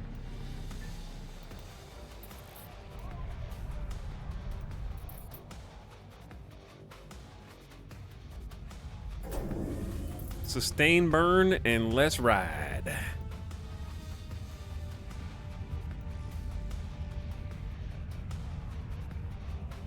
Our skills so far are very conducive to this playstyle. I almost have enough bonus XP to take us to level 3. I've just put both points in tech. So we have minus 30% terrain movement penalty from terrain that might hamper us, +1 max burn level, sustain burn gets a +1 to bonus, and we get the transverse jump ability, which we'll probably be using a lot with this playstyle. And I decided to put a point in sensors, which I normally don't do this, but I think it's really strong. We can detect from further away. We can be detected from less distance. Wait, it takes... I always struggle how to say this. People detect us more poorly. We're more secret. And I really, really have come to appreciate in a short amount of time the +3 to burn level at which we are considered moving slowly. Like, the game considers this slow for us. And it's like 40% faster than it was before.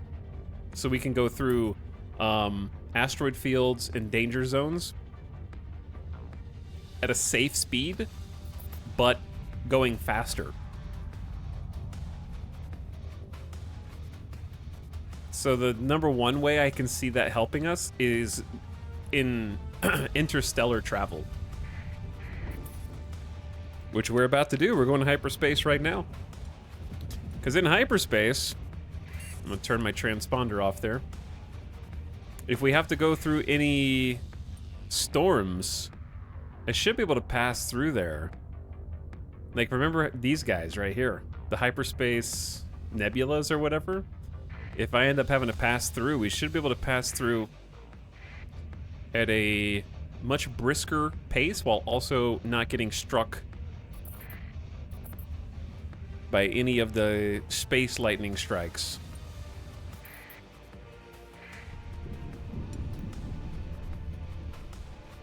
All right, I'm jumping in. Transponder on. Let's go. Salvage fleet. I need to check my surroundings. We're in unfamiliar territory.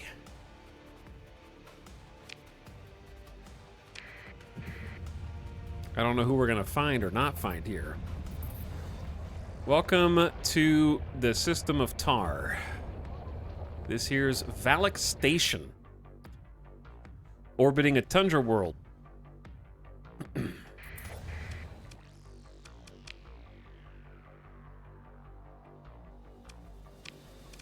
Let's go say hi.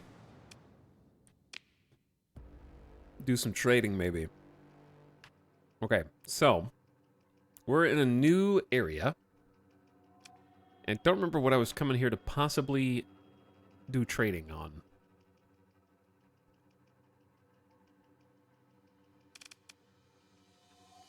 Let's see what they got. Oh, they've got domestic goods. That's what it was. They have the cheapest domestic goods, in fact. They also have very cheap transplutonic ore. We could do some ore trading, but we'd have to trade it. We trade it to the Sindrian Dicta 2 light years away. That's not bad. Now, we're not going to be so lucky as we were before.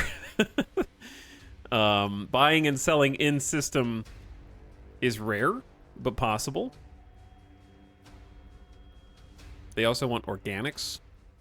So we have a few things that the Sindrian Dicta want, and they're willing to pay a premium for, that Volak have in spades. Okay, but we're gonna have to, like, make some money before we can spend money. Jeremiah's World! Hello, Hegemony. Welcome to Jeremiah's World. Yeah, I didn't know what to call my Minecraft save, so I just named it after myself. You guys still wanna play on my server?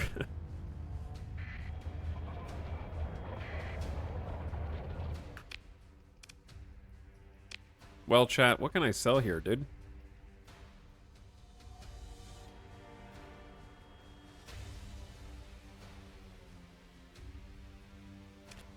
I don't really have any easy way to make money. These guys are too well supplied.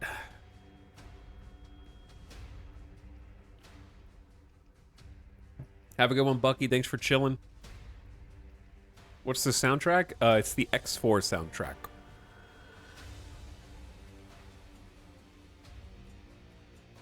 Which is a really good one. A lot of good music.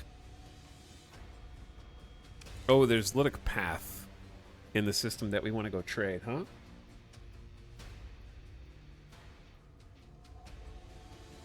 That does make things a little more complicated. All right, yeah, I have to get some money first.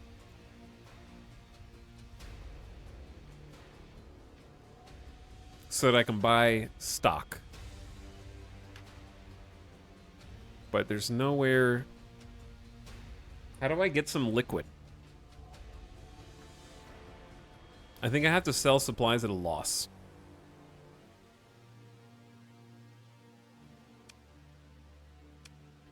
I might have to sell some supplies at a loss. I thought we'd be able to sell them for more up here, but no, actually. I can sell them for 114 if I go to Sesame. But yeah, even if I sell like 200 of these, I only get 14k. Chat, did we bite off more than we could chew? Here, possibly?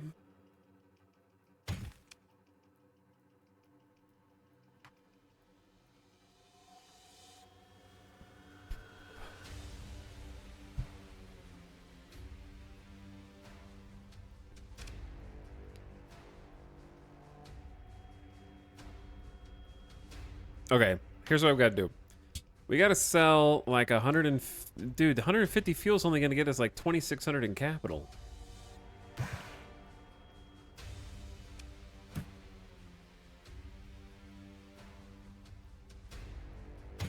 Yeah, I gotta sell like all this just to get 24k. Okay, now I gotta turn around because that station sucks.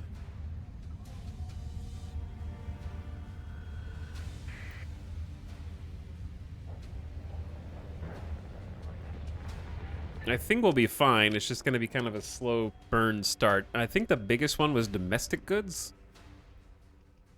Buy for 28, sell for 102. Okay, and we just buy as many as we can.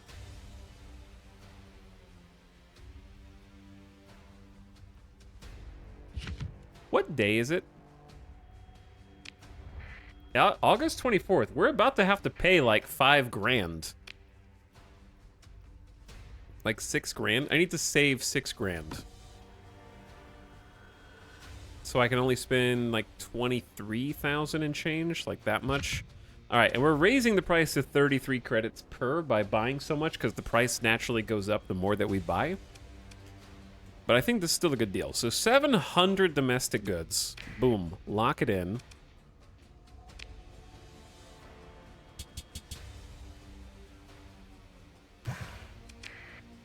How much are we going to need to spend? 5,700. All right, we're good. All right, and then we're out to Sesame. It's a pretty short trip. But where are we taking these specifically? We're taking these to the Luddic Path. Oh. Uh-oh. I should have looked at the fine print, chat.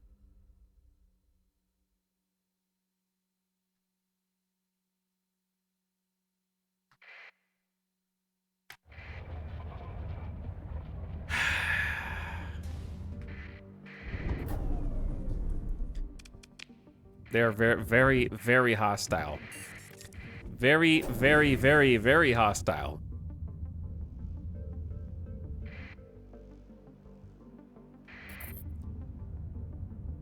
So, let's see what happens. Hey guys. Hello, Sindri and Dikta. Hello, officers. Oh, the positioning on this could not be more unfortunate. 3 Sindri and Dikta stations surrounding the Luddic Path world. Unbelievable. It's literally just sandwiched in between all these, dude. There's the... How am I gonna get in here?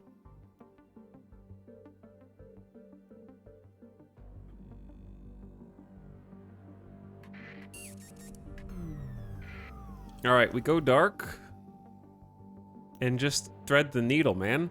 I'm so glad I picked the sensor. Where are you guys going? Oh, they're gonna fight right now? Oh, they're just gonna kill these guys. Why do you have to pop out right now? They're just...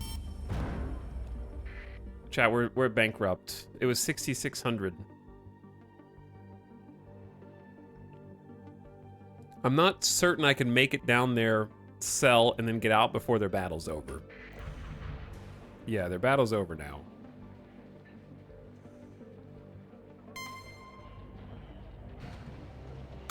What a terrible position to be in, man.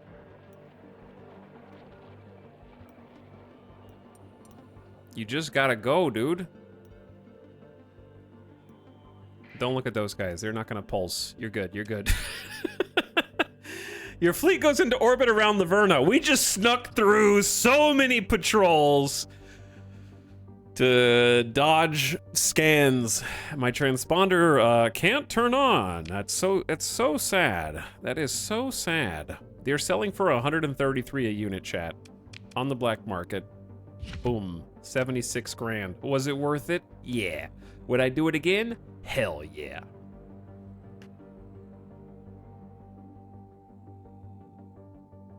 Easy. They've got graviton beams. They've got some weapons here I want. Listen, I'm not gonna perpetuate the cycle of illegal arms dealing. Wait, I already bought some black market weapons. That's different. It wasn't from the Luddic Path.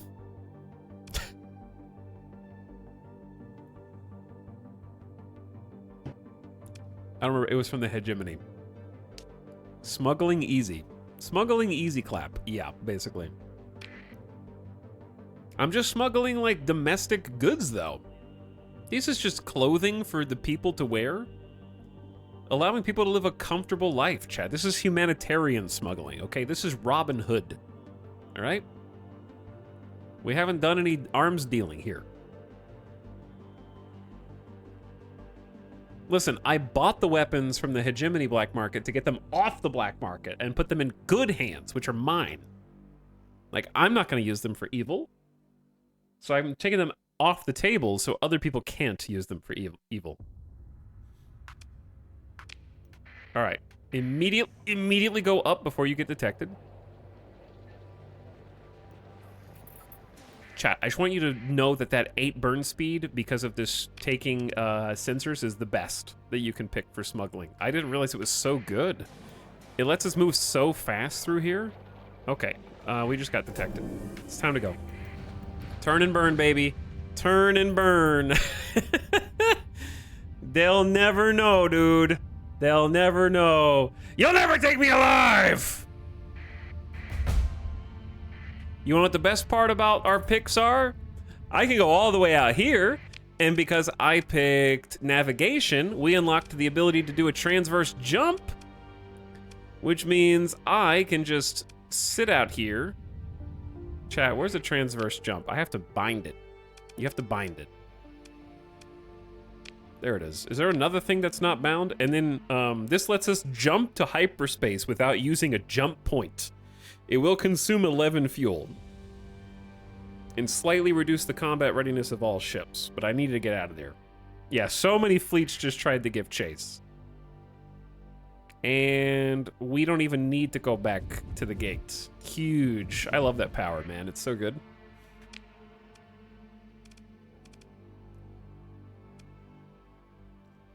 All right, let's go back to Tar, because there were just really cheap resources there.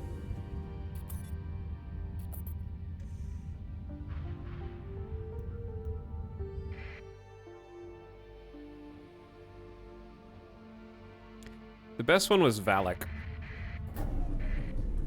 Valak was the best one, so let's go there first. Transponders on.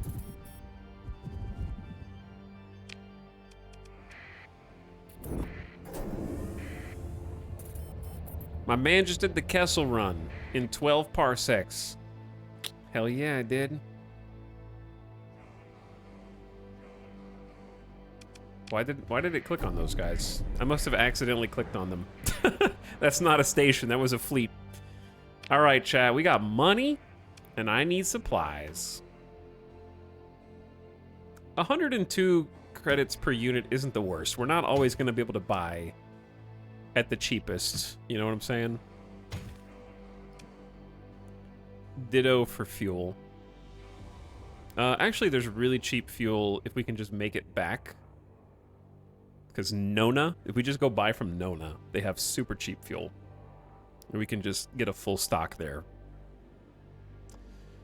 Okay, so we got 50 supplies. What are we doing? Maybe are we expanding the fleet again? Or no? Too soon? They have a Lasher with 1 D-mod, faulty power grid, flux capacity down. It's rough. I love the Valkyrie troop transport. We just don't need that right now.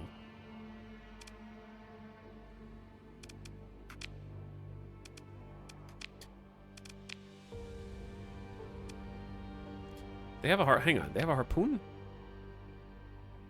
Or did I pick up a who's got the harpoon?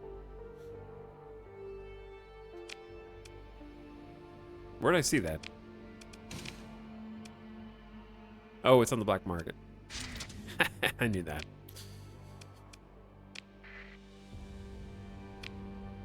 I knew that.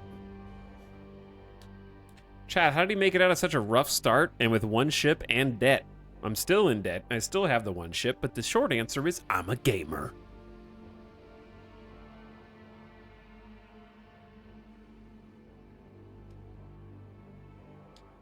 Etal's become a professional tax evader. I'm also tryharding right now. It was more difficult to try hard in the other Star Sector runs because, I don't know, something about having the nexerelin. I know that the save isn't going to be... I can drop it whenever I want, but I know it's not going to be invalidated in my mind. Like, the vanilla run was invalidated in my mind the second I knew that nexerelin was there. I was going to start over, so it was difficult to, like, stay connected to it mentally. That's just a me thing. It's hard to explain. By the way, did you guys give bits while I was gone? Luum the Elf gave 1,000 bits, and Squiglets gave 1,000 bits. Thanks for the bits, dudes. Bits. Rare bits givers in chat. Appreciate both of you.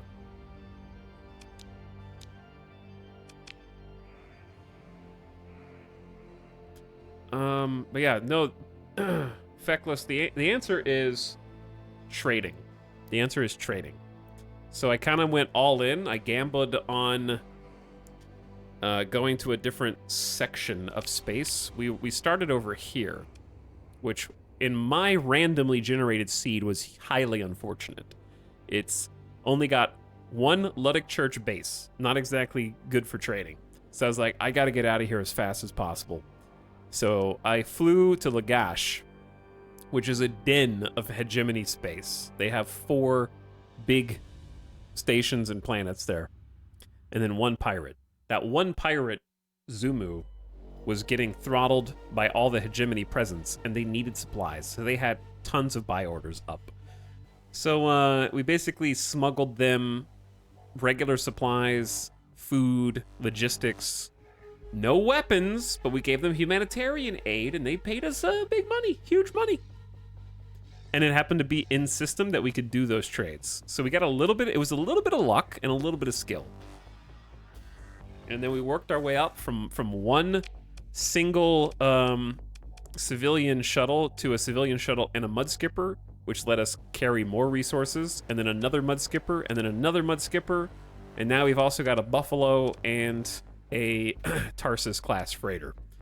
And then the Hound also has some good freighter space, and we just got our first actual combat vessel, the Wolf.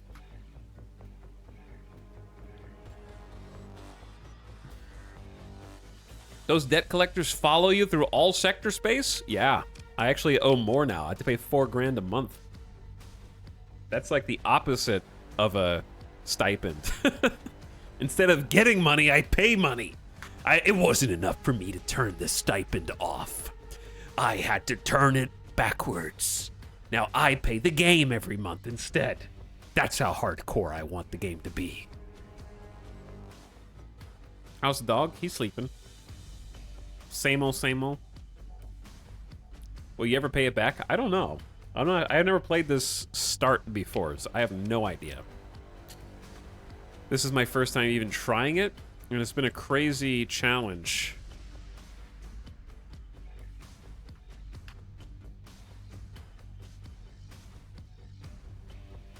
This is pretty great. This is an in-system trade that just cropped up. We have the cheapest domestic goods, and we can also sell them for a reasonable turnaround inside the same system with Sindri and Dikta space. So, if you look at Intel, Sindri and Dikta and the Hegemony are known enemies. So they'll never actually do this trade. They're fighting each other. They're hostile. So we're the middleman. We're bridging the gap. We're doing it. This is why this trade even exists, because the AI like can't do it. And that's where the dynamic aspects of both Star Sector Vanilla and nexerelin come in that I think are so fun.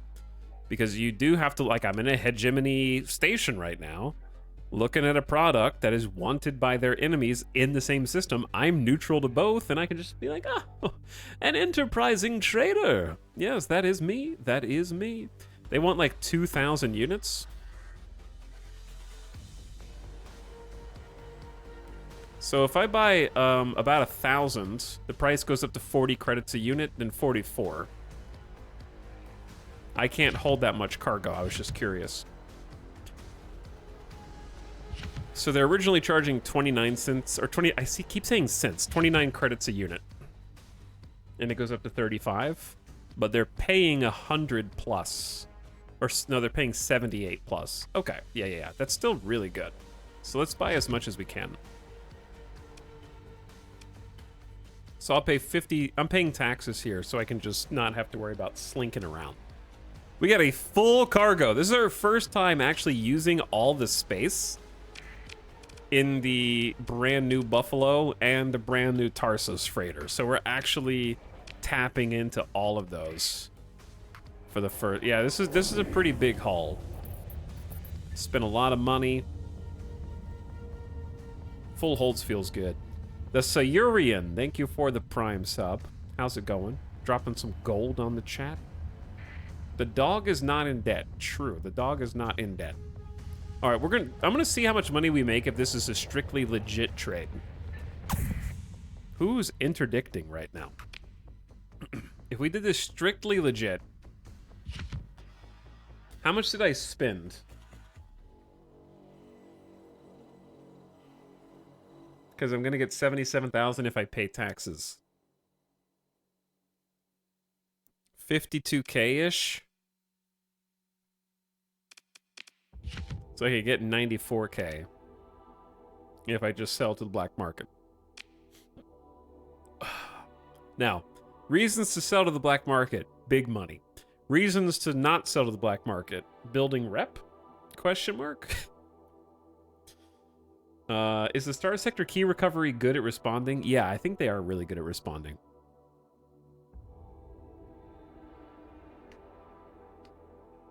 They'll respond pretty quick. That's a really short route too. Yeah, I'm not sure if it's worth sneaking in for the extra money, or I'm kind of curious to see how much rep it does or doesn't build with like these big transactions. Like, what is our rep right now with Sindri and Dicta? Neutral? I don't know if this is enough to even move it one rep point, but let's find out. Because I'm still at 97,000 credit. We still made some big profit.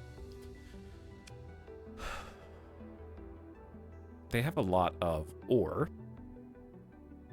The ore trade can be profitable, but you need mass quantities. Like huge, huge quantities. Excuse me, are you selling organics for 4 credits a pop? We need more room, dude. They have 9,000 extra organics. They're almost giving them away for free. They don't even have any ships here. What? They don't even sell. Is this like a tiny station? What level is this station? How do you see what level a colony is? Level 4. Where are their ships? This is why random sector is really fun. Yes, this is exactly why random sector is really fun. Precisely. If you're just paying attention, this kind of stuff just seems like it happens all the time, but you do have to pay attention. And that's the fun part. I want to buy as much of this as I can. But I don't have room. I can buy 1,249. And then I can take it to sell. If I want it to be... If I want to be safe, then the best place to go is like Sesame up north. Let's go to Jeremiah's world and maybe we can buy another ship. Does the storyline work with random sectors? No. It disables it, and it gives you the end-game item that you get for the storyline. That's the red thing in my inventory that I'm just not going to use unless I absolutely have to. Drop it and stabilize? That's a great idea. That is a good idea. But I'm already here, so... I don't hate just buying another Hound. I've learned to appreciate the low-tech start. It's given me a better appreciation for the Hounds and the other stuff. So let's get one. What else are they selling? Insulated engine assembly? Heavy armor. I'm going to want to get all these, but I don't think it's a good time to start collecting mod specs at the moment. What up, dude? All right, let's see what they've got here, actually. Always the heavy mortar. I'm gonna stay legit for now. I'd rather just, like, save this.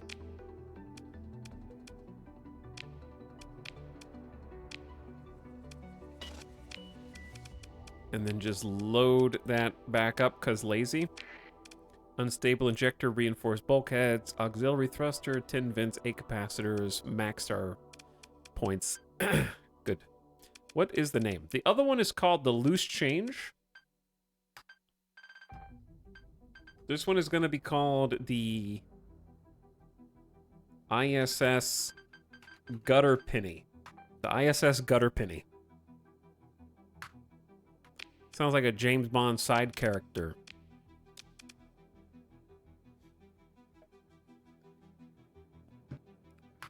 Can we find another officer? Not here anyway. We need another officer now that we have another ship. Now, that does have some more storage space as well. Not a lot, but it has some. None of these really here are satisfactory haulers that we can afford. So I could go back to Valak. But actually, yeah, I like what that other chatter said.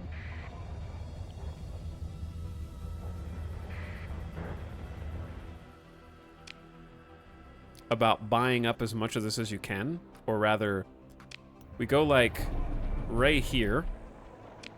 And we drop all the organics. Will somebody pick them up?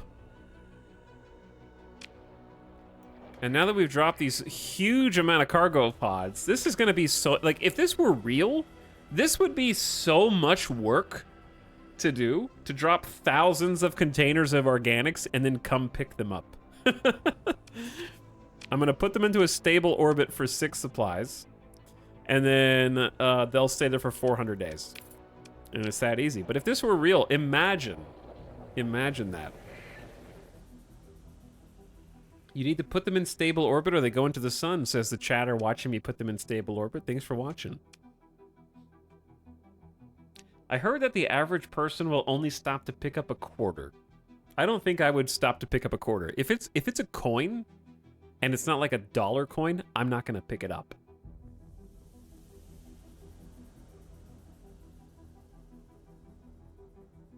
Because I don't know, that it's just going to get lost later. I don't have like a piggy bank. I don't really have anywhere in my wallet to put that. It's just going to go in a pocket and then what? How many quarters would there have to be for you to, like, okay, if there were a bunch of quarters, I'd stop, pick them up, and then give them to someone else. The next person I possibly could. If there's like a change jar on the, like, firehouse subs for the firemen, it's going in there.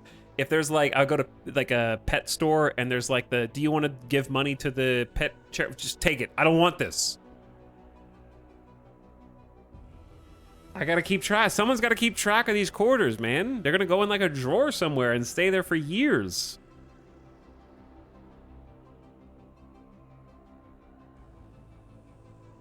The more quarters you add to that, the more annoying it gets.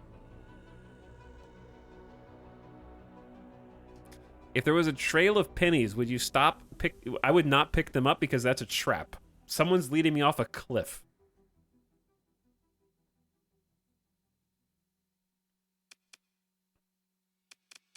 I gotta watch where I'm going. All right, why did I come here? Somebody asked, why did you get a small ship? Because I needed it. I don't know what that. I don't understand what that question means. No, they don't sell anything here. What? Oh, no, I'm here to buy the rest of the organics. Until the price gets out of control. Which so far it's not. I think, can I just buy like all of them? Their price is literally not going up. It's free money, dude.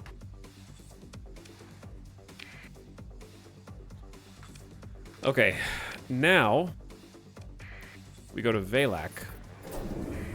Hopefully nobody takes my cargo pods. It'd be funny if the AI could stop and pick them up. They're just like, yoink. That's mine now. You gain 25,000 experience from profitable trades and have advanced to level 3. Trading is XP. Dude, I could do 50% cargo capacity and fuel capacity and personnel capacity.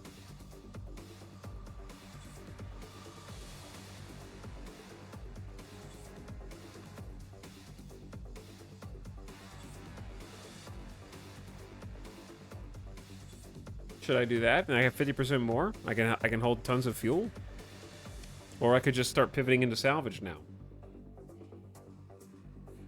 Hello, small ship chatter here. Why you know freighter with cargo space? I have two, but I get them when they're available. What I need is a ship with guns on it, okay? My ships with guns are one wolf that's not properly outfitted, one hound, and the rest are indefensible civilian ships. So I wanted to buy another ship that had a gun on it. That also has a little bit of storage space. Also, you might not know what our start is today. That's why we did the exclamation star sector command.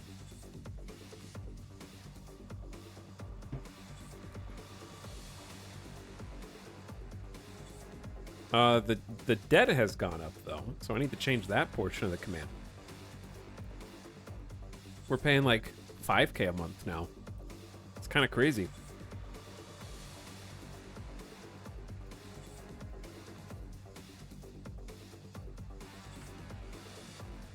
There we go. Okay. Salvage seems cool if you high roll. Yeah, salvage is like always gonna happen. It's just whether it happens first. It's kind of like order of operations here for us.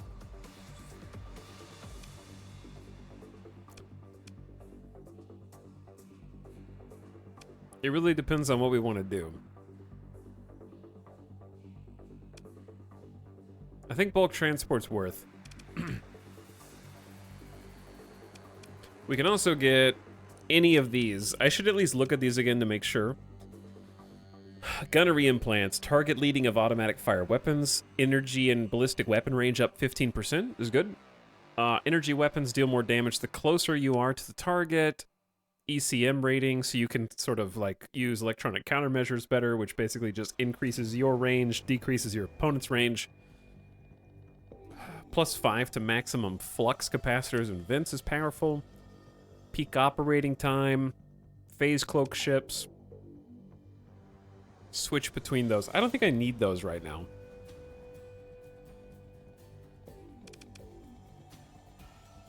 Yeah, I think bulk transport plays into our current play style at the moment. I don't know how long I want to be a trader guy. I like trading. I was just wanting to do something different.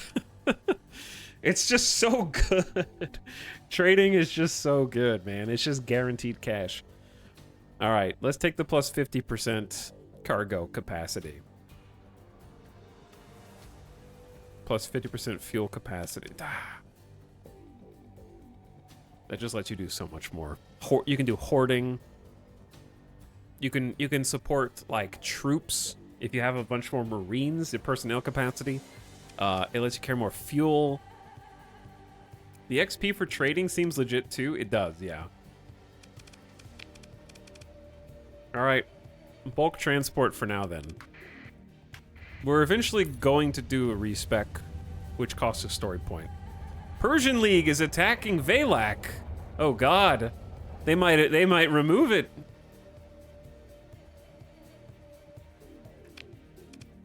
What are they doing? They're gonna eliminate my money bags. All right, we got 65K. They've got another Tarsus up and another Buffalo. But the Buffalo's compromised storage, lol. They also have a wolf. Okay, in that case, let's get the Tarsus. That's another 350 cargo capacity and then some, because we have the 50% bonus now. And that's a pristine Tarsus. Our crew is under strength. We need to watch that. Let's save our config so I can just load it in. So the config that I'm choosing is militarized subsystems. I know that we now have bulk transport's bottom-most perk is increase the burn level of non-militarized ships by 2, but I just think that the penalties to your sensor profile and your sensor detection are completely offsetting the benefit of the increased burn.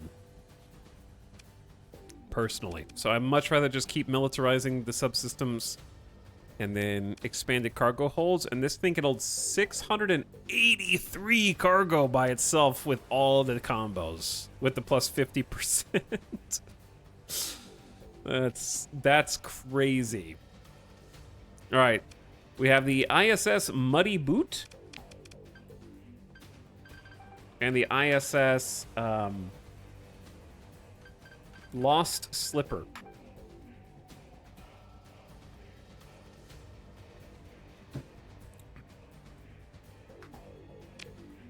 We need to hire some crew.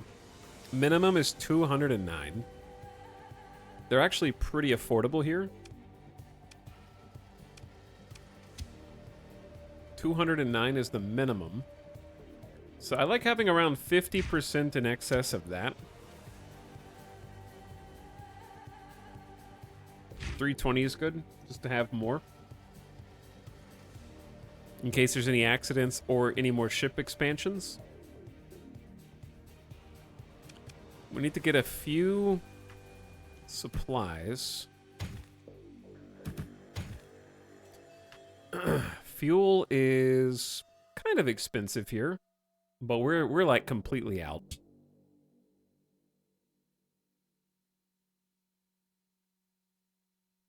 And the fleet is large enough now that 100 fuel's not going to do much.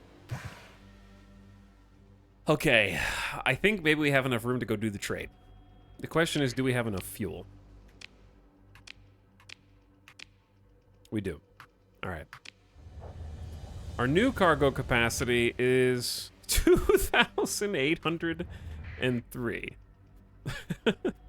They're going to attack the Persian League, who's blowing up their station. Good luck, Hegemony. You guys are selling too many discount goods. It'd be like if the dollar store was getting attacked by Walmart or something. Or maybe the dollar store is attacking Walmart in this analogy. The hegemony would have to be Walmart. We need to go there.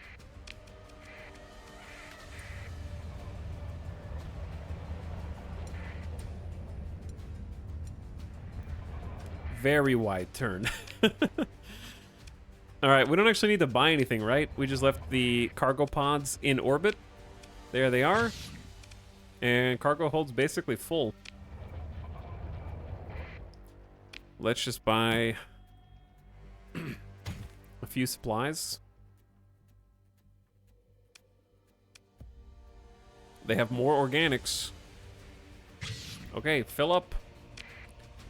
2,700 organics inbound.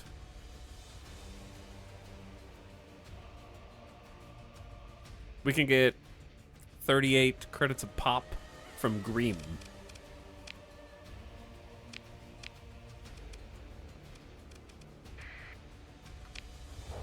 Let's go. Which store would you fight for in a post-apocalyptic corporate war? What are you, the new social media intern for Wendy's? No, I don't know who I would fight for. I would fight for... Where would my corporate allegiance lie?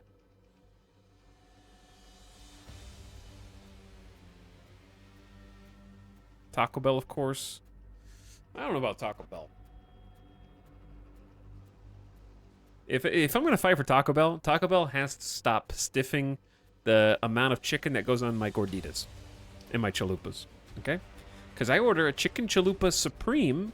That doesn't mean I want 4 pieces of chicken and then slathered in sour cream. Where is the chicken? All right, you're supposed to make these fresh. There's more bread than meat. And the prices keep going up year after year. Okay, Arizona green tea. I don't even like Arizona green tea that much. I just respect that they've kept the price the same the entire time. Okay?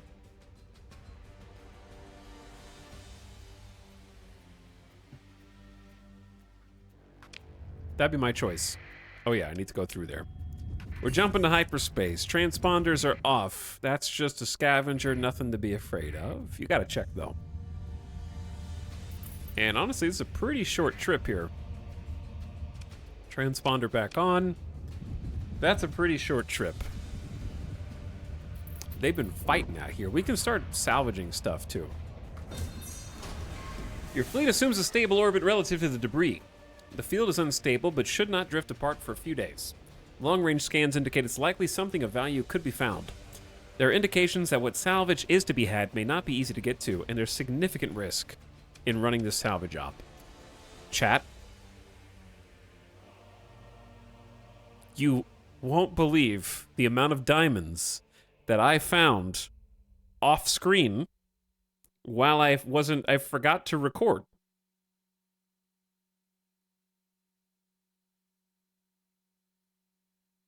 You won't believe how good my RimWorld colony is doing after I cut out the entire raid from the video and tell you about it afterwards.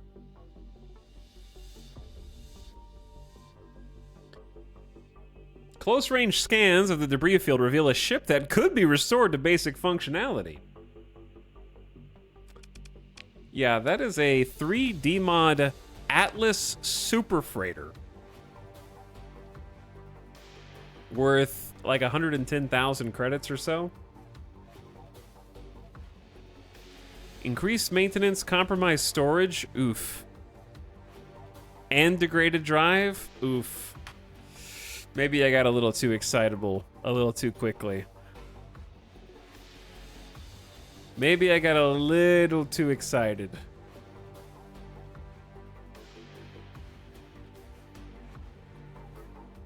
That increased maintenance, 13 maintenance per month. And the compromised storage.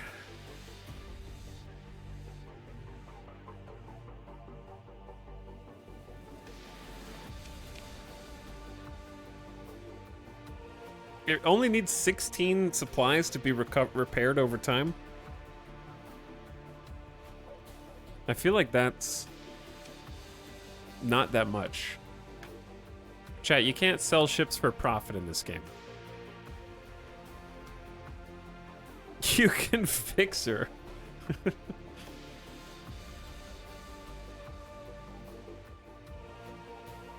Never fall for the Atlas trap, is it?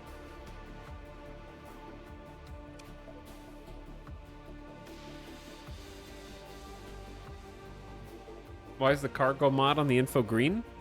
Because we have bulk trader, so it's still a net positive. Yeah, the sensor profile's crazy. The sensor will never be able to hide. And will be slow.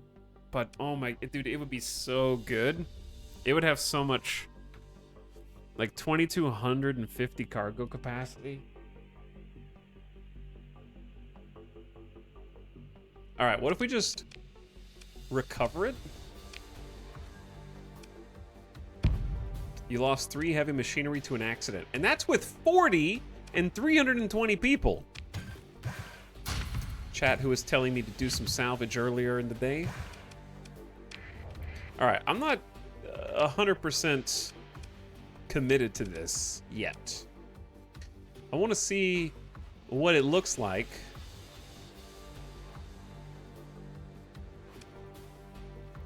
So its speed is max burn of 7. If I militarize it, that should go back down to 6, right? Oh, I can't because I need to be at a dock. All right, well, we're going to a dock right now. We're dangerously low on combat readiness. I know. There can be critical malfunctions. I know.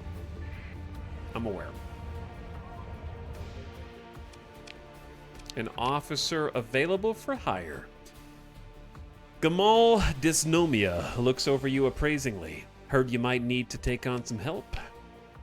Reckless personality with polarized armor. In the conversation. Goodbye.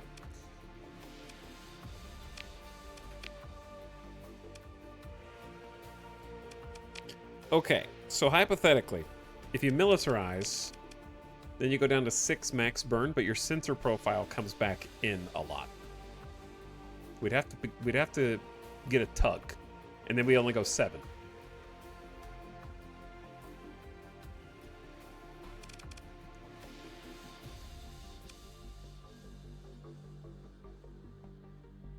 I don't think there's really, like, expanded cargo holds would increase the cargo capacity up to 2,535.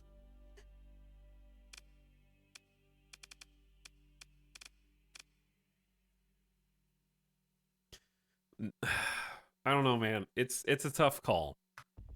Let's do what we came here to do first and sell the organics. I'm gonna just sell on the open market because we bought these for 4 credits a piece, and we're gonna sell them for 40 or 30, I guess. That's profit all day.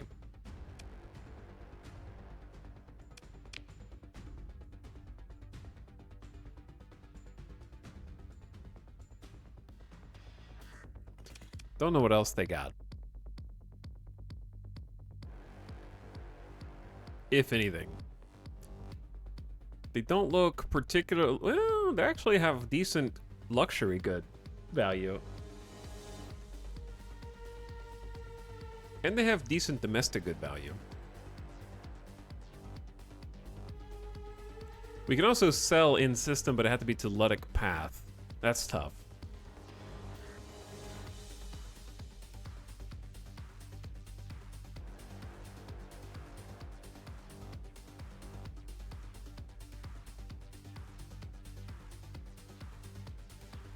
Sorry to be Jeffin, but you could add the +2 mod. What are you talking about? You have to tell a funny joke to get that one.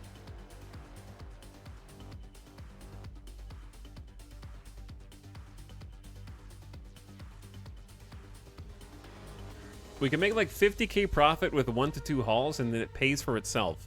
Yeah. No, we can definitely make profit with the giant freighter. The issue is, will we get caught by pirates or other ilk because we are too slow and then explode? Because I'm playing Iron Man mode. So it's kind of a serious issue.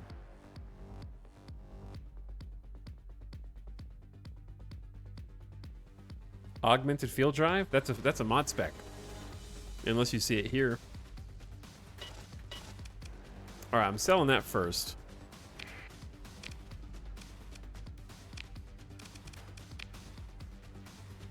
Yeah, augmented field drive is a mod spec, chat. You silly gooses.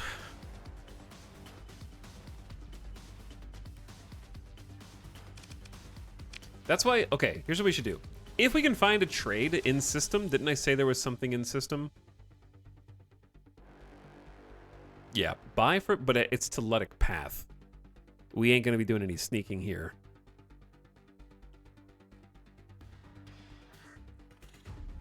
But think about the profit. Think about the profit, chat. Have you thought about it? What's the date? Ooh, the month's about to roll over. Let's just let the month roll over for a sec. Our monthly expenses are 10,000. My obligation from my past is 7,000 credits a month? Oh! It's going up.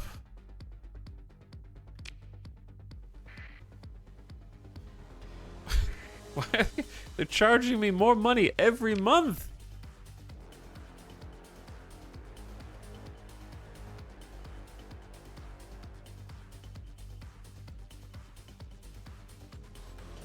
Okay. What is the best deal here?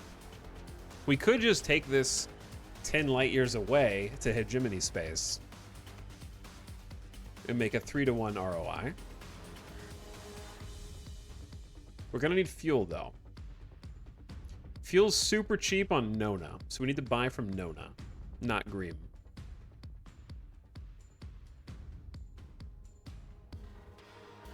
Heavy machinery is pretty cheap too. Their luxury goods are buy for 70, sell for 200. Like, that's pretty good. But this is buy for 37, sell for 111. But the order has to not be filled by the time we get there. Ooh, wait a second. Buy Transputonics from Nona and sell them to Greem in system. They only have 400, but that's still pretty good. All right, let's do that. It's literally right there.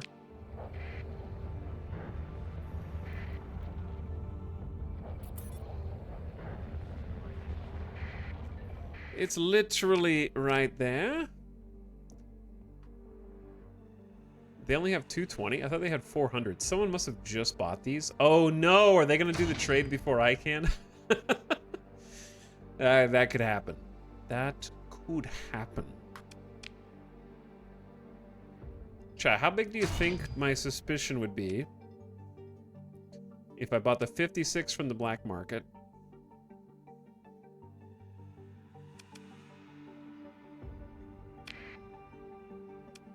Medium. And then bought 220 from the open market. Still medium? And then bought the maximum amount of fuel. Still medium. Oh my god, these guys. I just bought 1,000 fuel from these dudes.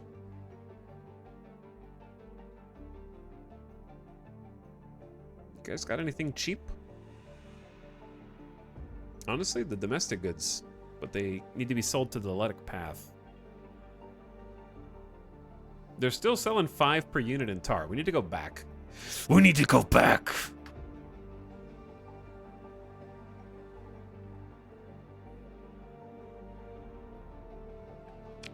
Could I buy another ship? I only have 22 grand. Dude, there's a they have a tug here, but it's 33 grand. Allows the fleet to reach a higher burn level. It can tug the Atlas.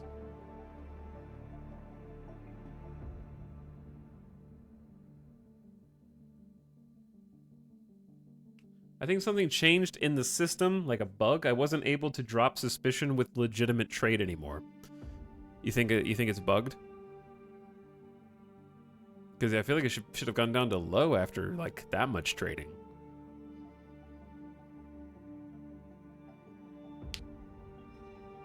I don't know.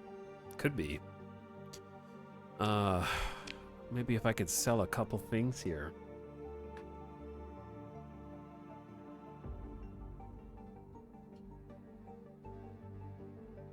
Oh, I don't even have enough crew.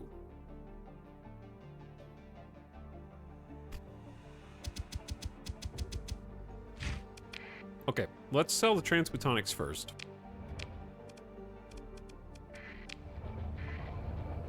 But, I mean, that's possible. Dude, the Ludic place is like right up here, and it is getting swarms. It's like an angry hornet's nest. Yeah, they'll take these for 307. That is the easiest trade of my life. I know we're paying taxes. Because I have suspicion level none here, but apparently suspicion level at the other place. All right, we're back to 85 grand.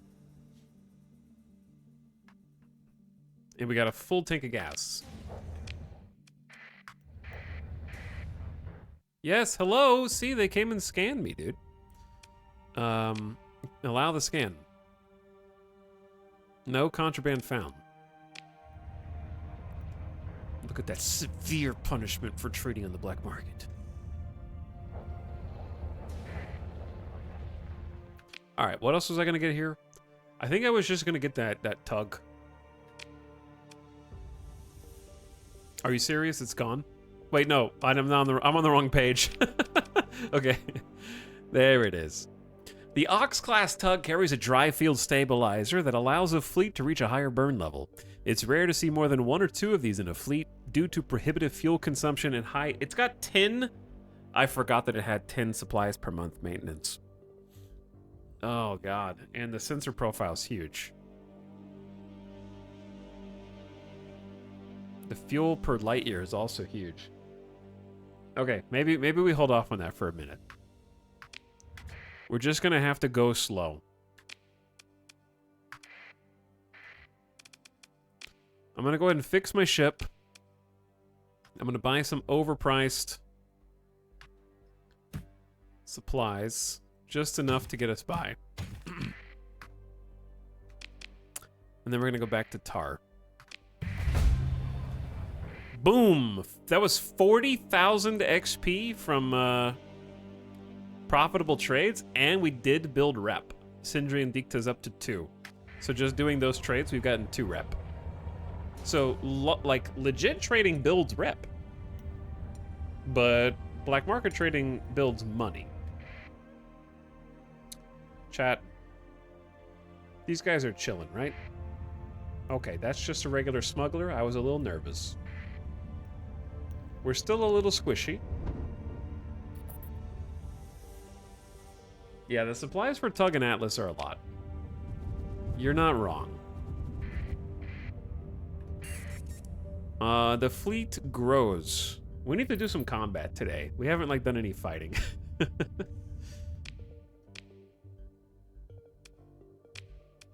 Those D-mods. These are short trips. And we didn't have to pay anything for it. That's the thing you gotta remember, Tiakshu. It's not a death trap if you just be careful, you know? Where did we buy? Was it from Valak? I think it was Valak that we bought. Yeah, our max burn level's 14. If anybody wants to catch us, they will. But yeah, I could use story points if I absolutely needed to.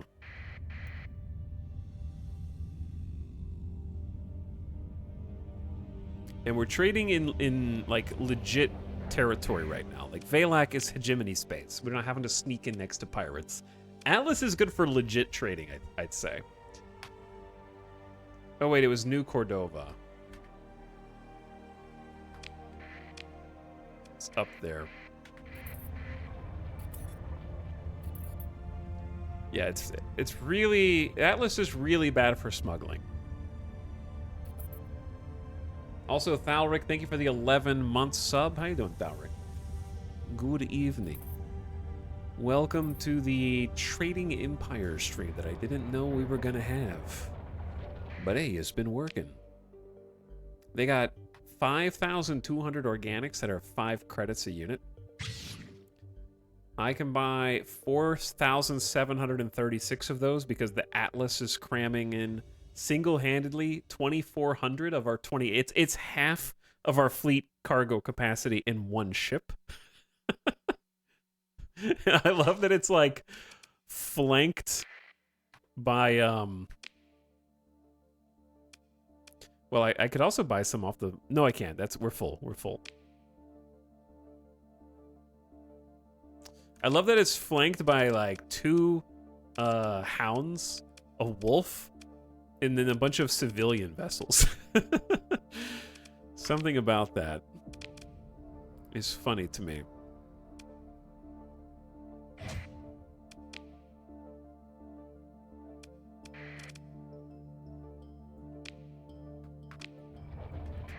Okay, now, where are we taking all this stuff?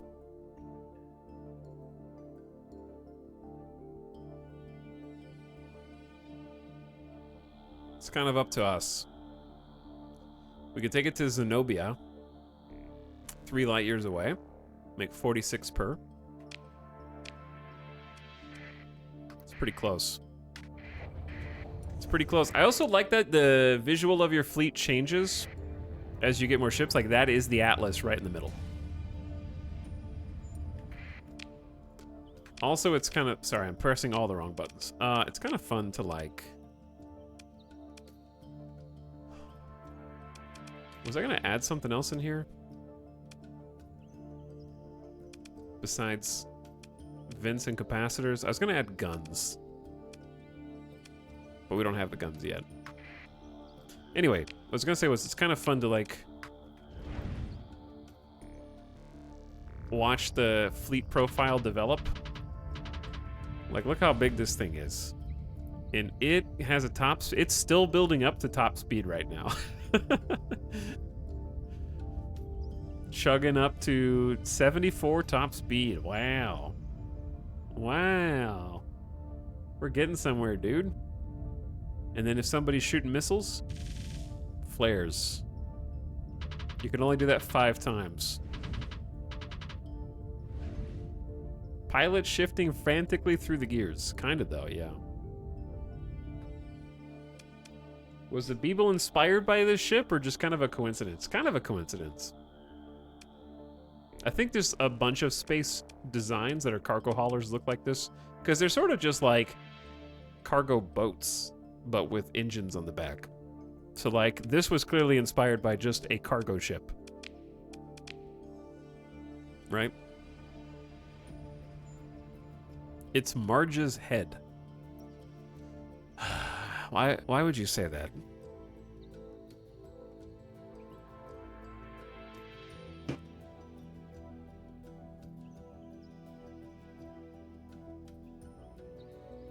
I can't unsee it now. I guess this is the ISS. Wow.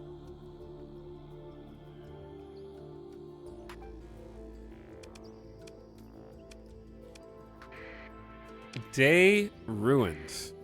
True, though. There's a derelict brawler here. No harm in scoping it out. Salvaging it for some parts. Oh, we're gonna need a little bit. We're gonna need more supplies. Let's just take them. I know we're oversupplied right now, but that's fine. Thousands of hours sunk into this game only to have it ruined like this. Chat is good at that.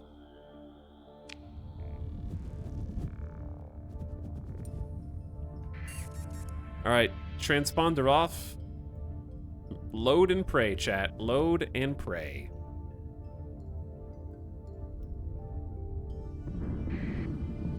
That we don't get intercepted in hyperspace.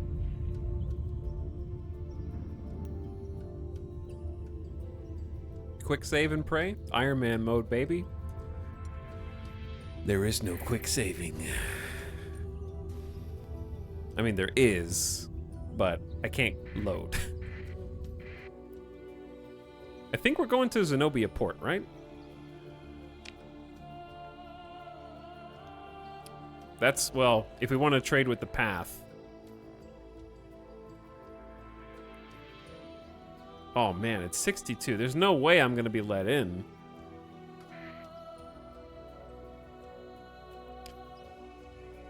There's no way I'm gonna be able to sneak in there. Where's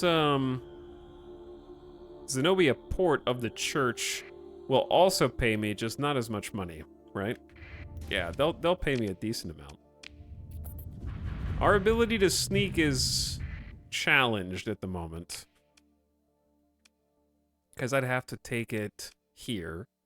And it's right next to Sindri and Dikta's space. But it is inside of an asteroid field. But if the path sees us, we're dead. So, I think I'm going to take my less money, but guaranteed not going to explode, I think, version of this transaction. I love that they just built their station inside the asteroid belt.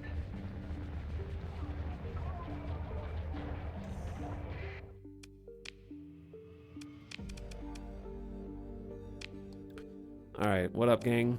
I'm here to buy some really cheap supplies, actually, and then sell you as many organics as you will buy. You want 4,736 open market organics for a cool 100K? Yeah, it's a good deal, dude. How much did we buy those for? I don't know. We're bringing the price down to 33 credits. They don't want any more. I have too many. They only want 3,000 sold at a higher price. What do I do with the rest of them? Yeah, I still have leftovers. Okay, I think if we have 2 supplies per day drain, We need to be flying around with, like, a reasonable amount of supplies so we don't get in a death spiral. 150 is a reasonable amount.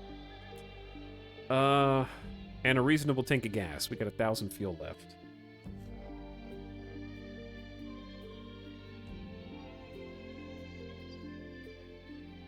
I don't think it's time to start buying mod specs yet. Okay, maybe a ship, though. All their ships are awful. Thaus. Ooh, Tritachyon world? Interesting. I didn't check the rest of their port. Did they have anything that's... Well, we could just buy maximum supplies from here and gone and then sell them back to New Cordova if we make it in time. It's not a bad deal. We can also sell fuel there.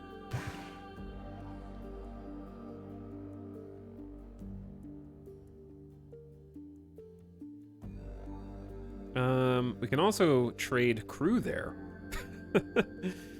Actually.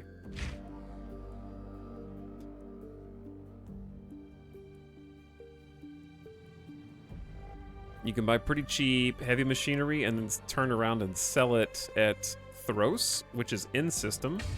Chad, I'm not going to remember all this. Dude, the heavy armaments.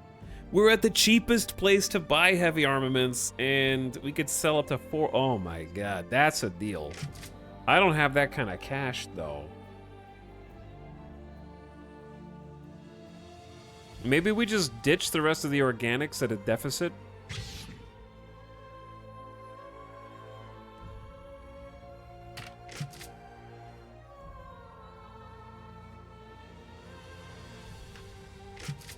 I don't have 184,000 in cash. Okay, hold up. One at a time. One thing at a time. Let's do the guns first, because that's like... I mean, that's buy for 347, make 993 per. So, like, 100% buy all of those, but then I'm broke. Oh, unless I sell the rest of the organics. Just to get, I think we just get rid of them to free up liquid in space. Okay, now I have 50k to play with. And I was gonna also sell supplies. Maybe we just skip, what was the in-system trade that I was gonna do? I don't know, but I think this one's too good to pass up.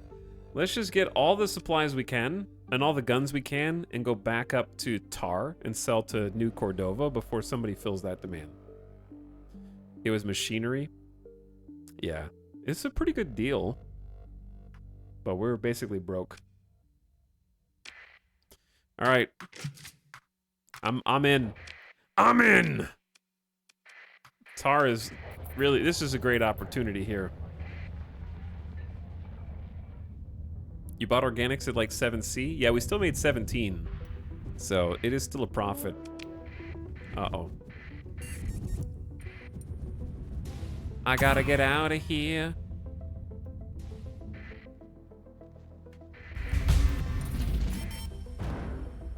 Gained 50,000 XP from profitable trades. I've advanced to level 4. Chat, I'm higher level than on either of my other dudes.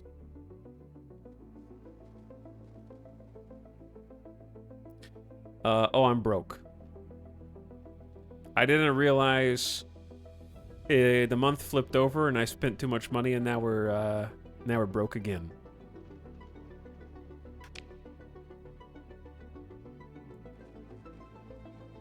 Oop. Oop. All right, I think it's time to pick salvaging. Plus 50% to resources, not blueprints or rares, and plus 20% post-battle salvage. Lock it in. We have 11 story points, dude.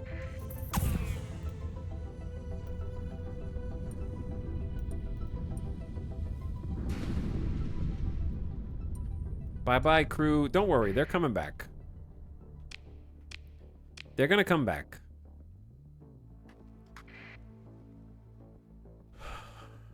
They're definitely coming back.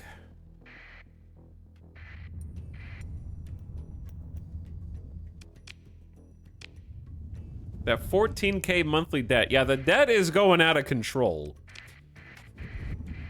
I don't know why it's scaling. Is it scaling up with income, or is it scaling up with, like, total money spent? Like, what's it scaling up with?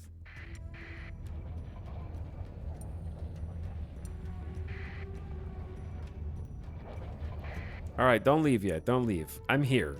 We're at New Cordova. And we're about... Oh, these are illegal? Dude, I bought them on the open market legally, not realizing that the place I'm taking them to, and they're illegal. Listen, I crossed state lines. Nobody read the state law to me when I crossed state lines. How am I supposed to know? However, they will buy a local deficit up to 3,000 supplies.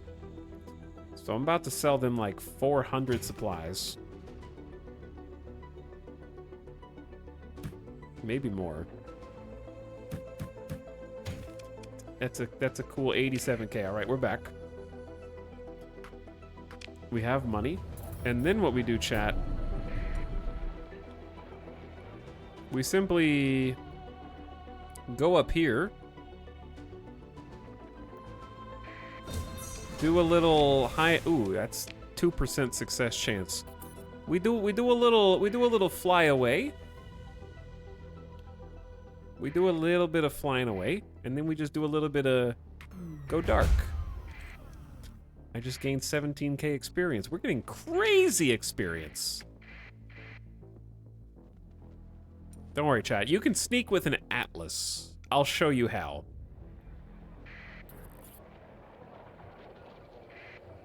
See? Look how sneaky I am. They don't even know I'm here.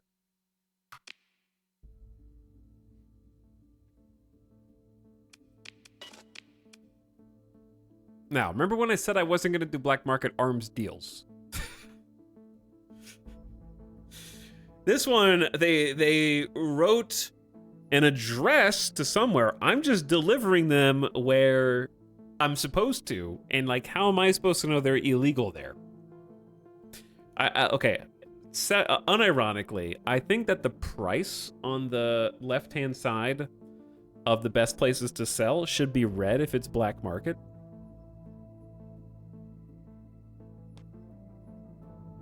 That way you know ahead of time. And then I think there should also be an indicator as to whether that faction is hostile to you. I want the game to hold my hand. Anyway, this is some insane money, dude. Whoa! Money talks! And it'll make me turn the other way just this once. Just this once. I can look to the left and get 245,000 credits on a very opportune transaction.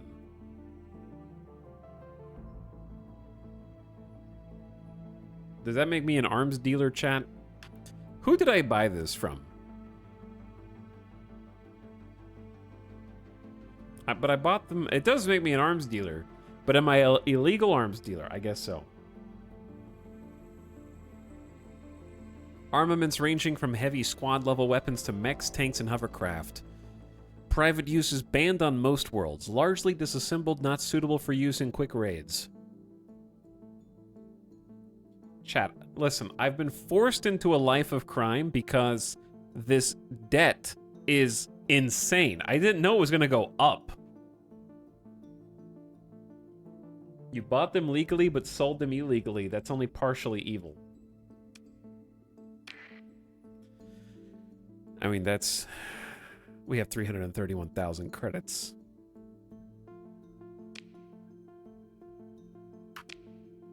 You know how much good we can chat. Think about it. You sell illegal arms in the space trade once.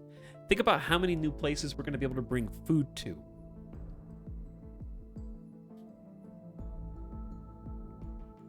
Chat, trolley problem. Would you sell a nuclear warhead to someone who might use it for evil that might kill 10,000 people if you get enough money to feed 10 million people for a couple years. You know? Would you? And without it, those people will starve. Now who's the bad guy?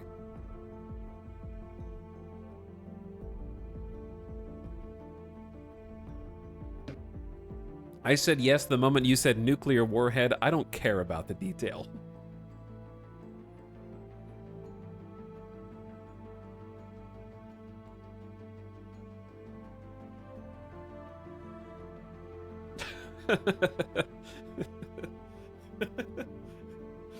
Trolley problems, LMAO. Chat is driving the trolley. They don't care which direction it goes. They just want to run somebody over.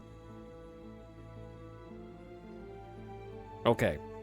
Dude, we got mad bank right now. Unfortunately, we also got mad debt. It's up to 10K now. 10K a month. We got a potential officer available for hire. Ballistic mastery is currently timid. So we could bring them up to cautious by mentoring them. Otherwise, it's not very good.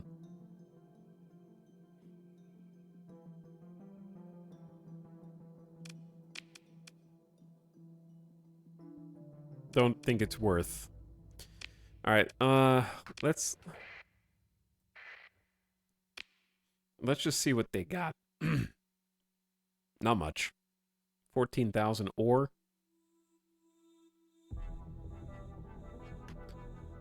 I mean, we could buy a large chunk of that, but it wouldn't be enough to really make that much money, in my opinion. They do have very cheap organics. Again. And we can just go sell to Zenobia Mantle, chat. Look, dude, I'm doing them a favor, okay? I'm doing them a favor, chat. You know? Think about it. Like, I'm buying organics off the black market, and I'm gonna sell them back to the legal market. I'm bringing them back into the light. To the same faction. Oh, I kind of forgot that I didn't turn my transponder on. I gotta get out. I gotta go this way.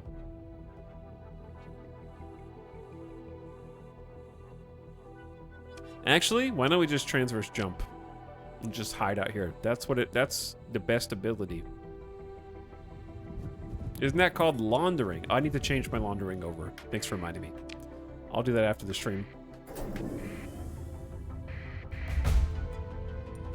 37,000 XP from profitable trades. And 13 story points, chat. Honestly, the trading XP is kind of OP, but then again, I have had an extreme amount of fortuitous positioning to be able to profit this much and scale up this quickly. We literally doubled our inventory size with one derelict ship. And for the record, it's this only one of 2 derelicts I've clicked on in the whole game. Now I'm just walking around taking like a full 4,800 units of organics to and fro.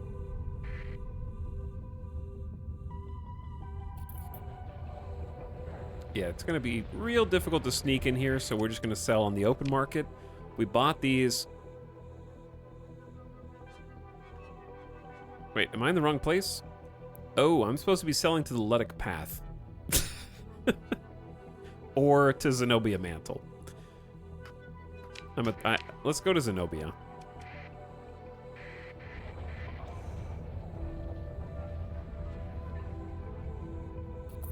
So, I want to do some exploration. I want to do some probe analyzation, but right now, we're making bank. Pirate World invasion time? Not yet. Actual Eve run. Yeah, this did turn into an Eve run. But to be fair, it was forced upon me, man. How am I going to pay 14 to 15,000 credits a month? That is literally worse than if I got an inverted stipend. The stipend is what, like 12 to 14K? My monthly expenses, chat, were just 23,000. Are you serious?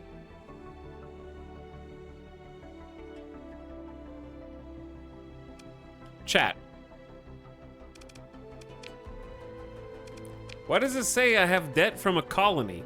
Unpaid debt carried over from last month? Oh, did I go bankrupt last time?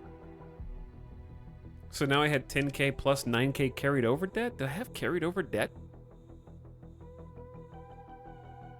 Okay, so it's a little bit crazy. That mechanic doesn't seem fun. Well, that's why it's not standard. That is a nexerelin option that I checked.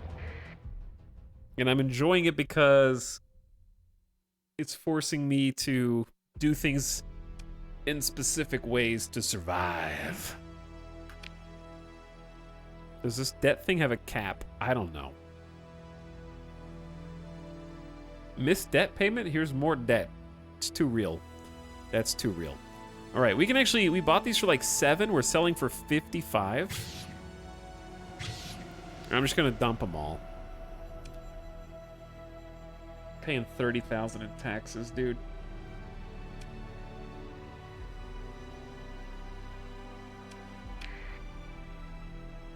Here's the problem.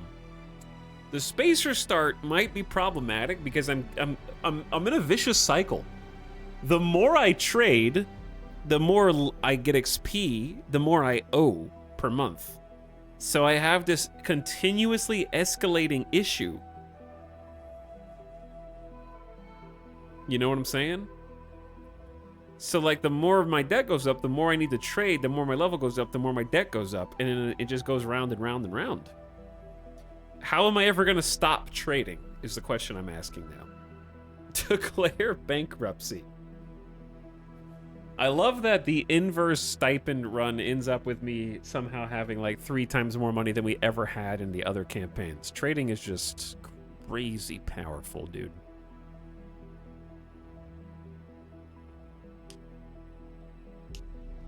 I like escort package. I'm gonna go ahead and buy that one. And then makeshift shield. I'm gonna start collecting a couple of these.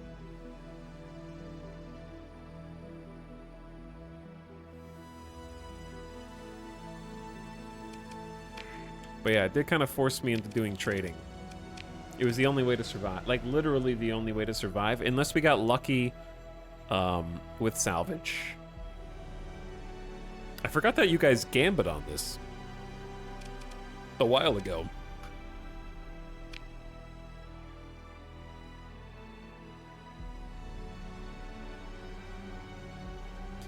I completely forgot. All right, that's incredibly cheap fuel. It's like 11 credits. The people here are also pretty cheap. Let's sell them their contracts. I want to go back to Tar. But we need to take some resources up there. That's the Athletic Path base. I didn't end up going to Thros. I wanted to buy something at Zenobia Port and then sell it in Thros. Was that it? Have you made money having your own faction? I have. I just leveled up to 5. Okay. Does nexerelin screw with the XP gained from trading? Or am I just blazing through? Like I think I maxed at level 3 the last couple times when I didn't do trading. Anyway, I have in previous runs. But right now, I don't have like my faction doesn't really make money unless I'm making money. So I'm having to actively trade. I don't have a colony yet. You're making fat stacks, to be fair. I am, yeah.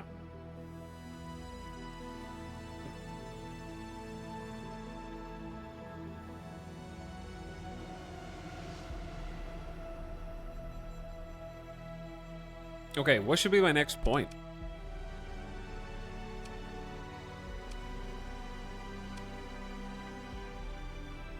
We want to work up. Oh, I can just do this now. I can reduce monthly supply consumption and then survey for 50% cheaper, which is crazy strong.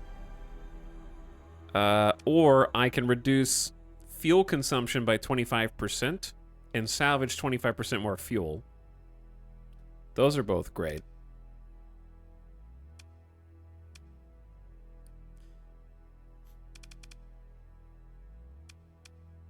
Probably one of those. It's either that or start pivoting into combat things. Which I don't have yet, but we're gonna want. What's the next step? I don't know. The next step I think is start exploring and salvaging. But to do that, we need to be a little bit more combat capable. So it's gonna be basically get a nest egg for ourselves so we can pay the debt monthly without panic. And then have a couple more combat ships, because right now we have 2 hounds and like a wolf or something.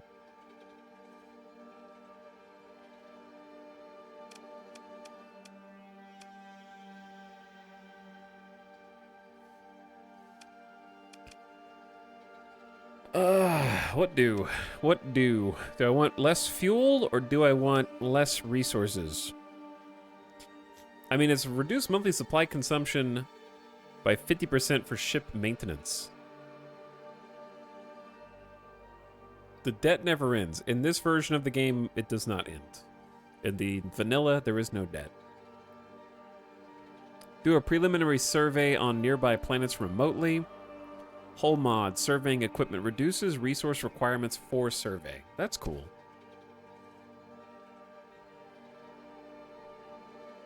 Let's actually just take a look. I have a max fuel tank right now. We can go pretty far. Not to the edge of the universe, but we could also just get a dram. Or 2. I think I'm gonna take the supply consumption down. Reduce monthly supply consumption by 50%. Also, 50% fewer resources for surveys. Because I think I want to pivot into exploration and survey. Once I get a big enough nest egg. That means we can continue to scale up the fleet size and not have to worry about moment-to-moment supplies being used just because we're going slow.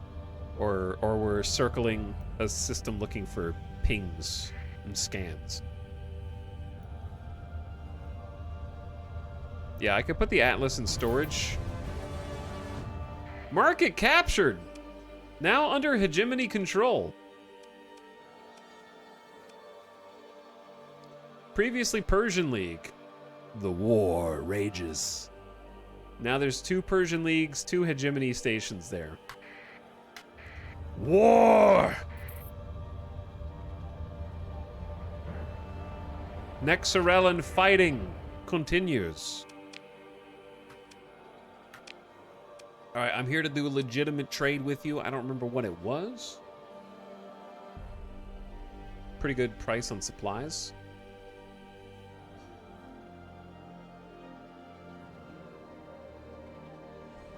Okay, I don't really want to do that trade again. We kind of filled it already. Domestic goods.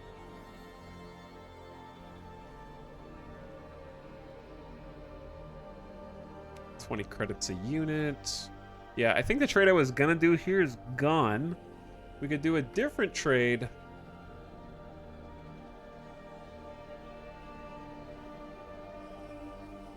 Up to Sesame. Or just hoard a bunch of supplies.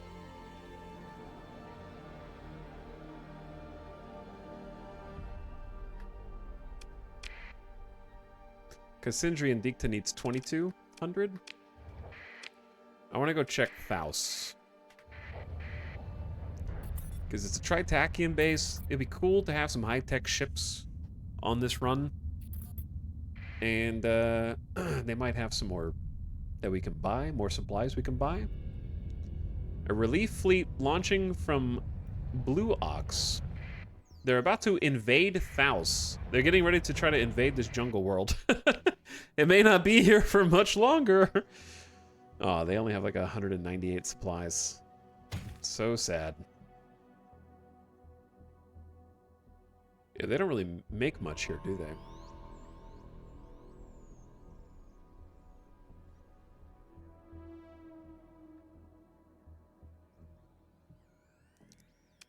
Like, there's some stuff we could do back and forth for profit, but I'd say that's good enough. Ships? They just have a Buffalo tech version. Tritachian version with the blue. Not much else. Black Market's got a Wolf, Cerberus. They got a Tempest. I do like the Tempest, but I'm trying to self-impose only buy on legit market or salvage for that. All right. We go back. We could either go back and try to sell the supplies, or we could, like, go explore. Try fitting your wolf. I mean, I only need missiles. Do I have another wolf? I think I only have one, right?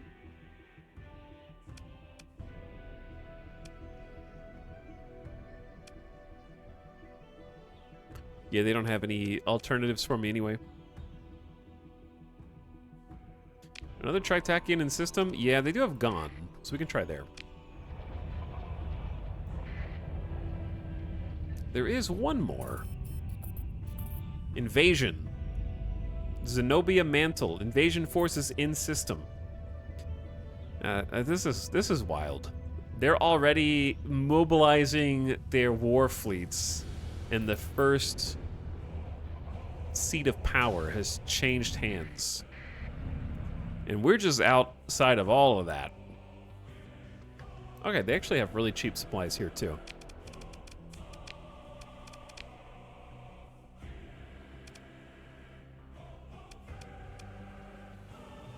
Yeah, I really want Sabo MRMs, which we don't have.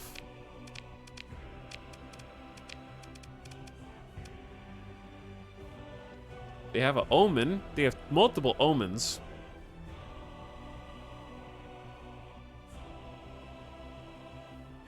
Those planets are really close to the star. They are, yeah. They are.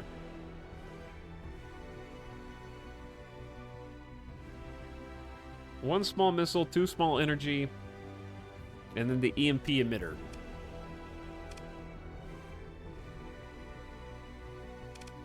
I don't remember how I feel about the Omens. It's been a while since I flew them. An officer for hire. Steady with energy weapon mastery. Well, there you go. Bonus damage at close range with energy weapons. You're hired. 2,000 credits and then 900 a month. Chat, I need a new captain. And that means I need you.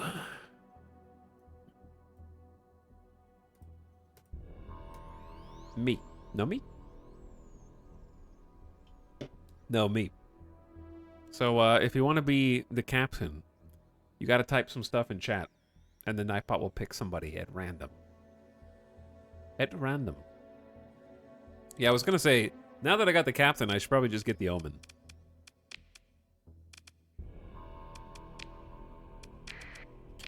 Test it out, and give our fleet a little bit of bite, which is currently missing at the moment.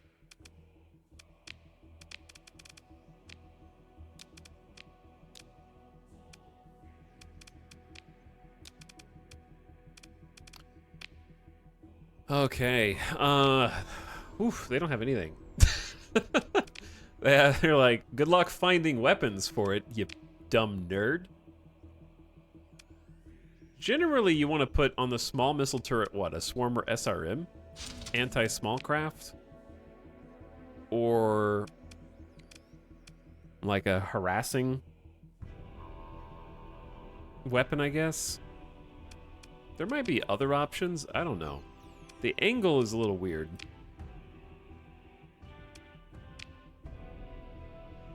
I love Swarmer spam. I do too. Yeah, we'll go get this kitted out somewhere else. Right now, it doesn't really do anything. But let's see what it has.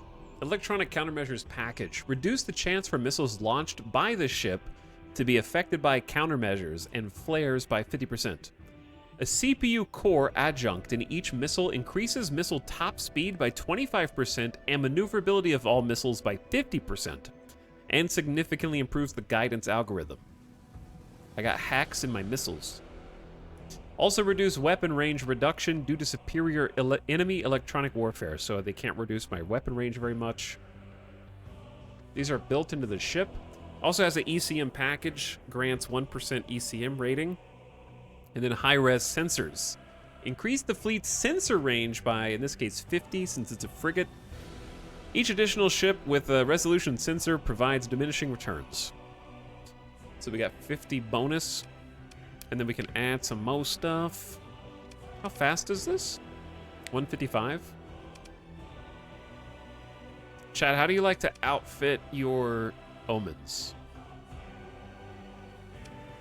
How you like to outfit omens. Also, those of you who typed in chat, Squiglets has been chosen as our pilot.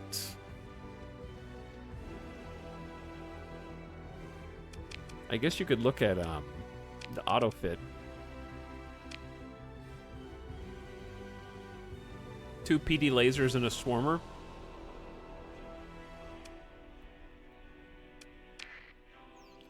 And then aux thrusters and hardened subsystems. Ooh, yeah, what's its peak performance time?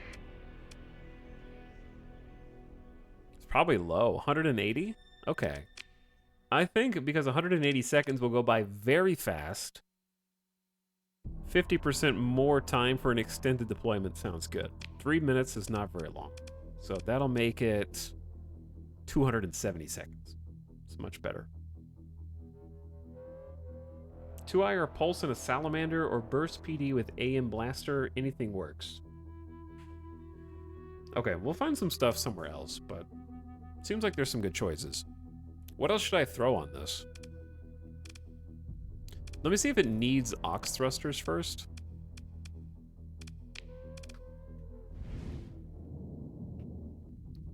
Turning. I mean, it might benefit from it. It feels like it's pretty responsive.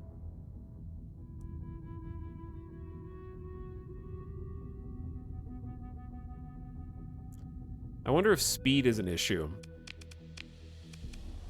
Kind of, it's like 205, and then unstable injector can make it 25 faster. Safety overrides will reduce its peak performance by a factor of 3, but it's super strong. That would be kind of bad for this. 89-second peak performance. Safety overrides is cool, though. But yeah, I'm going to say unstable injector. Give it a little more top speed.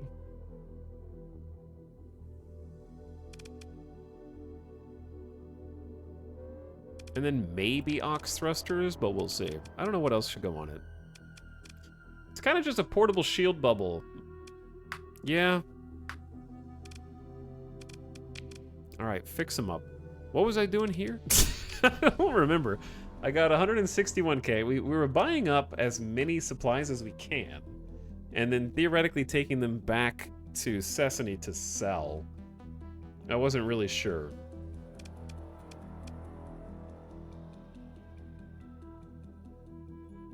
Oh yeah, I forgot that recreational drugs are not illegal on Tritakian markets, nor are harvested organs.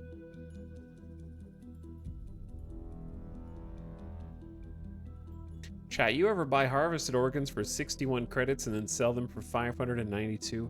God, that's so tempting. But I'd be a bad guy.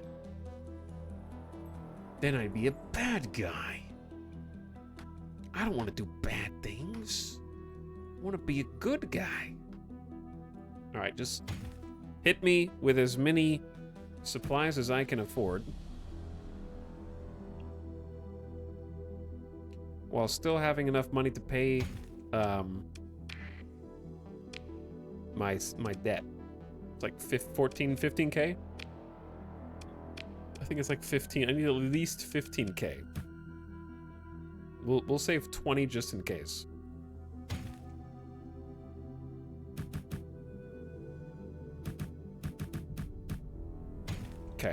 Whatever.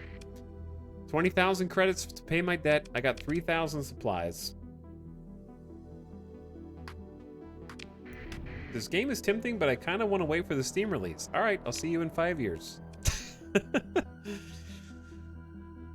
Imagine having said that in 2015.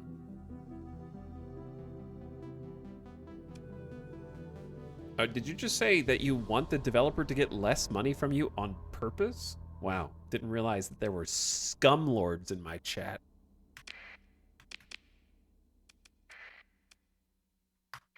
All right, let's get out of here. Let's get out of here, scumlords.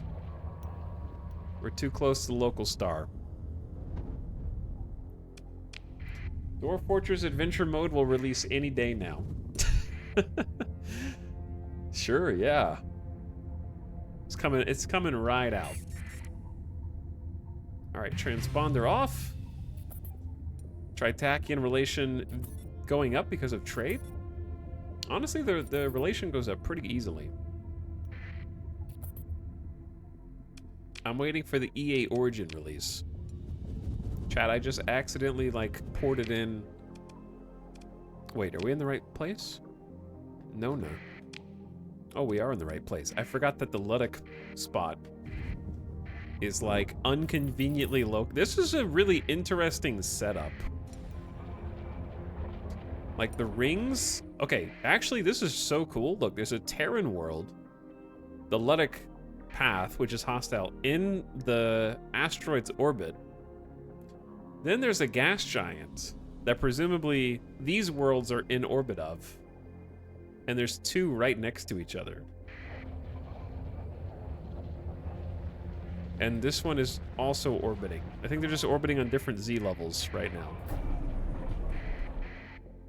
They're right next to each other at the moment. They're orbiting at different speeds.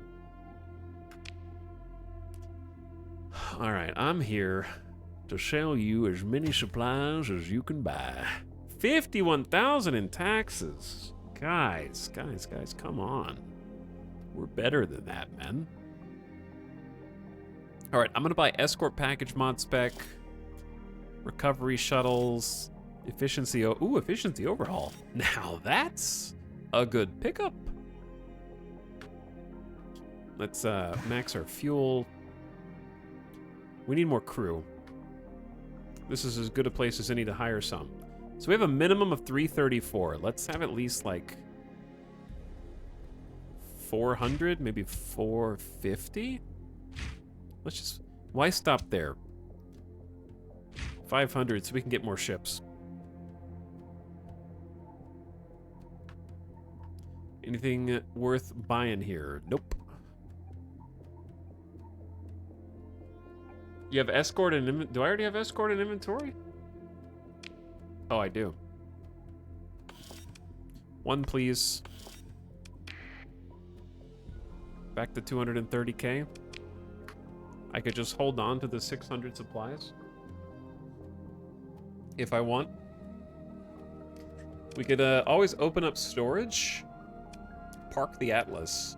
Go do some exploration. Let's check this dude first. Ah, they have LRPDs. On the black market. Why does no one ever have any laser weapons on the real market?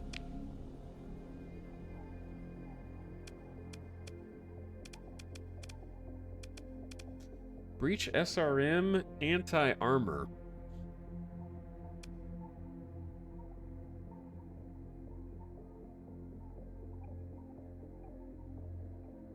They only allow us to have annihilators on the open market. Or you could do swarm or spam. No, we don't actually have the ability to do that. But yeah, I'll learn my little blueprints. We haven't even gotten to see the wolf fight. We're gonna get to soon. Look, I'm just gonna buy the LRPDs. Don't tell anybody.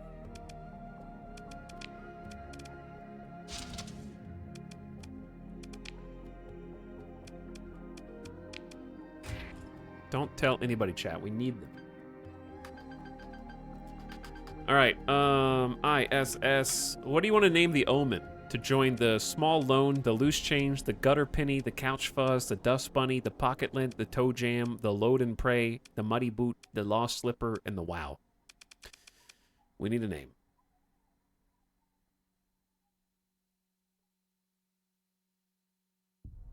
Fuzzy Spudkiss, thank you for 53 months. We're space trucking right now, but we're about to go do some exploration. Shoe gum? Wow. I feel like this omen is better than that.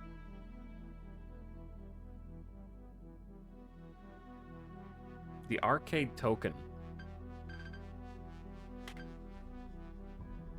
What about the... It has like an electric charge.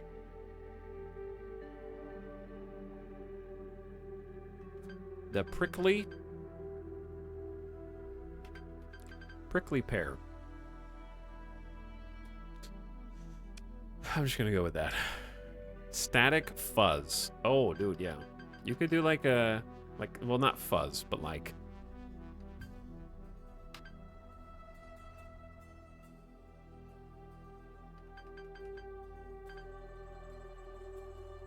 Static cling.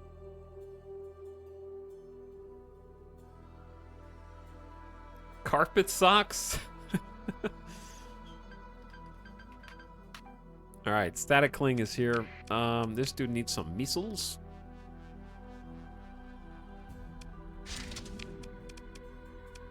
The breach. We could try the breach SRMs.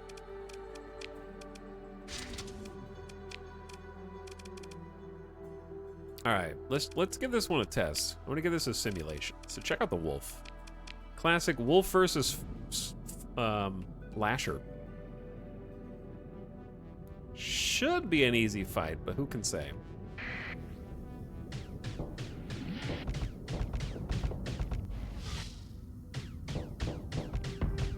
The problem is my aim sucks.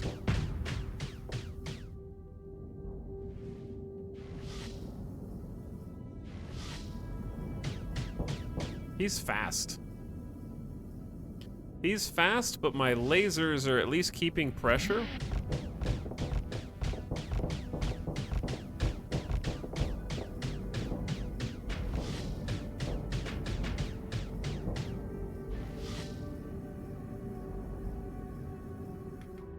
I gotta turn auto fire off so I can try and catch up to him. He's so fast. Is he got unstable?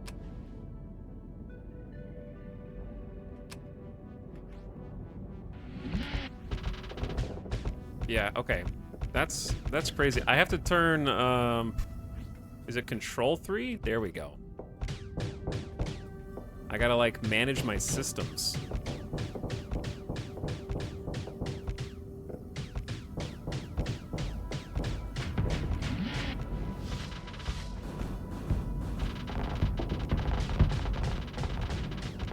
He's faster than the missiles.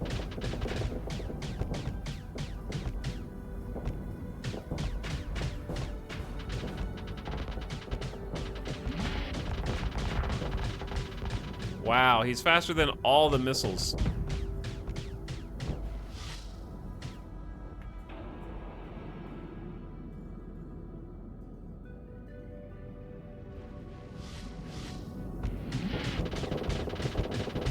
And he's beating me to the punch there when I get too close. Yeah, I'm having trouble, like, just keeping my aim on him.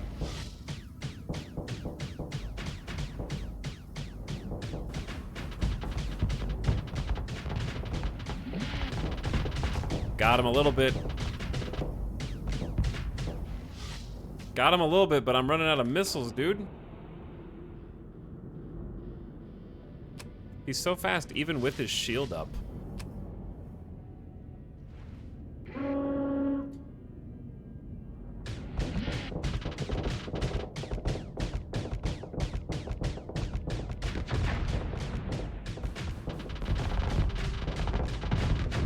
Alright, nice volley.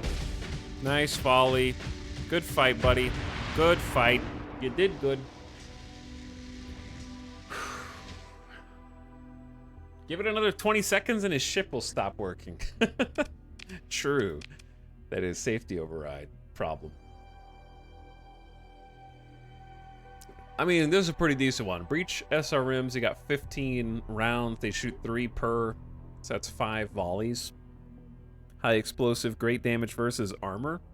Punch the armor. And then the pulse laser has such general damage that it can get through shield or hull. I think that's fine.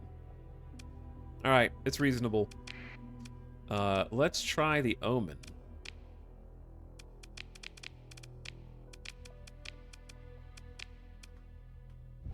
So the Omen is just fast. 230 speed, it turns really fast. Do I have I have aux thrusters, so it's faster turning. Unstable injectors, higher peak readiness. Okay, so if you run a sim against a wolf, for example, I don't know if I'm going to be able to do this effectively because its main ability is its EMP emitter.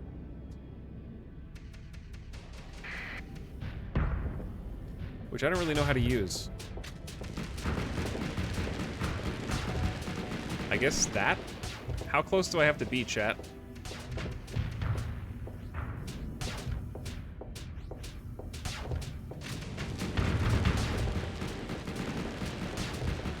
I have like a full bubble. My flux is fine, and I just keep shocking them until they have to run away. And I just turn on electricity and then just completely shred them. Where you running, big guy? Oh, your engines are out? That's too bad. That's crazy. Omen is strong. And then we've got a pilot who I need to name. Squiglets.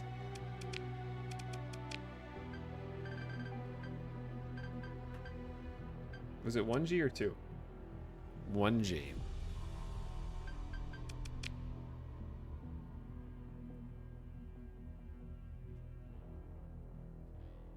.500 range is fine for the EMP? Okay. Well, they're going to be using it. It ruins carriers' days, too. I can see that. We have 4 combat ships. You know, we're heading in the right direction. I want more. I need more. We also, if we're going to go out, we need to get a salvage rig. Probably a dram for more fuel. Or we can get a larger one, but this is what? 300 fuel capacity? Oh yeah, I need to do my mods. Mod check. So we're getting escort package, which is going to be a new hull mod that we can attach. Which is when the ship is approximately within 1,000 units of a larger friendly vessel, increase this ship's maneuverability by 25% and their top speed by 10% and ballistic and energy weapon range by 20%. These bonuses are doubled for destroyers when the nearby friendly is a capital ship. It's pretty cool. I think this one is just like new-ish. It seems sick. Install a makeshift inefficient shield generator on the ship. So this is good for ships that don't come with shields, but you want them to have shields. But it has a downside. It's forward-facing in a 90-degree arc, and it draws power from the engines and reduces the ship's top speed. So that can be a problem. Recovery shuttles. Reduce the casualties suffered by fighter pilots by 75%. So like if you do a carrier and your fighters get exploded, you're losing crew. And then reduce supply use from maintenance, fuel, and minimum crew by 20%, but increases combat readiness, recovery, and repair rate by 50%. So, effectively we want to go through, while we're here, and take a good chunk of our ships and add efficiency. I didn't learn them. Okay, learn them. There we go. So efficiency overhaul is logistics, unfortunately. So I'd have to give up militarized or expanded cargo holds to get it here.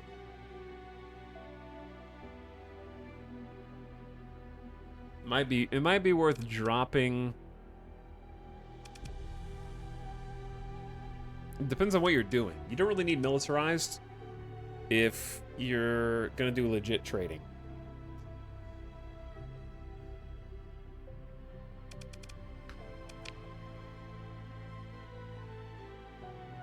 Yeah, I got two. I already got expanded cargo holds on all these. Take off injector, put on efficiency overhaul for 20% better maintenance.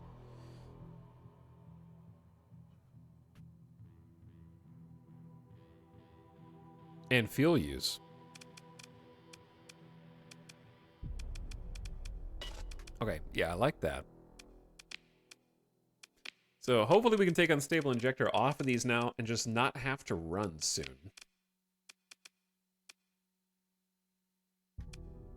Or you could do all the above. But I think we're kind of committed to just not getting into fights that we don't think we can win with mud skippers. So I'm just taking off unstable injector, which is speed. Not on the overworld map, but in combat, which hopefully they'll never even see combat. Oops, I just took it off on accident. And then we're just making them take 20% fewer supplies and fuel.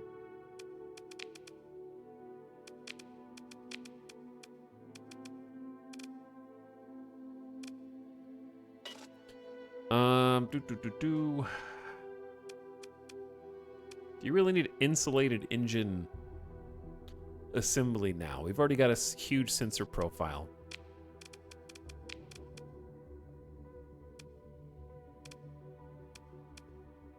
All right, fine. You can have unstable injector still. My combat ships, I don't really need an efficiency overhaul for. Does the fleet only go as fast as the slowest ship? Basically, yeah. So right now the slowest ship is this, but if we go explore, I'm going to leave it in storage. We're doing like legit trading right now. And I can make it go faster if I don't militarize the subsystems on this one, but it gives me other benefits.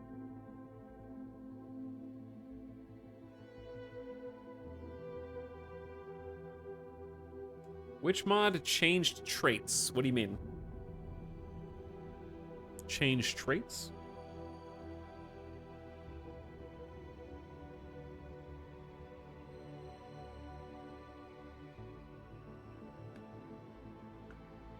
Tax, can you remove the D-mod? Yep, but you got to pay a lot of money. Is it worth 230,000 credits to remove the D-mod? Oh wait, 155,000 out of my 229,000. Like your level up abilities. Yeah, that's just vanilla. The level up abilities are vanilla now. This is all vanilla. You may not have played Star Sector in a while. It is a very different feeling game now. The core is still there.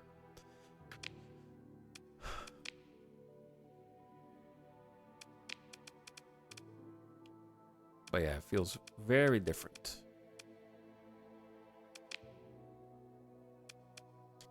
Put some point defense on this just in case.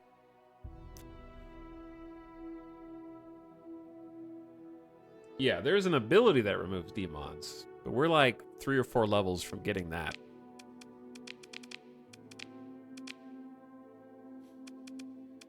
Because I'm pretty sure, yeah, we need require. Oh wait, requires at least 4 lower tier skills. I guess we're 2 levels away. If I only did points in this.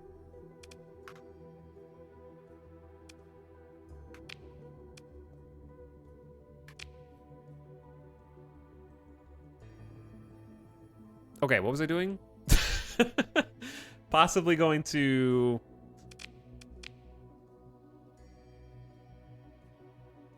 I wanted to buy a salvage rig somewhere. Let's do another trade first. Let's do another trade if we can. Find something to do business. I don't think there's anything here. But there is Greem right next to it, a second different planet. Imagine trading back and forth between these 2 planets. You don't even have to move. You just buy from one and just keep going back and forth. That'd be crazy. Technically possible.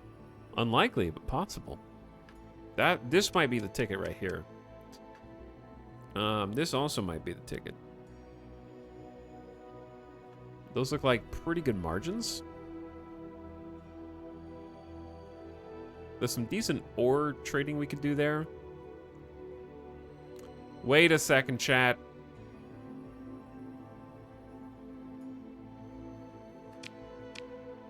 It is possible. It is. I can buy ore for 1 credit here and pay 9,360. Instantly pause. Go here and sell that same ore for 14 credits a unit. Boom, 46,000 credits. It's easy. And then go back and then buy more ore. Boom, full inventory. Load her up, boys. And then go back to Nona. 43,000 credits, boys. Arbitrage. Listen, they're the ones setting the prices, dude. They're the ones who set the prices. You can load all the ore in one go. Yeah, but I'm not sure if they're going to keep the price up the entire time. You know what I'm saying? They might change the price on me. It's already gone down to like 9 cents a unit. Shipping fees, man. See, it's 2 credits a unit there. And then I sell it for 9 credits a unit there. And we're back to 340k. 350k. And then I'm just going to keep doing it until equilibrium. All right, one more.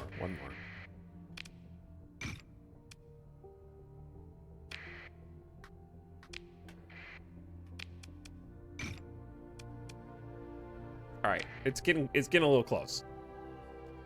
365,000 credits just for chilling there, man. I'm feeling pretty good about finding that. That's why, I don't know, nexerelin's fun because just stupid stuff like that can occur. But you have to find it dynamically. It's more fun to encounter than to know where the trade routes are. Like, I don't know where the trade routes are. I'm just stumbling upon stuff and being like, whoa, this is a eureka moment. That is a eureka moment. I prefer that to knowing all the trade routes and having the same trade routes basically every campaign.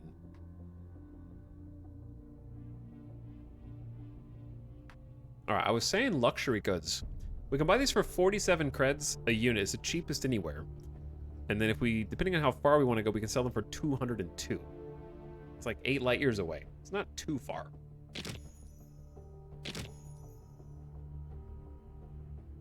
So I have to decide if I want to make that trade. It's probably okay, because we can take either domestic goods the same route.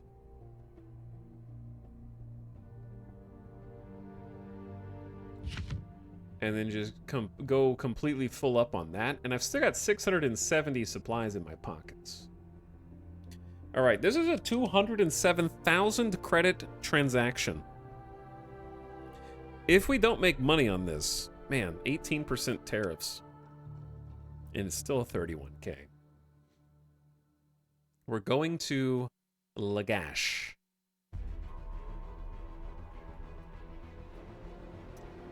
Agenor. All right, load her up. We are fully stocked. I want to check the ships real quick. There's a Centurion heavy frigate.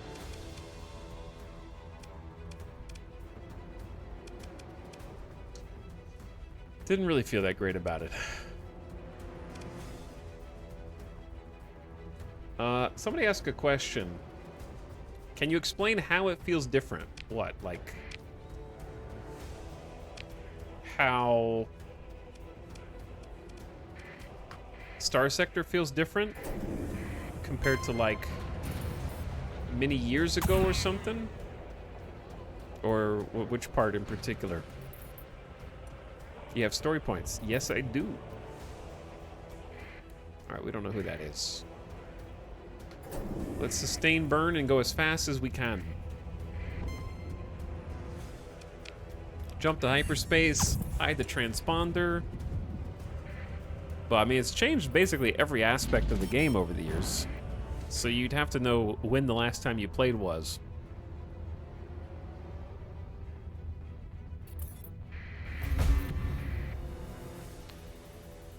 Relationship with Tritachyan reduced by 2 because you traded with their enemies. Relationship with the Ludic Church reduced by 2 because you traded with their enemies. Shut up!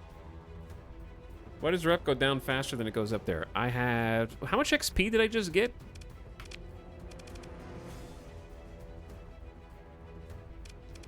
Also, is there a log of recent events?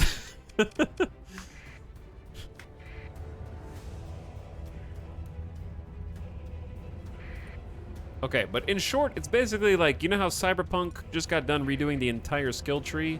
It's like that. It changes the way that the game feels. Because every time you level up, you get... Every single one of these does something meaningful and different. Some of them are just stat increases, but you feel the stat increases. They're not invisible.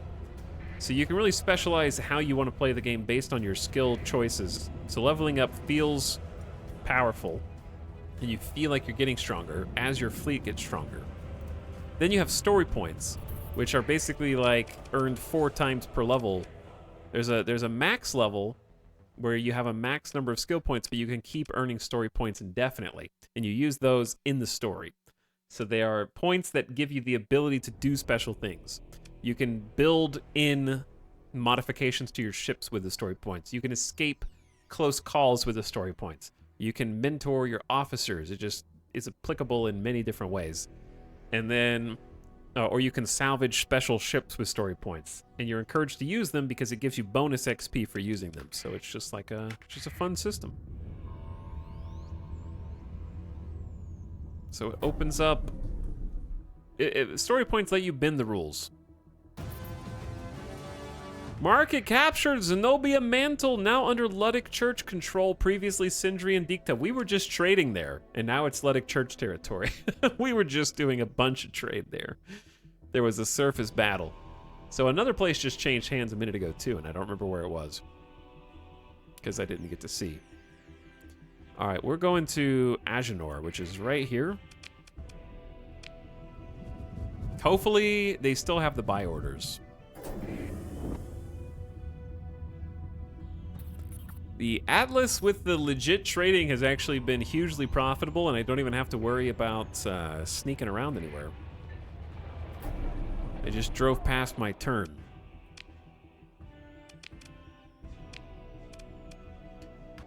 Yeah, it's still hugely profitable here. They are buying up to 1,000 luxury goods. We have almost 2,000.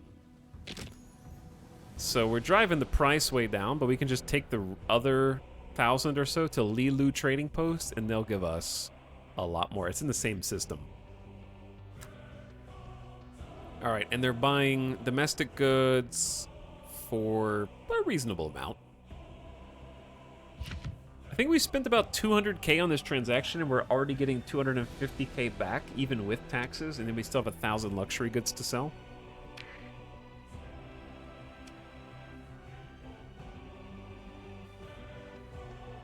I'm gonna top off on fuel.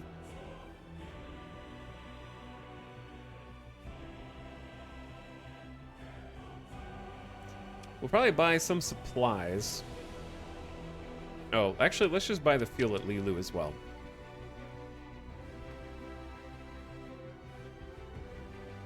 Yeah, they don't really have much to trade here. They do, however, have heavy armor and insulated engine assembly, which I will go ahead and learn as mod specs. I also wouldn't mind having a spare broadsword LPC, just in case I get a carrier. That'll print some broadsword fighters on that carrier.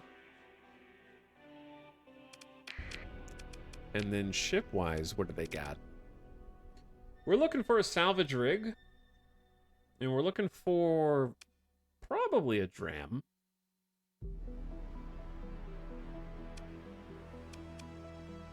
Just something small. So the dram is a fuel tanker. It's not too expensive.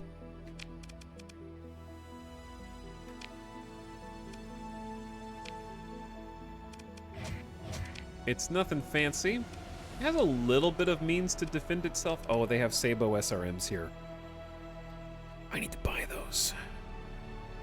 Not for this.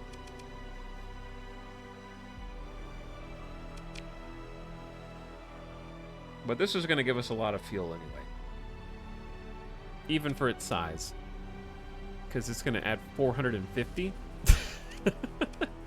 Which is a lot.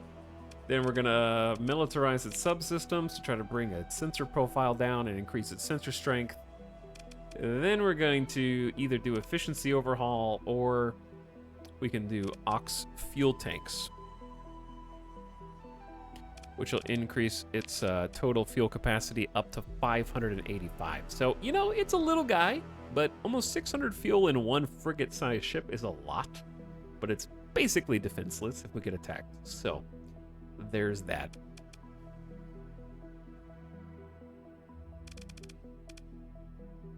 And I think that's it.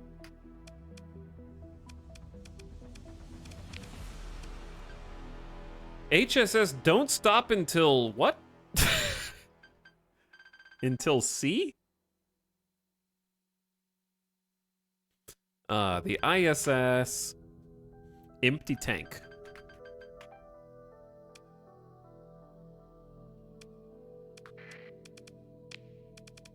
Okay. So, we were gonna swing from Agenor up to Lilu? Blue Ox. It might be worth stopping at Blue Ox to see if they have any good trade goods. We also need to maybe get some more, we need to get some more muscle. Bonk. We need some more defense. We have, actually some decent frigate choices now. Nuquez, Mercantile Convoy, Personal Bounty, Diplomacy, Relationship with Hegemony improved by 1. 68,000 XP from profitable trades, and we have another chat. I have so many story points. I've never had this many story points just accumulated all at once. Trading is crazy good. Missile autoloader. A combat-rated autoloader that provides a limited number of reloads out of a shared reload capacity to missile weapons installed in small missile mounts. Does not affect weapons that do not use ammo. Reloads. Okay, so what does this do? A limited number of reloads.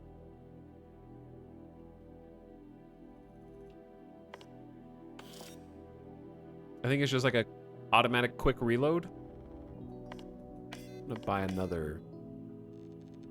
Do we need that many broadsword LPCs? Probably not. Okay, we're really here to maybe get some supplies.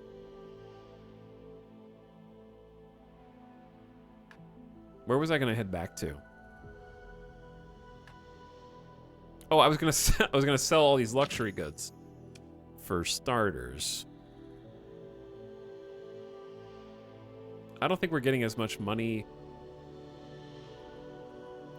Yeah.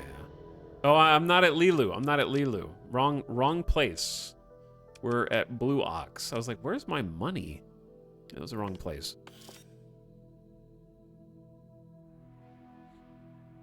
Okay, I was looking to maybe buy some things. None of that. None of that. Nope. Honestly, okay, pretty good price for heavy machinery.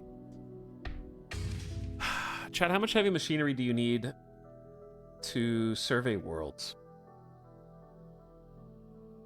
Typically. Because we're gonna do some exploration and surveying soon. Definitely more than 40.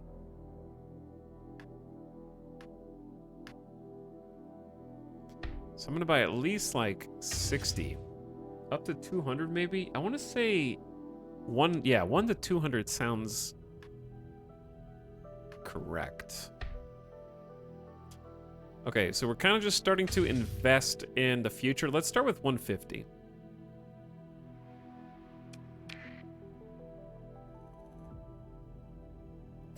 There's the autoloader.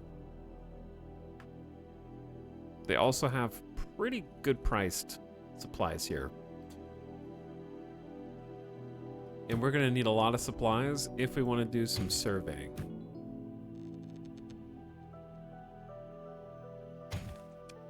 I've got 1,000. I feel like that's a reasonable start. All right, now up to Lilu. We're doing some crazy trades, dude. We're swinging money on vibes alone. You know what I mean? Nobody's got a spreadsheet. There are no accountants in this company. It's just some dude like, Yeah, I'll buy 2,000 luxury goods. I can make so much profit off of that. Heavy armaments, give me all you got. They're illegal where I'm going. That won't be a problem, sir. What can I get here for cheap? I'll take 3,000.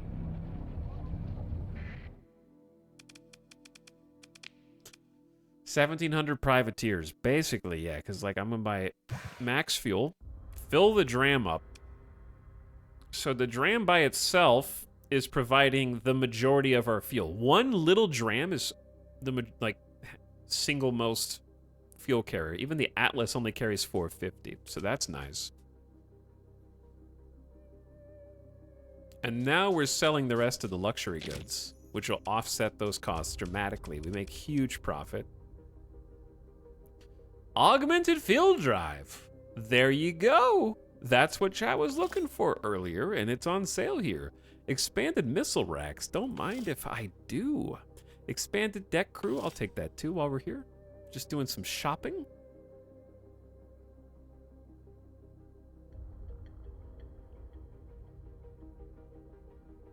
Chat, we're doing pretty good for ourselves, honestly.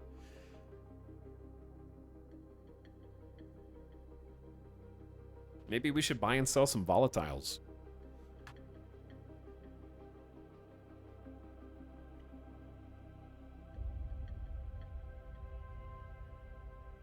Ooh, they have crazy cheap luxury goods. Wait. Chat. My brain is melting here. It says best place to sell luxury goods is here, but I'm buying them from here for cheaper than anywhere it says is the best place to buy. What am I looking at here?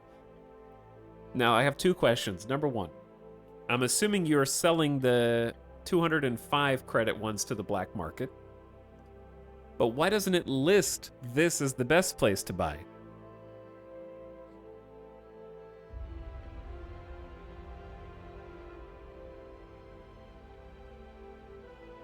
Vibes-based space trucking.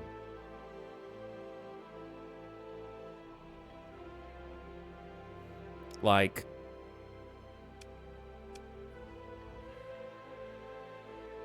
didn't finalize the trade. I haven't done anything yet. Can you check the colony to see if it's a shortage? All right, let me do this first. Let me buy my fuel. Wait, oh, I'm selling luxury goods. Okay, yeah. I'm selling luxury goods and I haven't finalized the transaction. And then when I finalize the transaction, then it goes to 143 a unit. Yeah, okay, sorry.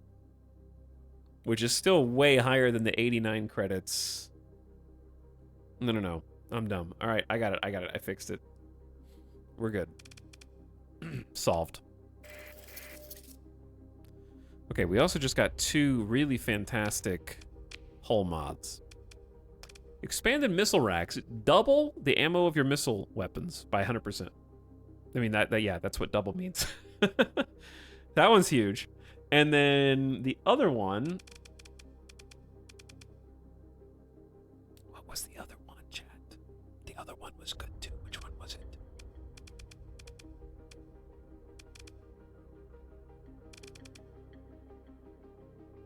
Speed thingy.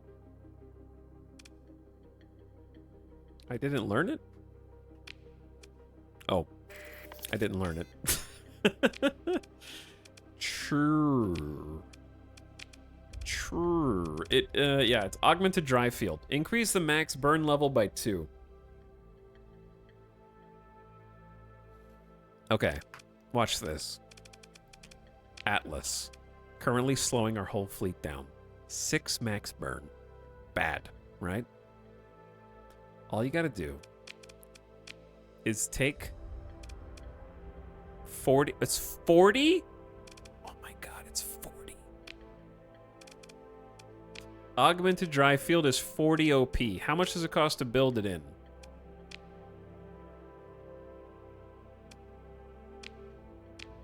It only costs 1 to build it in? Am I looking at the right numbers? That seems like a hell of a deal.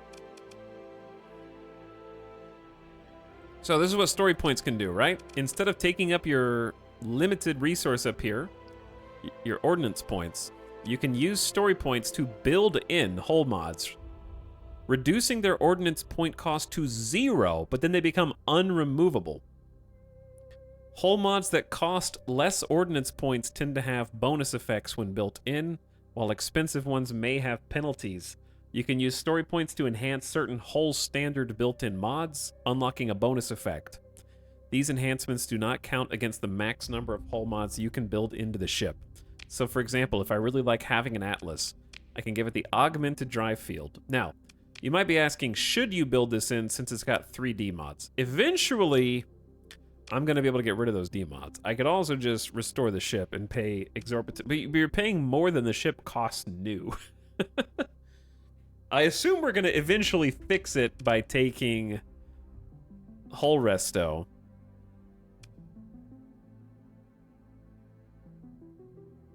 I assume.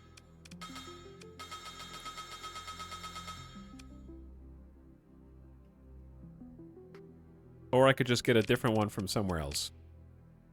Speaking of, maybe we do want the Ox now? And we can afford to pay the maintenance and the fuel since we have a dram.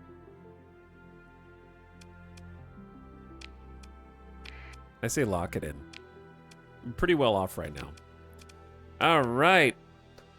The Ox class tug carries a dry field stabilizer that allows the fleet to reach a higher burn level. So that just automatically raised the... Well, hold up. Remove that.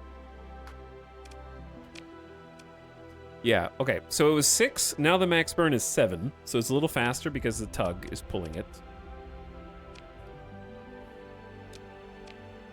Put these next to each other. How's the fleet looking? I mean, we're moving up. Hello, Giso. This son of a gun's actually playing Star Sector after all the mental torment from Saturday. I have a VOD to watch later. We've been in trade heaven right now. Honestly, we had a really tough start on purpose, and it's been going surprisingly well.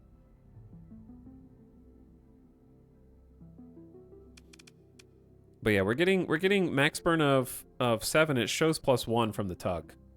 Smilk, because it defaults to 6 right now.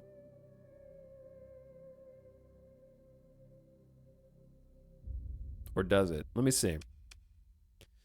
It might not, actually, because I don't have militarized subsystems on.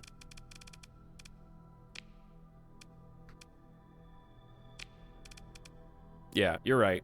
Okay, so it is 6. So it'll show up on the bottom left. The tug increases the slowest ship speed by 1 and therefore the fleet speed by 1. Star Mage. So the answer is both. And then we're going to go even more ham with augmented dry field and build that in. I'm just going to go for it. I think salvaging this and then fixing it up over time is kind of a cool idea. And that, like, our cargo flagship is this kind of busted 3D mod. Atlas is very much in the spirit of Star Sector.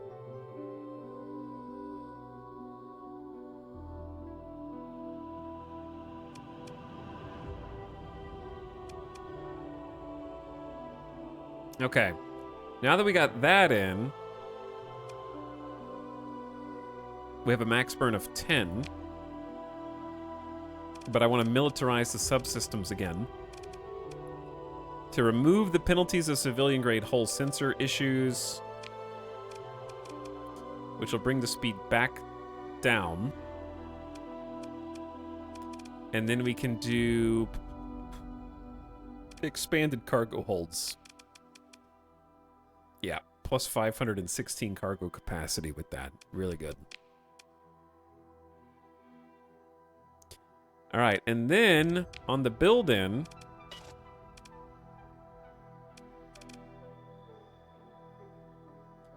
this S mod has been built into the ship. So it's the max burn, because it was built in, is another +1. So it's actually increased max burn by 2 and then another 1 for building it in. So that's ridiculous. Incredibly fast now. So our max burn is 9. Sorry, I'm trying to follow along too. But because of the tug, it should be 10. Right? Yeah. I think I got all that. I think we're on the same page now.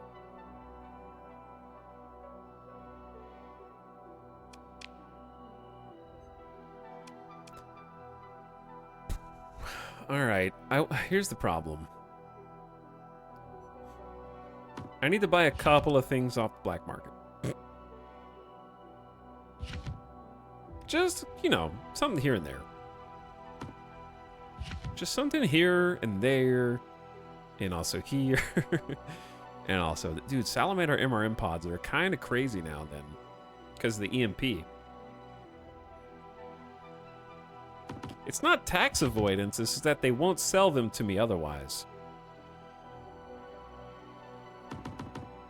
Look, it's just $10,000 of transactions, chat. That's not, I have zero suspicion. I'm chilling, dude. I'm gonna buy more then.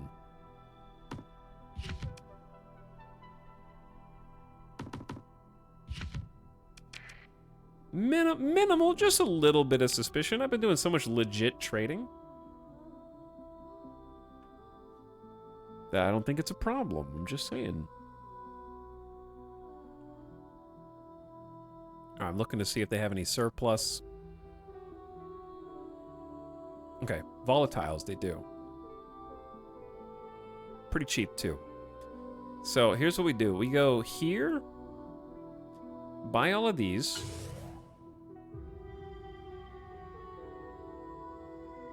And then we head up to Sesame again.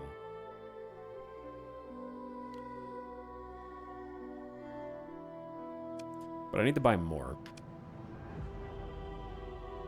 So we could go buy them from Zmei. But the Ludic Path is the one selling them. Okay, maybe we just take what we have. So many choices. So many choices to make, chat. Alright, goodbyes, goodbyes. Let's get out of here.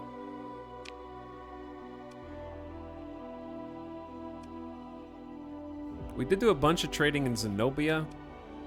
I say we just go straight to Sesame. I'm out. You scan me with minimal suspicion?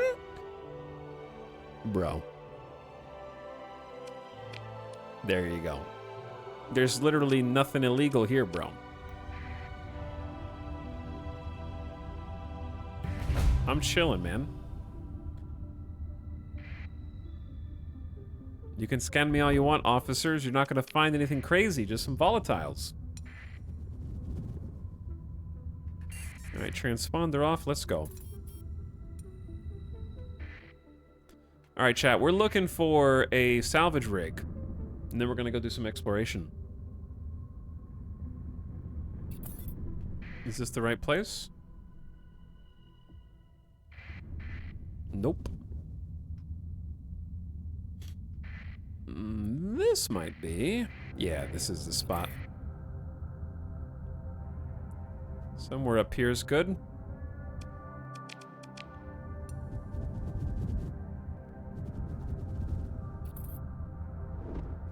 All right, what up?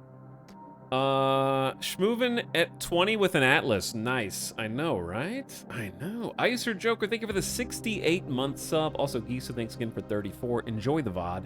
Anthopodian for 37 months. Thanks for over 3 years. Icer Joker, welcome back again, dude. Appreciate all of you. What up, Cutie Wasp? We're gaming right now. Gaming right now. Where was I selling? Where was I selling this stuff? Nona. Nona's up here, I think. We're doing completely legal transactions and making huge bank. That's 100 grand right there. Easy as can be. Buy the books, chat. Buy the books. And then, you know, we just browse the black market. We paid our taxes. I think we deserve a little treat. Trying to stock up on some things I know I need, like Vulcans, PDs. Things that I will use. I'll probably end up using heavy autocannons or a phase lance here or there. I like getting medium missiles, because when you need them, they're really hard to find. Or like dual flak. And since we have so much cargo space... A Storm Needler? A withering hail of projectiles that overwhelms most shield projectors. See, I kind of like wanting to stock up on weapons, because when you need them, you don't want to have to go find them. I just built in augmented drive because of you. Yeah, it's OP, dude. And by OP, I mean fun and powerful. So yeah, don't mind my random stockpile of large weapons that I may or may not ever actually need. I just like having options, you know?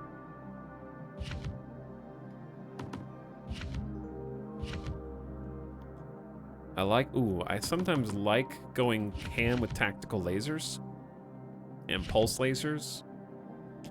Hardened shields mod spec's pretty good. All right, I'm paying 53K here now, but we just made a bunch of money. Minimal suspicion because we just did a huge trade to cover it up. I think that part's working. I think.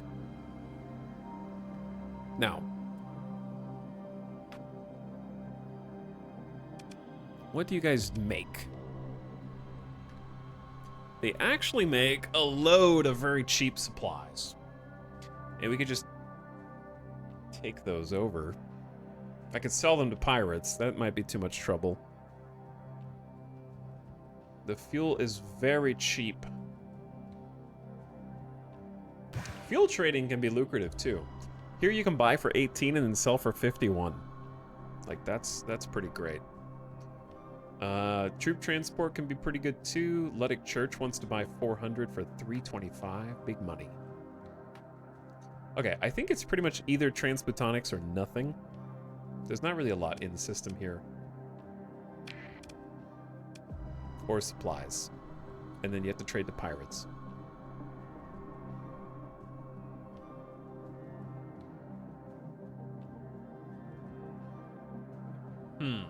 There could be, like... We usually buy more stuff from Gleam. Or Greem, which is right next door. So this is like a different location. So I still have minimal suspicion. They still want to get me. Wait, no, Pelums are the ones that have EMP now, right?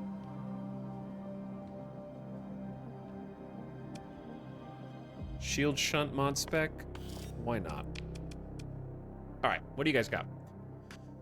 Cheap supplies. Normal fuel. Cheap crew. Reasonable marines. Cheap heavy machinery. Normal priced luxury goods. Reasonably cheap domestic goods. That could be a deal. Alright, let's make that a deal. Let's buy here and sell to Sword Habitat Sindrian Dicta in Sword. They have a deficit of 2,000?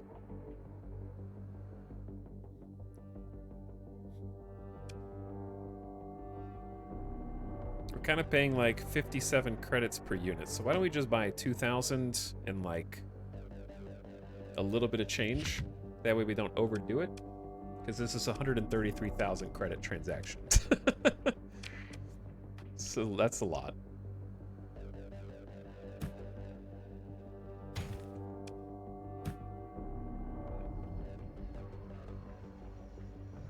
And I'll buy 100 supplies while we're here, because they're cheap. All right, let's go. We got a new haul, baby. And we got hardened shields. Reduce the amount of damage taken by shields by 20%. To be clear, if you're not played Star Sector, you don't get these bonuses until you put them on ships, and that costs ordnance points. So I'm not unlocking these for all my ships. This is just like more customization of your ships. So shields take 20% less damage. Reduce the chance shields will be pierced by EMP arcs. Remove your ship shields. The emitter nodes are replaced with reinforced plating, giving you 15% bonus armor. No shields. Ramming speed only.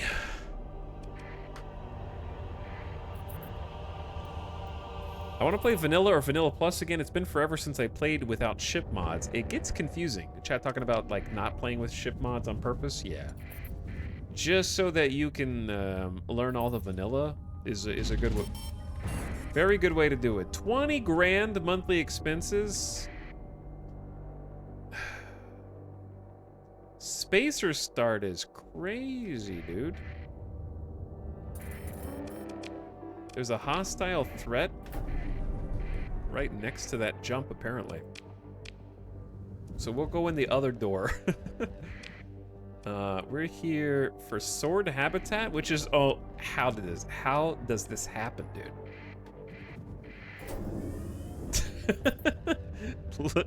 Look at this spawn. I wonder if a no shields playthrough is doable. Oh yeah, I'm sure it is. You just gotta go big, thick meatball hegemony and low tech. Look at this, dude. How is there a Sindrian Dicta habitat right next to a pirate habitat? They can see each other out of the windows. Yeah, just do a Luddic Path playthrough for no shields. You won't have a problem.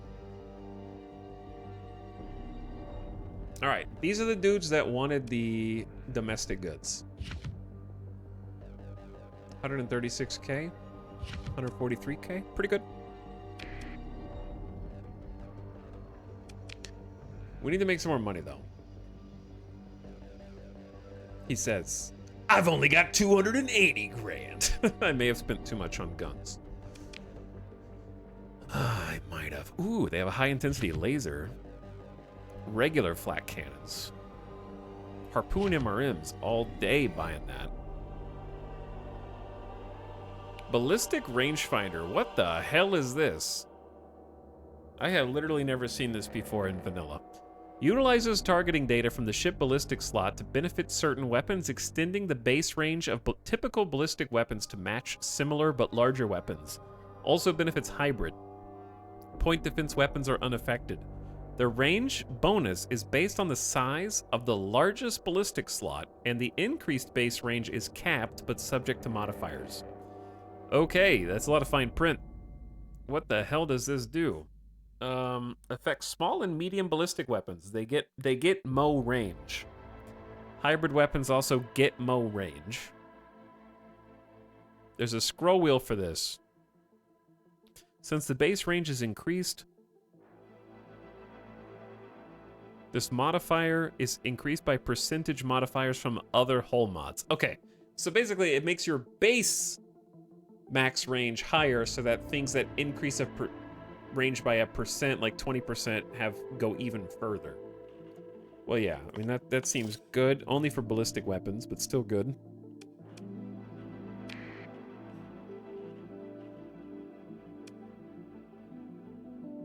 Very, very specific, but good.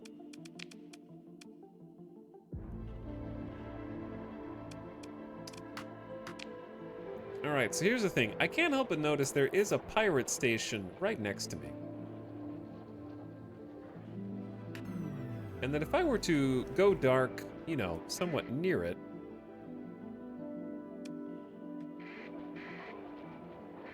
and maybe take a look around. You know, just peruse a little bit. Take a gander. Yeah, they don't really have anything I want. Maybe resistant flux conduits, but I don't really ever use that. I'd like having a Xiphos LPC. Possible fighters that we use in the future. That was 36 grand. I didn't even look. I just bought all 3. I bought 3 Xiphos LPCs. Yep, I did that on purpose. For when I eventually get a super carrier that has room for 3 separate fighter bays. Heavily shielded and armed with long-range weapons, the Xiphos is highly effective in a close support role. Its reliance on targeting and navigation feeds from larger ships means it's incapable of operating independently. It's an investment in the future. They have burst PD and ion beams. They're pretty strong. That's why they're 18 ordnance points. They're pretty tanky. At least you bought good ones, yeah. Ooh, Hurricane MIRVs. Ooh, more Harpoon MRMs. So, chat. Okay, I've got 2 already. IR auto lances. You gotta have some graviton beams just in case. Annihilator rocket pods. All the fun stuff's in here, dude. You gotta have some LRPDs.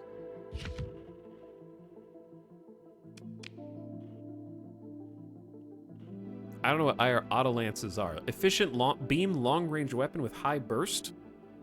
Effective against fighters. Ineffective against shields. I've never even seen these before. I'll take 2 of these, 3 of these. Yeah. Okay, we're only gonna have 200 grand after this. I need to make more money. I'm buying all of that. We're starting our horde of guns.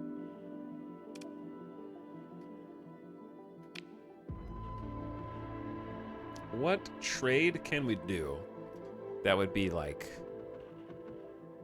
really good?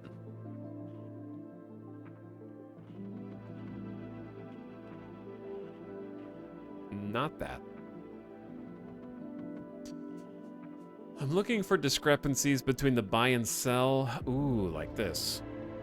Like organics, buy for 16, sell for 61 here. If you can do that in enough quantity. Or buy for 11, sell for 31 is pretty good too. All right, let's go to Zenobia.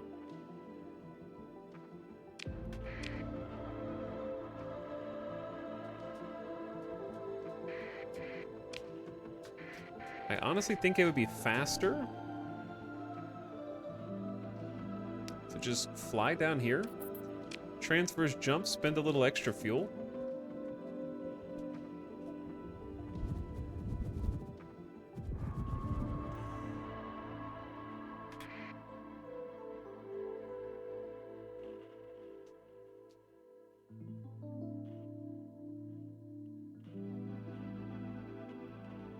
Sorry. Midas is getting very antsy. And he just starts walking in circles. And he needs to be tucked in sometimes to stop. He's a pacer. He is a pacer. All right, where was I just going? Zenobia.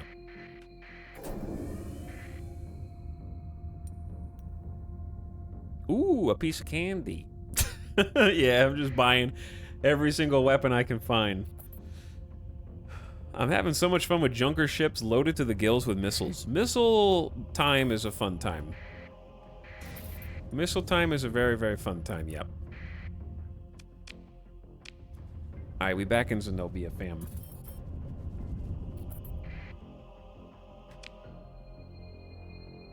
The question is, where in Zenobia was I going? It was I think it was Zenobia Mantle? Or, it's Mantle or Port. I don't remember which. And they're on opposite sides.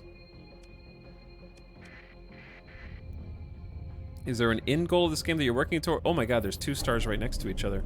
It's a sandbox game. So the game ends when you get bored. But at the end of the day, you're sort of potentially working toward setting up your own faction, colonizing your own planets, which you have to survey manually. Chat, can we kill these guys? We got 4 combat ships, and one of them's an Omen.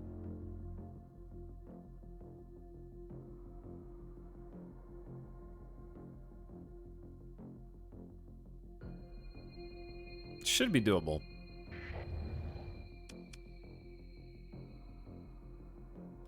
Finally, some combat. But yeah, you can like get your own industry going and your own colonies, and if you're playing nexerelin, you could try to exterminate other factions or go full-blown wars and all that. All right, gamers, it's time. This is our first battle in 7 hours. We've been doing some trading this whole time. We're gonna try and keep all these dudes out of it. We could bring the Tauruses in, but they just have point defense, so I don't see the point. Now, I'm just flying a stupid hound. It ain't very good. So here's what we want. We want 1 hound to just go with the wolf. The wolf is pretty strong and the omen are pretty strong. It's combat time, chat. Watch the omen shred.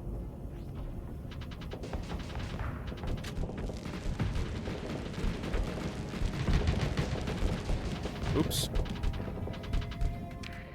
Alright, well here's the thing. The Omen is about to get shredded in a 3v1.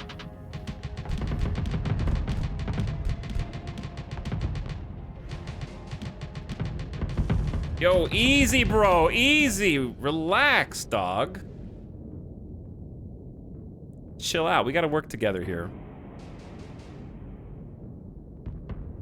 Oh, that dude is... I love that hounds can get wrecked by anti-fighter missiles. Let's go for the baby. The Wayfinder.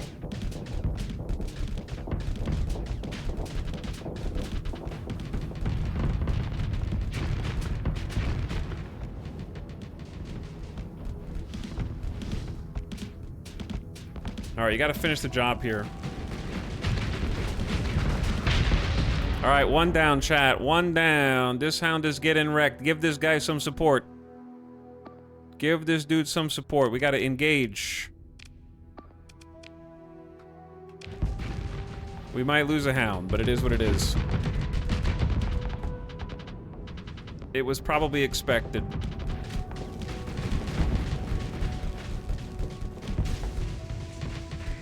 This assault chain gun is crazy, dude. He's diving me.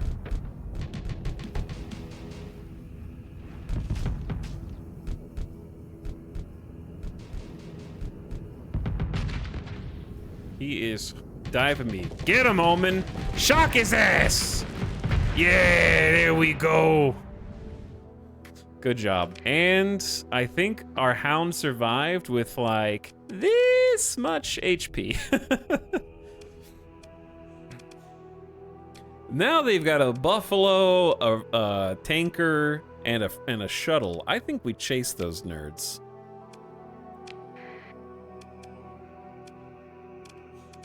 I'll chase them myself. I'll deploy left, right, and I'll be behind.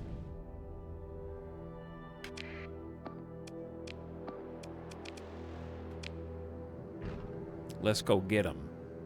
It's a loot box.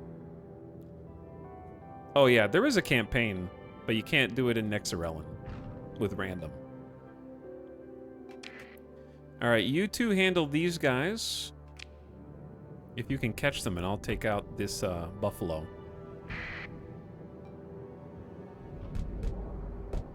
Well, by take out, I mean slowly poke the shields down.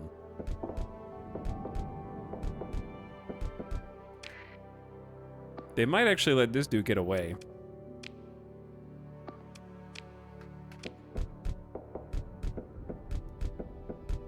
In which case, it is what it is. My weapon is not good against shields, as you can tell. Ow. Dude, why is there like a meteor shower here? I've never seen this before. There really is just a meteor shower.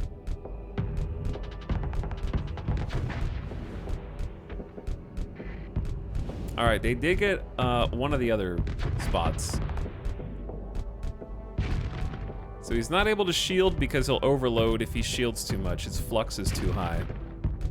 So we got his engines down.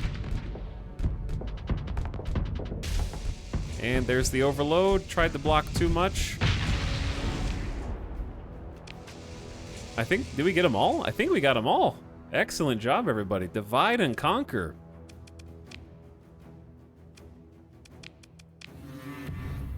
Luddic path has deteriorated. That's expected, but we get some salvage. Somebody survived. They can join the crew, dude. Do you take more damage while venting? No, but your shields go down while venting.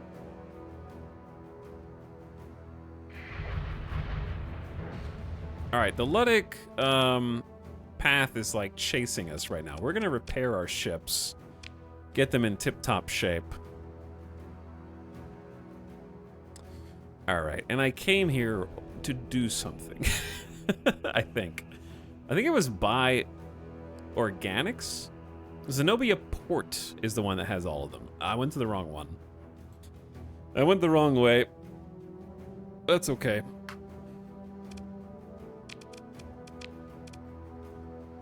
They have a salvage rig, but it sucks. We need to go that way.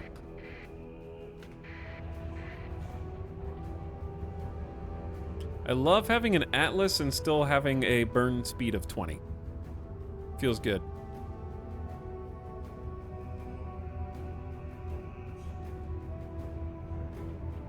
And having our slow speed still be 8.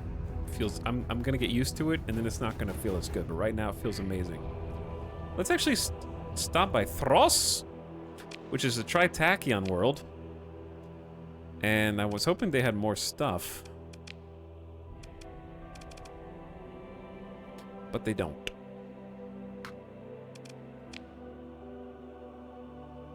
Yeah, they don't have much at all.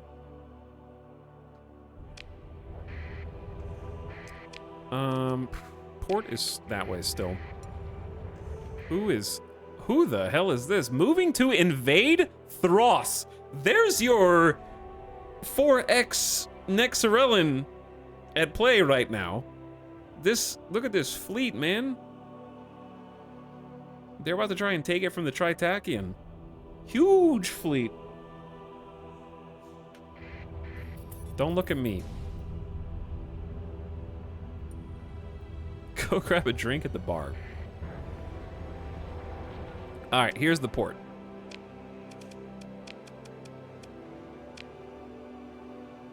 And here's the extra organics. So we're gonna try and buy these for 15, sell for 61. Crazy differential there.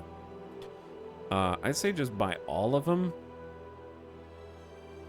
Well, we could buy more from New Cordova in Tar. Go to Tar, then go to Sword. That's probably better. Accelerated shield mod spec, buy it. Converted hangar, buy it. We'll read it later. Now, the Thumper was doing some work. Might be worth buying. Like, the heavy mortar is... I feel like the heavy mortar is kind of meh compared to the Thumper. As we just saw. It is like a lot of flux per second. 333. Compared to 180, but you don't use shields. So, I don't know. Probably better.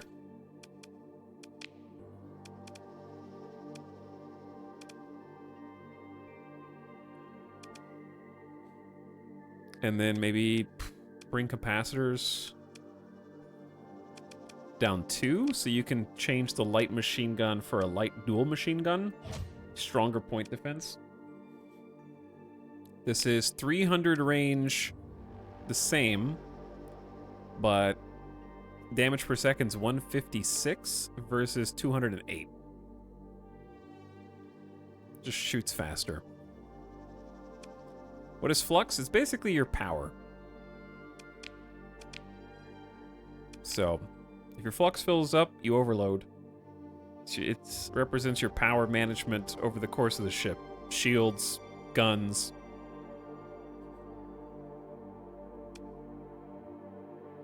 And if you're at 0 flux, your ship goes faster because it's like diverting power to your engines.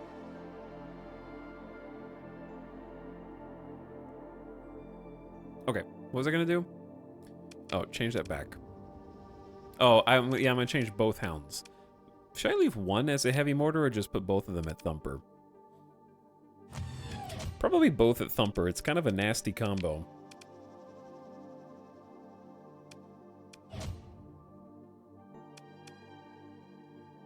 What do vents do? Vents help you vent your flux.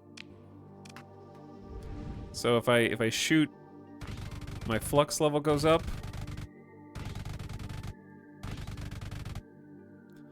And the more vents you have when you vent your flux, or when you're naturally venting your flux by time passing. Like, see how much faster they're going down?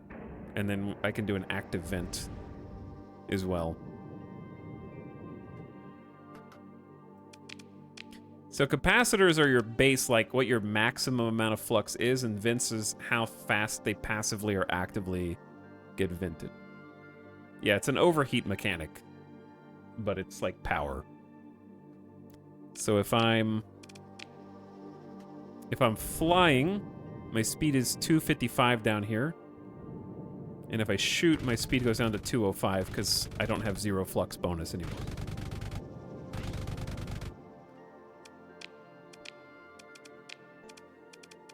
So if I did like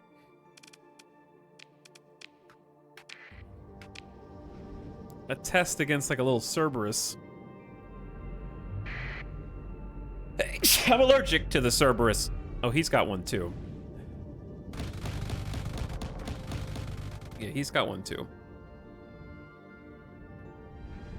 But if I bait him into flying into me,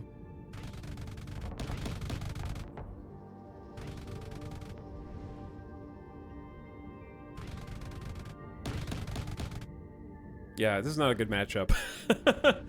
I'm not really meant to be taking a Cerberus 1v1. He's gonna win because he's got more DACA. I'm just tickling him right now.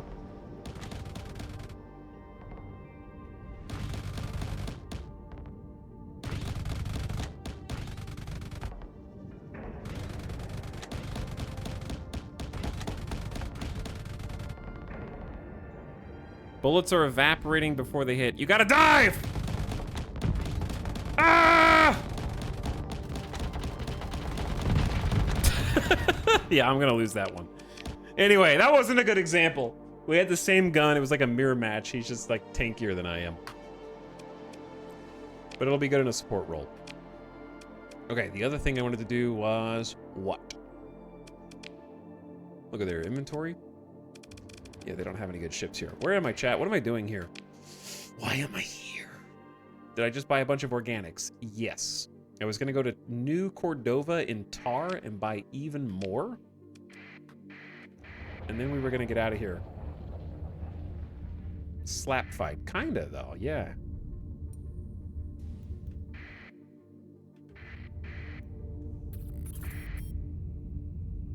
Your fleet is over cargo capacity. That will be fine.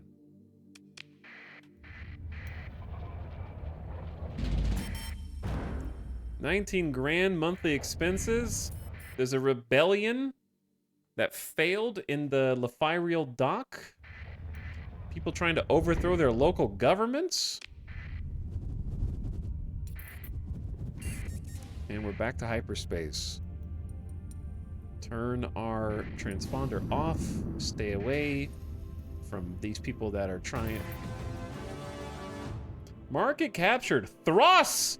Thros has fallen! It is no longer Tritachyon. It is now Syndrian Dicta. Wow. In the Zenobia star system.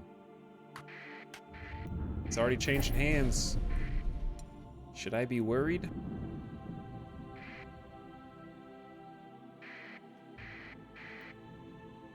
War! So much war, dude. All right, transponder's on.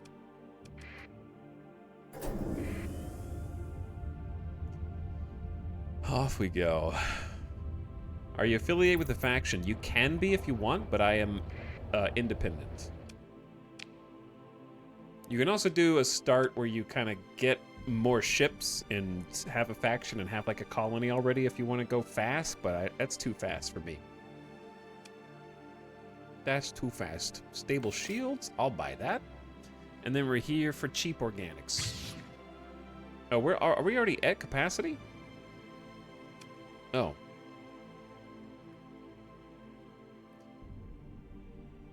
Well, they only want to buy 3,000 anyway. Maybe I stopped here for no reason. I may have bought too many guns that we're just carrying around and not using. That's possible. Ooh, a condor.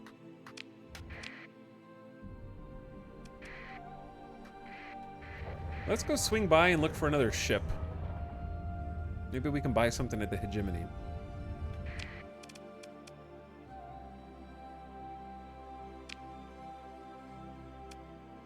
I wanted to make sure I still had expanded cargo holds for these. Yeah, all right. I just went go dark on accident? Oh, dude, I just accidentally fat-fingered go dark. Guys, it was like 3 seconds. It was an accident. I'm turning my headlights back on, officers. Like, relax, dude. They're like, I'm detecting a criminal. There's a pirate over here. Is he's gonna arrest me possibly still? I don't know, we'll see. I don't know what he's boosting for.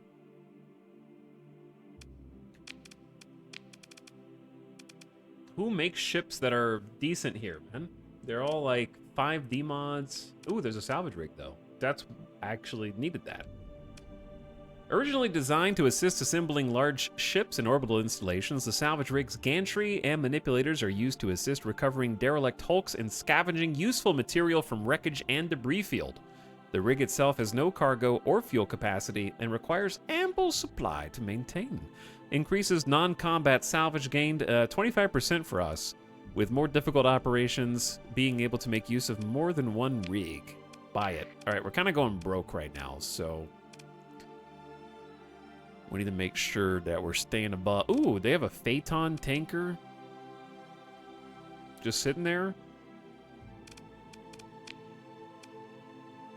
The black market's just got a Grendel phase cruiser and an eradicator with no demod. 2 eradicators? What the hell? Look at the black market here, man. It's wild. They've got a Tempest on the black market and a Brawler and a Condor. All right, I'm too poor for this anyways.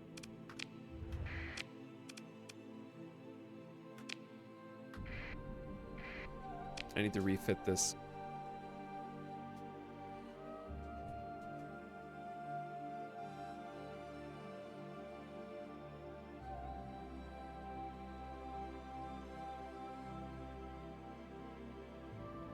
I gotta blow my nose, 1 sec.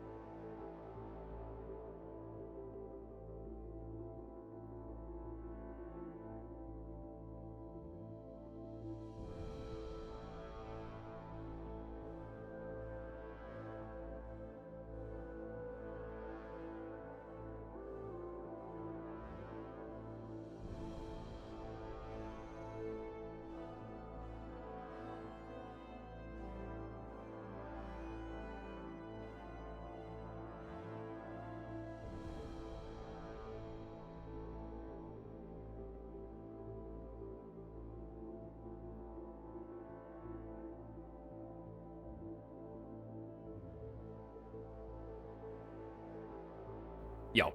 Okay. Had to step away for a sec. I'm back. Chat, what are you guys gaming on tonight? Have you tried Helldivers 2? Nope. But it looks fun, though. It looks fun.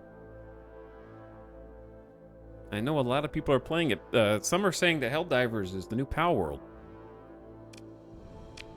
Many people are saying this. Okay, I've got Stabilized Shields mod spec. Reduce the amount of soft flux that raised shields generate per second by 50%. This does not affect the flux generated when shields take damage. Still can be good, though. Oh, I don't... I might be stupid, because, yeah, I already have that. Yeah, I was trying to click theirs. We got a few other ones, too. Increases the turn rate of ship shields. So some shields are not fixed, they're mobile, and this increases the rate they turn. The AI is just so much better at this than a human can be. They can, like, turn the shields and shoot independently. That's really good. There's the ballistic rangefinder. I'm playing this game. It's good, Smelly Ghost. Stardew Valley gamers in chat. Path of Exile. We got any Last Epoch gamers in chat soon? Nothing. I'm working. Maybe if they fix their servers. Yeah, Helldivers has had some server outages. It's too popular. StarCraft 2. No, you're not. Don't lie to me. Battle Brothers. Helldivers 2, but also working. Don't lie to me. You can't work unless you work at Helldivers. Converted hangar mod spec. Convert the ship's standard shuttle hangar to house a fighter bay. The improvised flight deck, its crew, and the related machinery function at a pace below that of a dedicated carrier. Fighter refit time is increased by 1.5x. Fighter replacement rate both decays and recovers 1.5 times more slowly. In addition, bombers returning to rearm or fighters for repairs take 40% of their base refit time to relaunch. Normally, it takes under a second. Increases the minimum crew by 20 to account for pilots and flight crews. Increases the ship's deployment points and supply cost to recover for 1 for every 5 ordnance points spent on fighters. This comes with a proportional increase in combat readiness loss per... Basically, you can take any ship and put a hangar in it, and there's going to be severe penalties compared to just using a carrier. But you can make your whole fleet of converted hangar and surprise the hell out of the enemy. They'll never see it coming. Every ship's a carrier now. Playing some Yakuza 0. Playing 10 freighters, suddenly a swarm of fighters. It could happen to you. Alright, salvage gantry is increased resources gained from salvaging.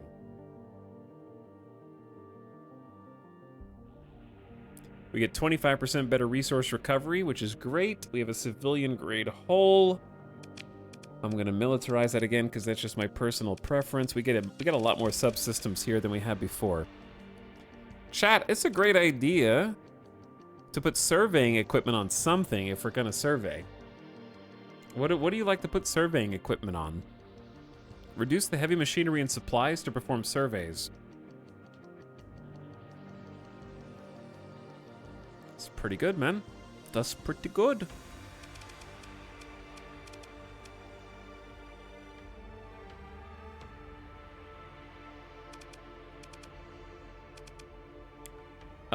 What else should a salvager have? What is its default speed? 9?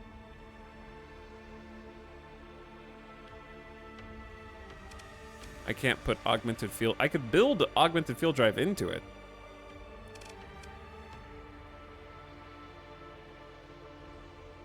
Or I could just add militarized subsystems, build that into this.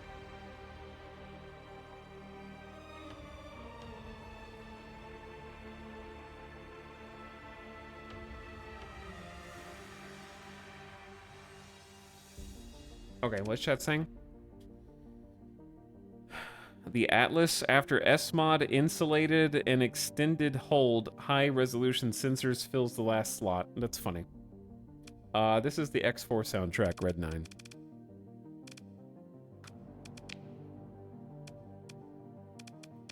So if you build in expanded cargo holds, it doubles the cargo capacity increase? Oh. Oh, God. Are you serious? So normally it's a 30% or 200 increase, whichever is higher. And if you build that in, it goes up to an extra 500 cargo capacity. Yeah, that's probably worth the mega ship.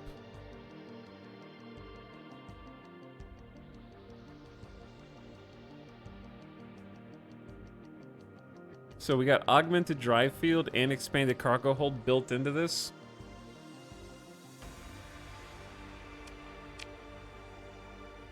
And then you throw surveying equipment, so it reduces heavy machinery and supplies required to perform surveys by 40. Because this is the biggest ship. And then it just has militarized subsystems and surveying equipment for me.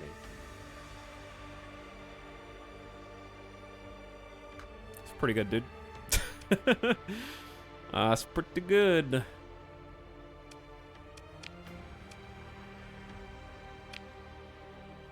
Alright, so what do I put on this? Efficiency overhaul? Maintenance, fuel use, minimum crew? Yeah.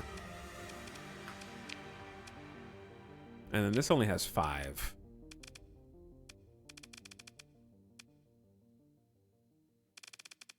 I guess you could do an efficiency overhaul on the tug.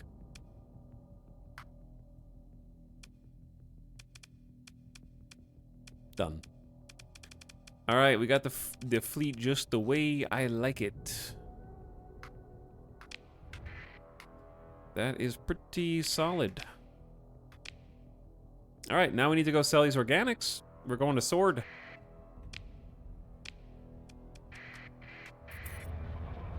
I'm out. Peace. Later, nerds. I'm actually just gonna transverse jump here instead of go through the local star.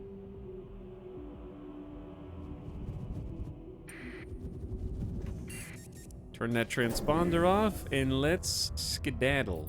Yo, we're using 54 fuel per day. Oh my god, yeah, we're gonna need another dram or something larger, possibly.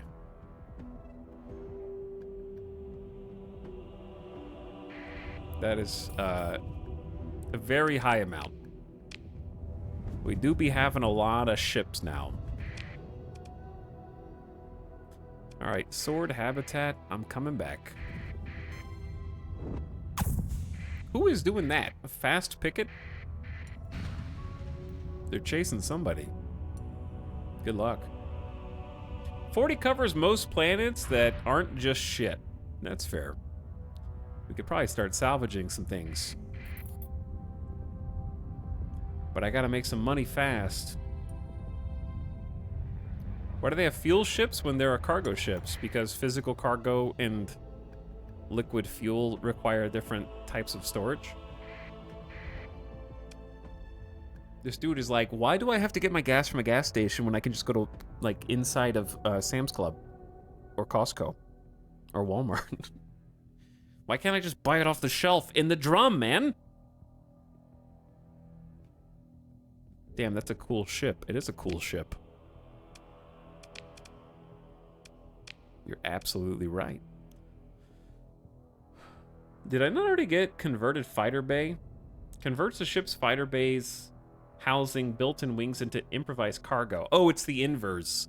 It's taking out wings and adding cargo capacity. I'll buy it. All right, I'm technically here to sell organics, but somebody already sold the organics. So now I gotta sell to the pirates to make good money. Listen, if you guys don't want the food, that's okay, man. Because your neighbor is literally right here. Ooh, a pirate corsair. Looky who we have here. Oh, wait, I'm gonna end up fighting the whole station. No, you can't. That's illegal. You can't do that.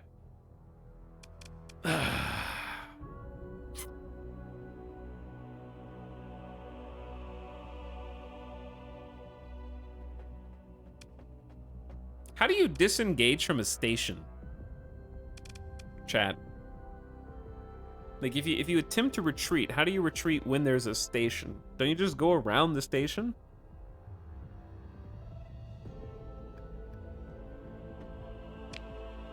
The enemy ships make no move to pursue. Okay. Yeah. Never mind. We're good.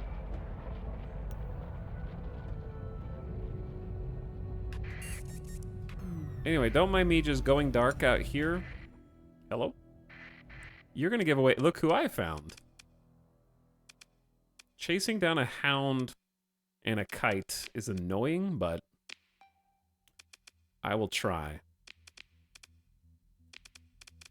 Deploy from the left, the right, and the left.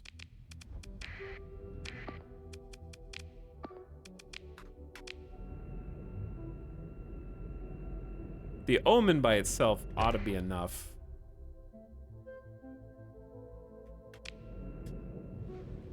I'm just gonna try and go cap the sensor.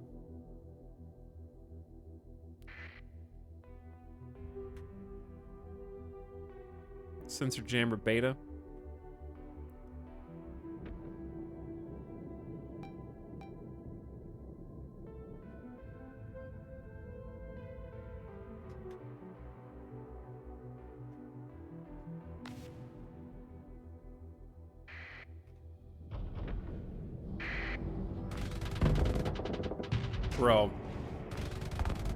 Bro.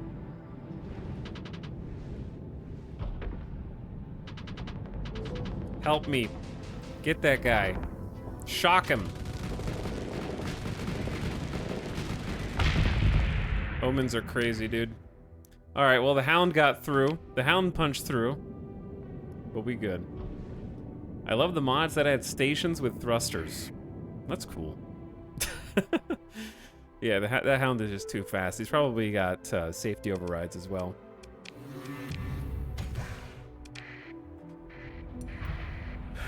Oh, then now they're not going to let me dock, though.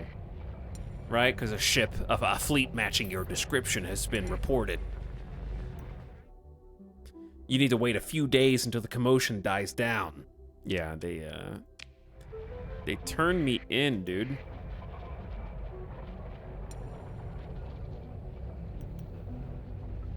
God, we're so fast.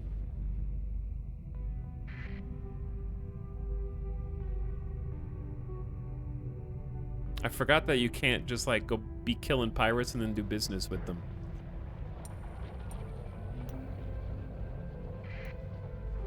It's been a few days, right?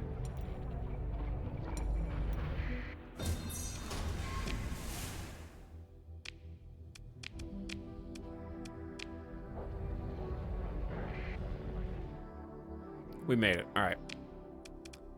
All right, now that things have died down, I'm here to sell you guys some stuff.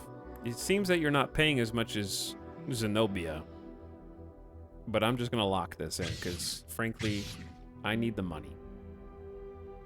Just take it all.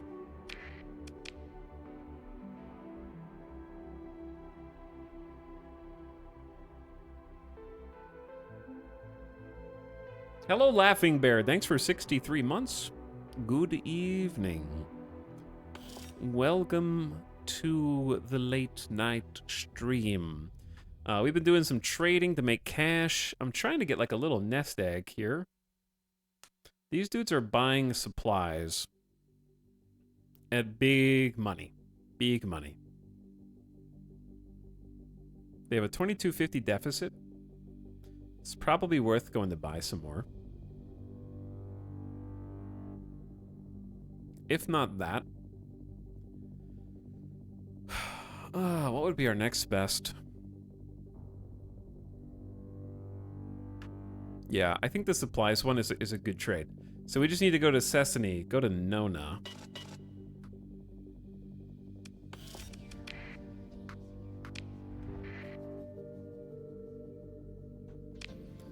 Where's Nona?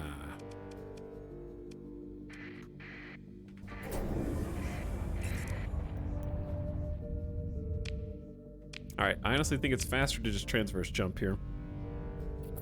Sesame? No, not that Sesame. Back to 150k. Yeah, we were up to like 400k at one point. Did I just buy a lot of stuff?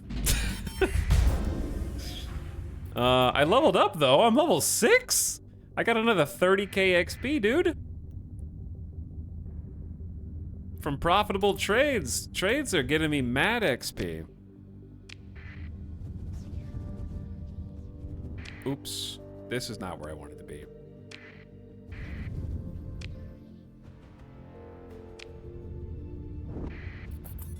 Where's the minus 20k per month come from? If you do exclamation star sector, you'll see our start, but effectively I did what's called the spacer start in nexerelin, which puts me in debt. And the debt continues to scale and escalate for added challenge. What?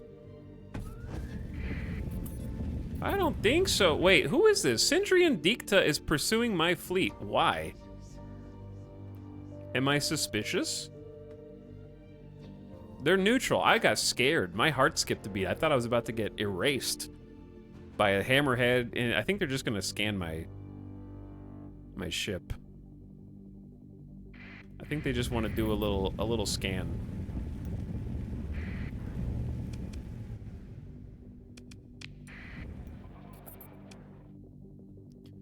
Attention, your fleet matches the suspected smuggler profile. Yeah, scan away.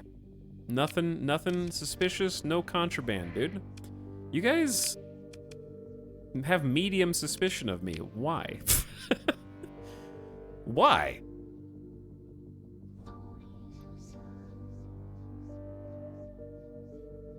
But yeah, basically nexerelin lets me highly customize the start. And the debt is just an added challenge to make me take everything very seriously. This is a place to stock up on cheap fuel.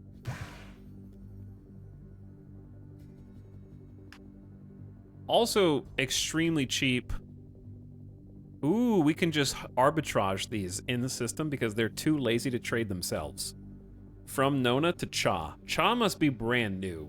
They must have just built that station. They can build stations in nexerelin. So they want to buy at least 200. So we'll just lock that in.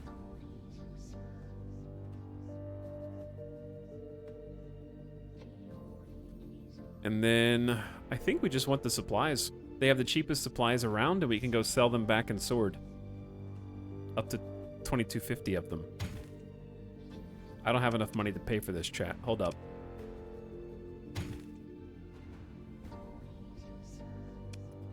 All right, well, let's start with this. Because Cha, they must have just built, or they must have just settled. It's a desert world right here that they didn't inhabit before. It's like brand new. And they just want transbotonics, I guess. Did I just lose money on that? I swear I just lost money on that. I don't know, whatever. I have 100, I thought I just had more money. Back to 150k, did I? The month rolled over though. Maybe I didn't lose money. Yeah, I gained like 10k. Fighter bay. Reduce the chance for missiles launched by this ship to be affected by electronic countermeasures and flares by 50%. Increase your missile top speed by 25%, maneuverability by 50%, and reduces the weapon range reduction due to superior enemy electronic warfare. All right, yeah, all those things will be good for a missile boat. You also bought fuel. True, I did buy fuel. All right, well, let's fill up on however much of this we can buy.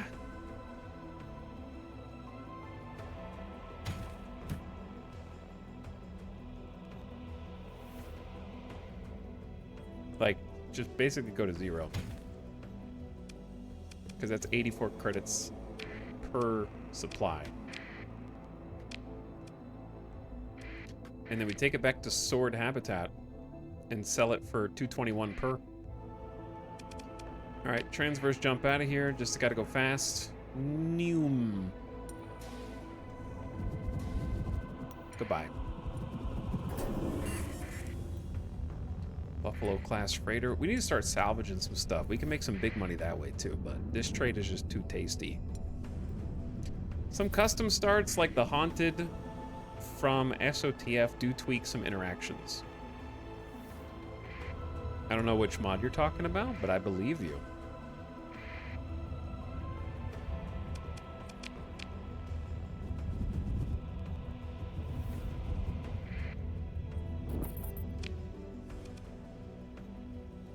Sword Station is an independent. Why did you give it such a boring name? Yeah, it's Sword Habitat. It's in the same... We have Sword Station, Sword Habitat, and Sword View. Got some more unique names, guys. I can't tell you apart at a distance.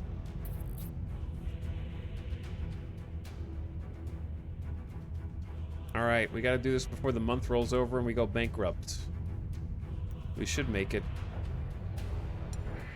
We're doing legit trading here. 307,000 credits for that trade. Because they're gonna pay 136 credits per unit. But at the top end, they're paying 221 credits. And then the price goes down as we fulfill demand. So watch this. See the price per unit right there is 221. And then the more I sell, I'm bringing price down.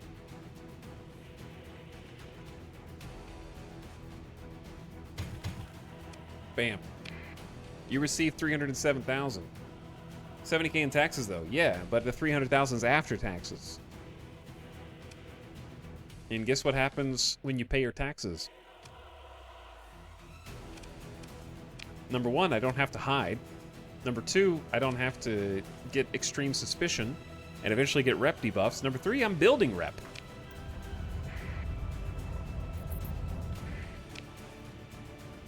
I think you sold too much? Nope. I sold as much as I wanted, and I can go buy cheaper elsewhere.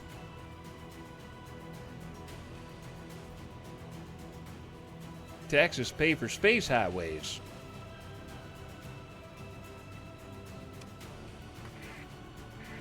We should check these dudes out, though. They don't have any... They have a dram, which I do feel like I might end up needing. Ironically.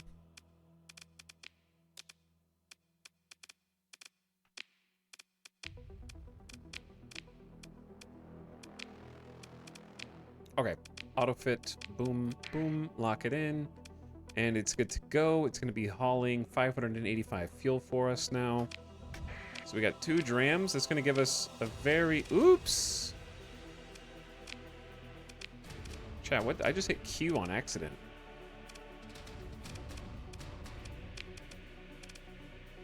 Which for some reason did suspend repairs and recovery on every single ship. What does Q do?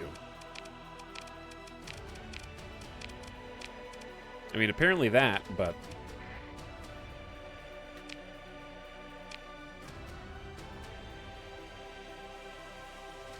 Yeah, I'm just gonna go buy some more from Sesame. Let's, transverse jump out of here.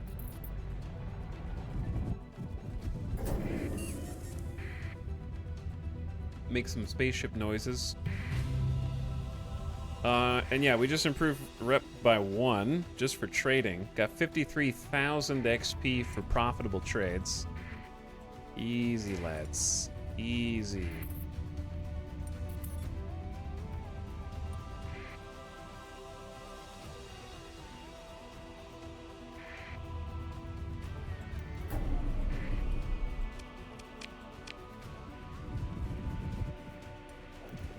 Back on the ship screen, look at the top left corner. Oh, suspend all repairs is Q. Resume is W. Gotcha. Oh man, look at this. Sindri and Dikta hellscape. There's a Letic path still being bullied. I can't see anything. There's interdictions happening.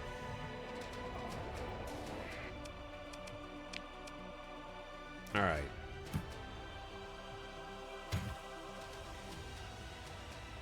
So yeah, I want to have at least probably 1,000 supplies.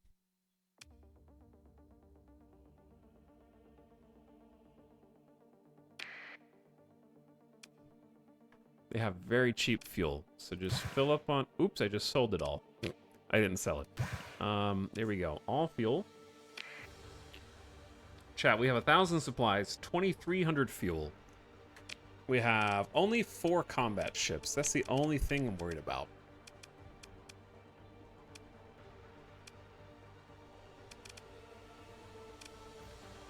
We only have 4 combat ships, and 2 of them are hounds.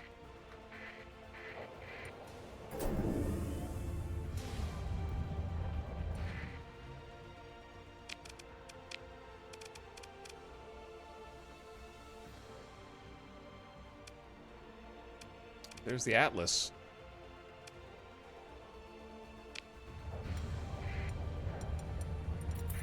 What is going on here? I guess we can do some crazy salvage after all these fights. Yeah, there's nothing here. That Phaeton would have been cool instead of the 2 drams. But we can always get to that.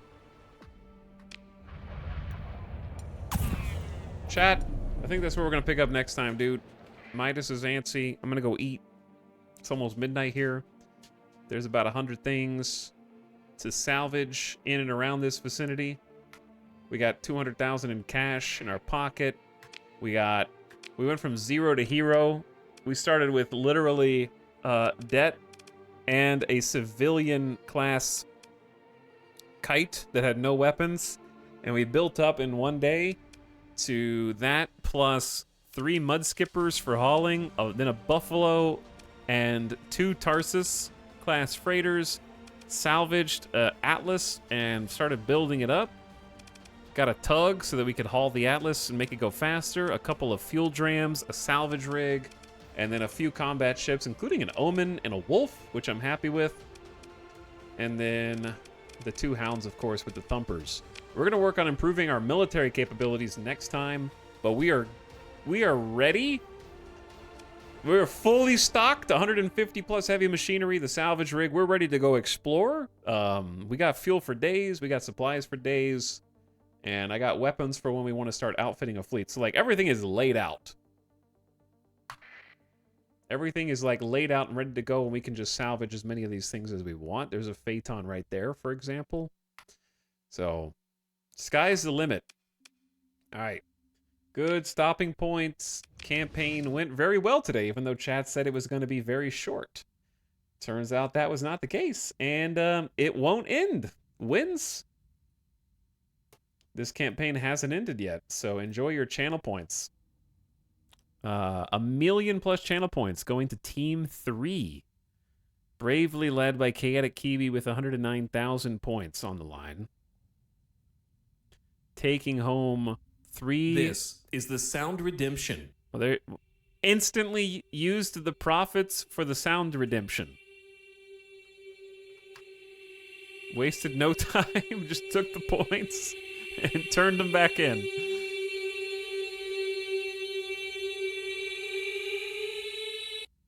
It's that easy, chat. It's that easy.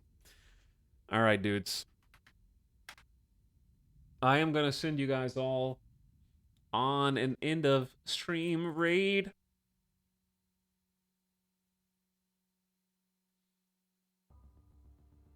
Thanks for the stream. Hey, thanks for watching. Thanks for hanging out, everybody. I hope you had fun. Star Sector, it turns out 3rd time is the charm. 3rd try is the charm.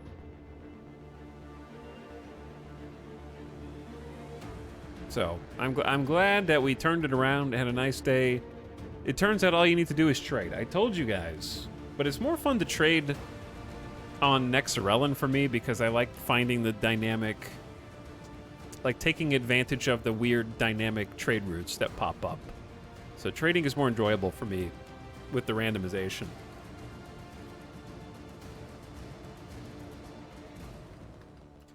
All right, everybody. Good night, one and all. I will see you over on Arch's channel who plays stuff. He's been playing some My Time at Sandrock. And let's go give him some late night love. And I don't know how long he's going to be streaming for because he's been streaming for like 3 hours, but we'll go over there for as long as is left. I'll see you guys again tomorrow. We'll be streaming in tomorrow. I think there's going to be something new tomorrow. A little variety. Might be playing the newspaper game. If it's good. If newspaper game comes out with negative or mixed reviews, if it comes out with like positive-ish, seems positive, then we'll check it out. All right, I'm going to watch the reviews. But yeah, we'll do a little variety tomorrow. Okay, good night. Go be nice to Arch. Toss him a follow if you haven't already. And we'll probably continue this campaign later in the week. Because it was going pretty good. Thanks for the stream. Take care, everybody. No, I just got here. Sorry, Dr. Friedman. Get out.